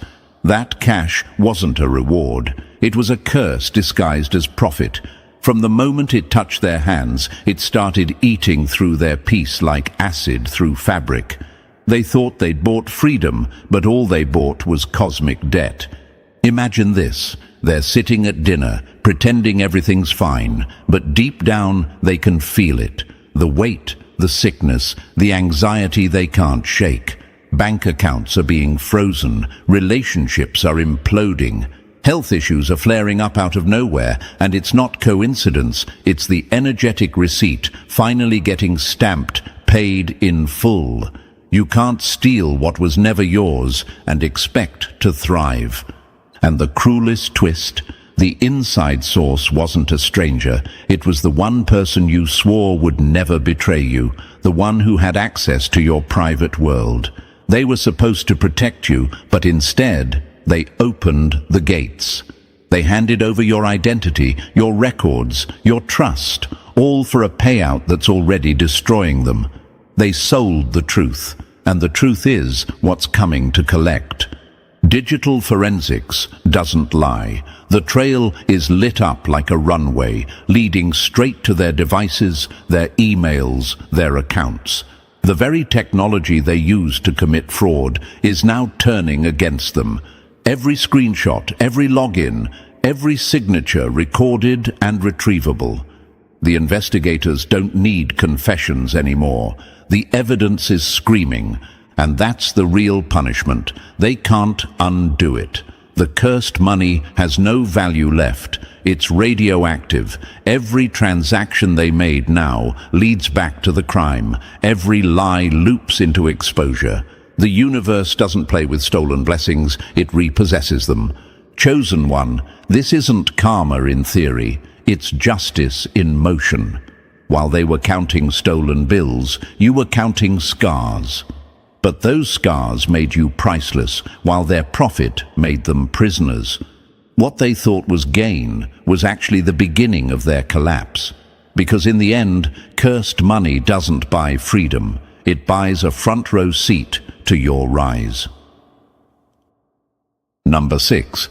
The universe doesn't forgive what they did, and it's already striking back. You can run from the law, but cosmic justice, that knocks on your soul, loud and without mercy.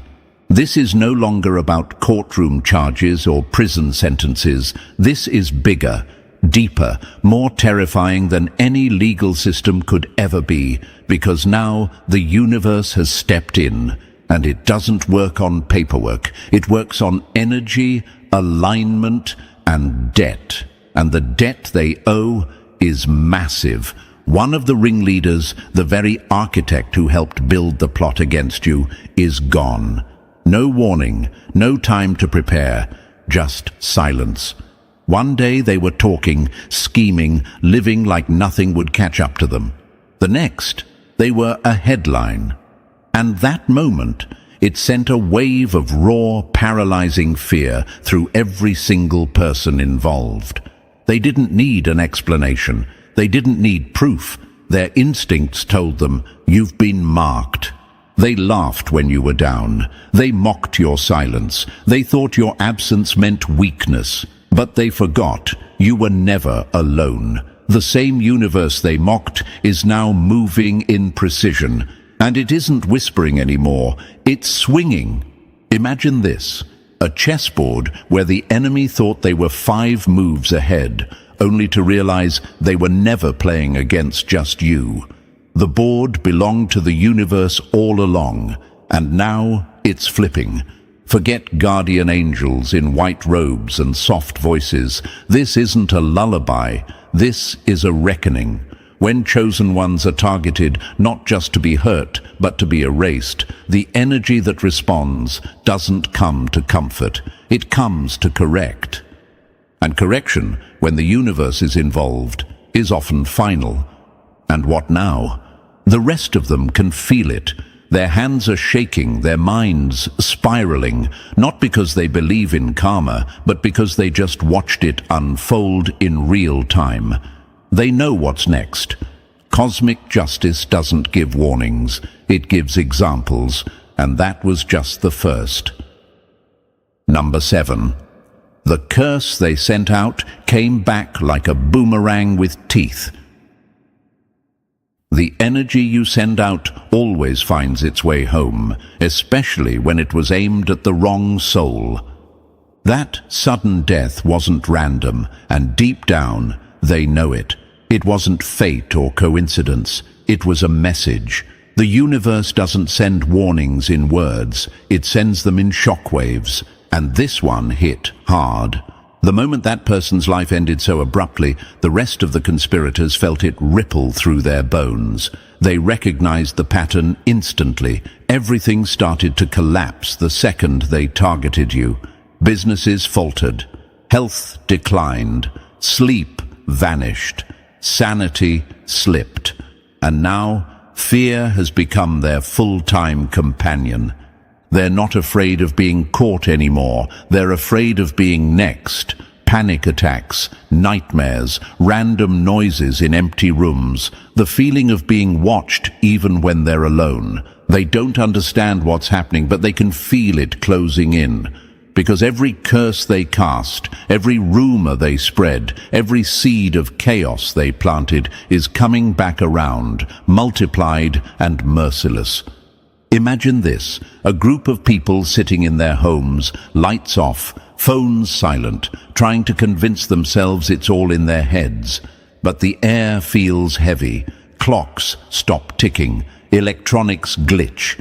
They sense something standing behind them when no one's there. It's not superstition, it's the universe giving them a taste of the energy they unleashed. They tried to hex your peace, to curse your path, to bury your name, and now those same curses are clawing their way back to sender, hungry and evolved. They've turned on their creators, and there's no antidote for what's coming.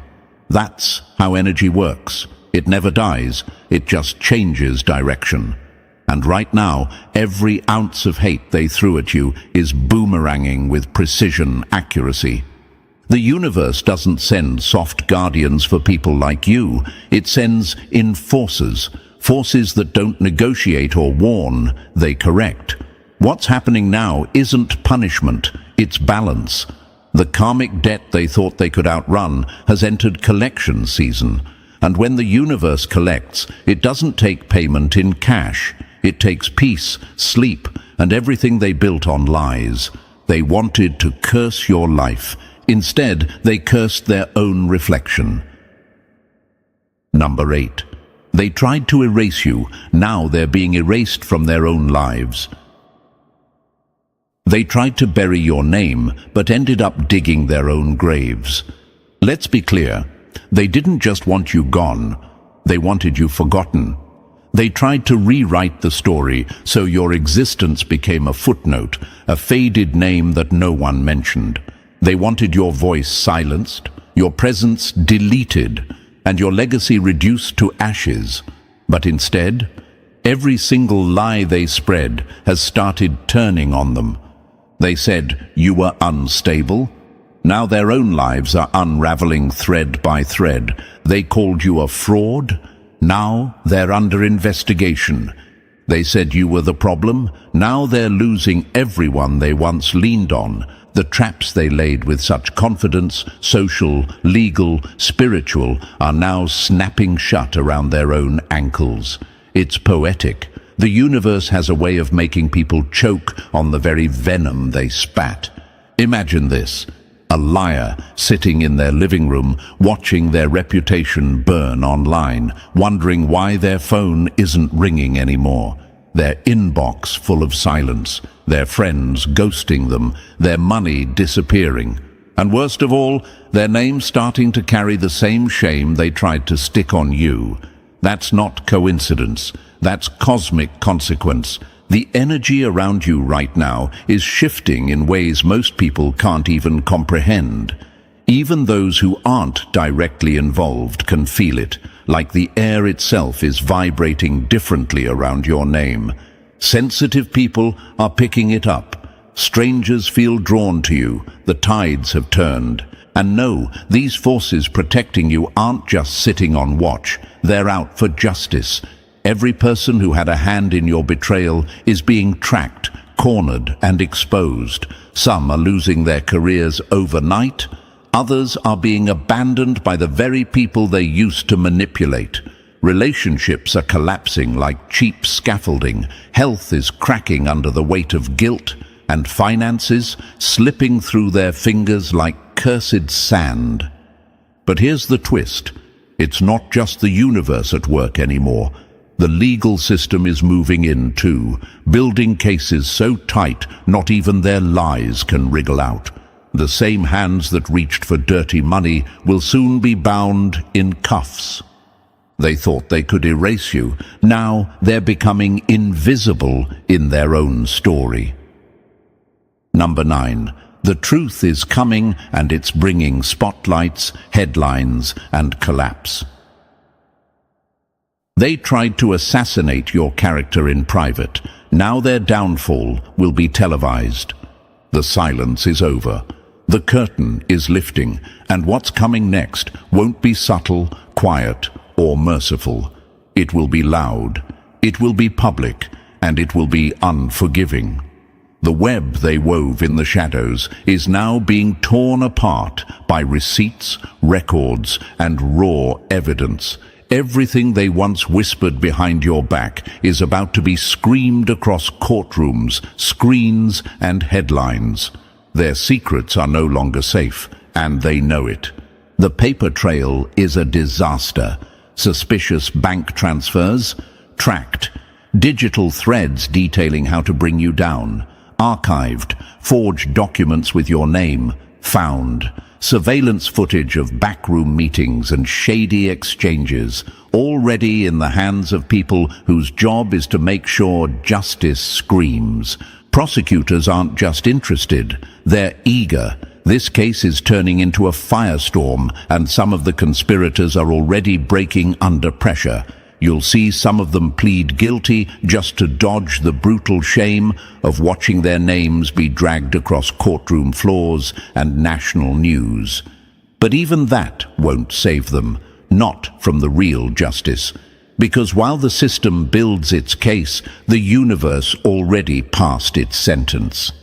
Imagine this, the same person who once made you question your own mind, now having to explain, in front of flashing cameras and viral clips, how they plotted to erase you, their voice shaking, their eyes darting, their mask cracking, while the world finally sees who they truly are.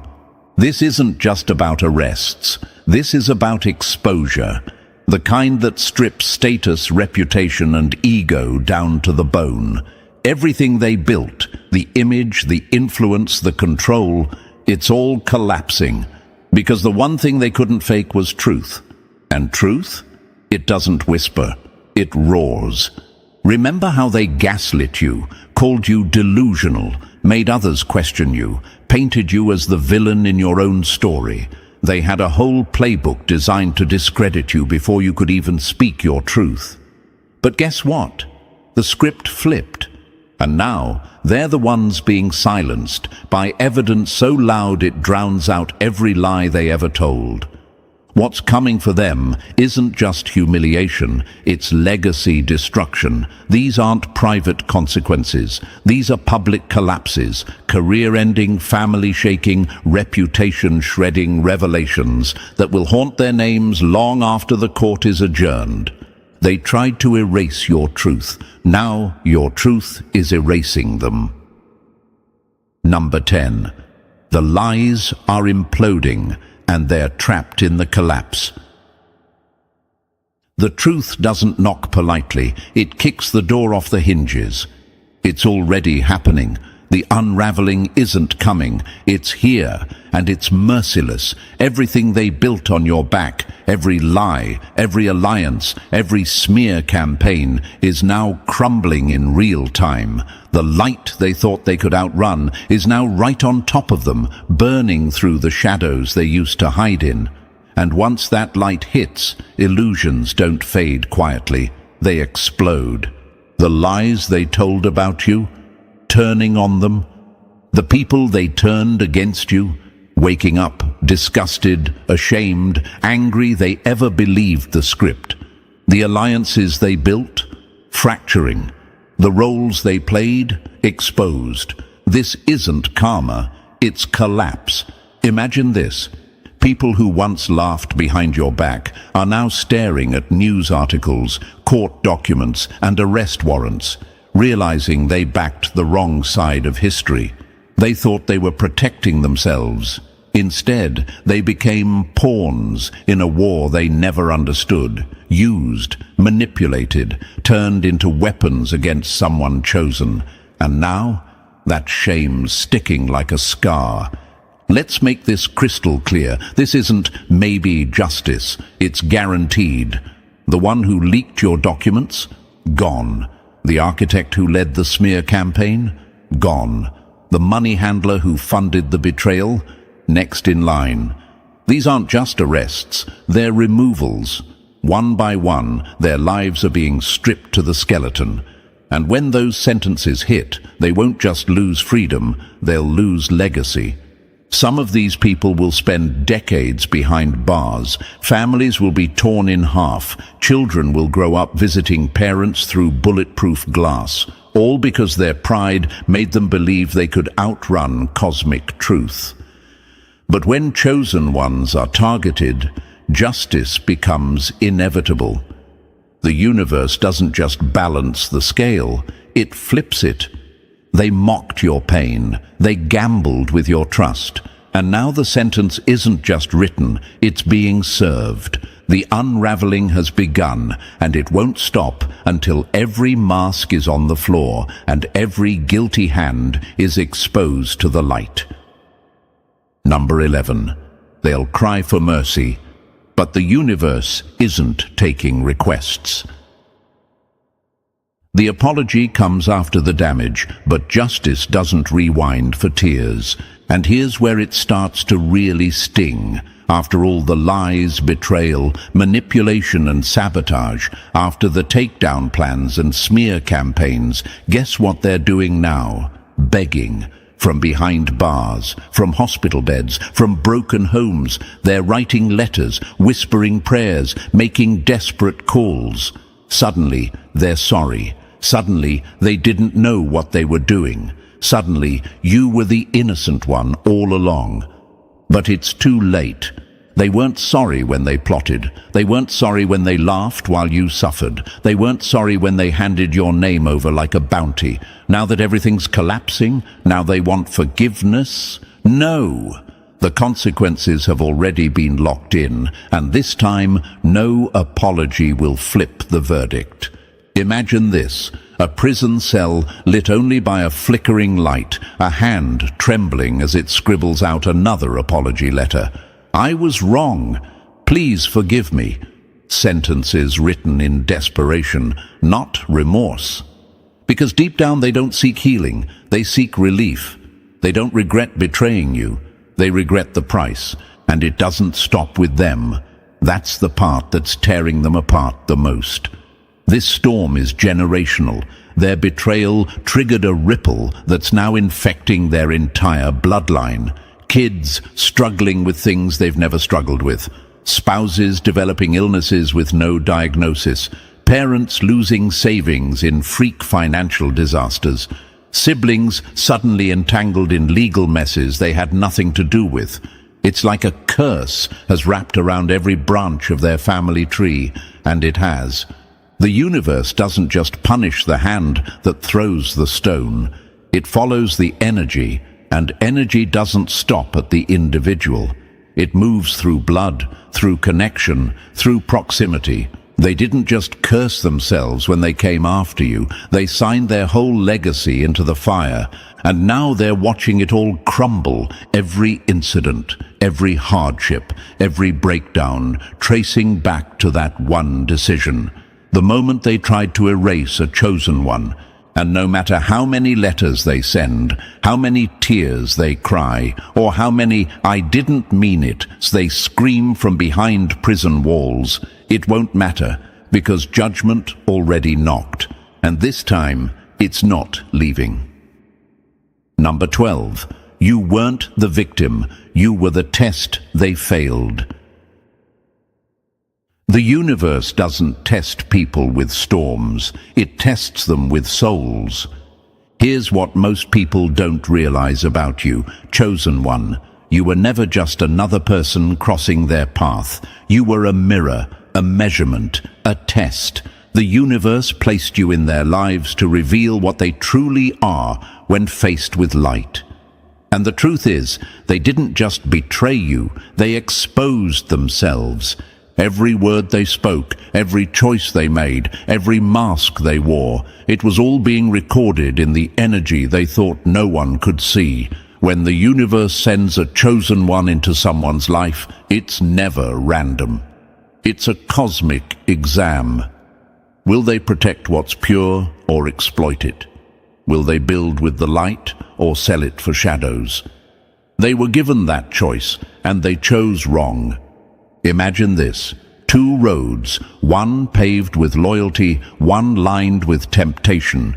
They stood at the intersection, holding the pen to write their destiny, and they picked greed over grace, deception over truth. That moment sealed their outcome. They thought they were just making a move, but they were actually signing their verdict in invisible ink. The moment they betrayed you, their sentence started ticking. Because your presence was never casual, it was cosmic. You were their opportunity to evolve, and they failed it with flying colors. The pain they caused wasn't just emotional, it was the evidence of their own corruption. When they turned against you, they weren't harming the innocent. They were disqualifying themselves from the very blessings they were begging for. And now, what's happening to them isn't karma, it's correction. Their suffering isn't an accident, it's the manifestation of the truth they rejected. They thought they were getting away with something, but they were actually standing trial in real time. Every action weighed, every motive exposed. So understand this: you didn't lose them, they lost access to the test they were meant to pass. You didn't fall, they failed, and the universe doesn't retest those who betray the lesson. The verdict was rendered the moment they touched what was meant to be protected. You weren't sent to be destroyed, you were sent to reveal who they really are. Number 13. Their tears will come too late. The universe already closed the case. A confession after the collapse isn't redemption, it's just noise after the verdict. They will talk. Oh, trust that. They will break. Some will do it with shaking voices, others with fake humility. But eventually, one by one, they'll come crawling back with stories. Stories of betrayal, deception, and money exchanged in dark corners. They'll tell you how they were paid to disappear, how they knew about the fraud but said nothing, how they watched it all happen and chose silence. They'll even drop names, thinking that spilling the truth buys them forgiveness. But by then, the damage is done. The sentence already served. The verdict sealed. Their words won't rewind the tape or undo what they did. Because this was never about begging for an apology. It was about the order of the universe restoring itself. Justice doesn't wait for them to admit guilt. The moment they moved against you, justice was activated. Imagine this: you're standing on higher ground, watching them stumble through media headlines and viral scandals, their secrets dragged into daylight like trash in a windstorm, cameras flashing, screenshots circulating, their faces everywhere, not because you exposed them, but because the truth did. You won't have to prove a thing. You won't need to fight for belief. Every person who called you delusional, every friend who doubted your side of the story, every stranger who whispered behind your back, they'll all witness the collapse. The evidence will speak for you. The universe will broadcast your vindication so loudly, the people who tried to silence you will become cautionary tales.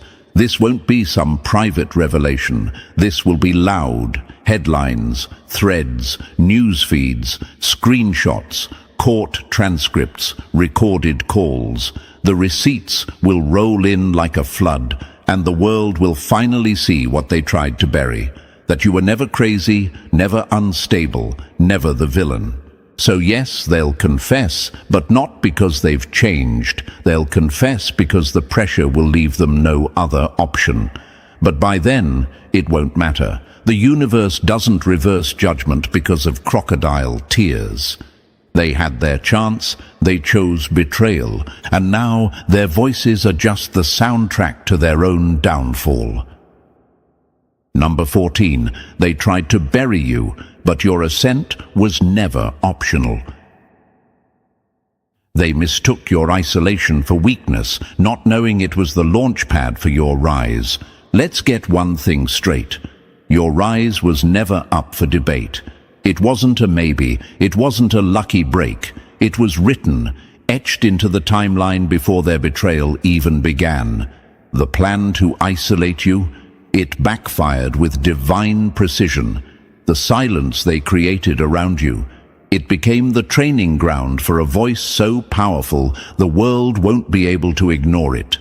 They thought stripping you of support would leave you broken. Instead, it exposed something unshakable inside you. While they were plotting your destruction, the universe was constructing your rebirth. Every door that slammed in your face forced you to build your own. Every person that left made room for clarity. Every betrayal sharpened your vision. They didn't derail you, they refined you. Imagine this, a rocket just before liftoff, heavy, silent, isolated. From a distance, it looks like nothing's happening, but underground, fires building, pressures rising, and the second the countdown hits zero, it doesn't just rise, it erupts. That's what they triggered when they tried to collapse you. Your isolation wasn't punishment, it was preparation. And now, the rise is here. The blessings coming your way won't be quiet. They'll be loud, obvious, overwhelming. Even the ones who mocked you, doubted you, smeared your name, they'll have no choice but to watch. And they won't just witness your success, they'll feel it. Every win will echo back into the silence they left you in. People will ask, how did you survive that? How did you still win after all that loss? And the answer will be simple. You were chosen. Your joy will speak louder than any rumor. Your peace will silence every accusation. Your rise will make the truth undeniable that the universe doesn't abandon those it appoints. It arms them. So let them watch. Let them whisper. Let them regret. Because what they tried to destroy became the proof that you were always meant to rise. And this is just the beginning. Chosen one, if this message stirred something in your soul, trust that it was meant for you. The lies, the betrayal, the isolation, it all led to this moment, your rise. Let the world watch as you become everything they swore you'd never be. If you haven't already, press that like button to help spread this truth. And if you're not part of this family yet, what are you waiting for? Hit that subscribe button and join the force that refuses to stay silent. Your comeback isn't coming. It's here. And this time, everyone's going to see it.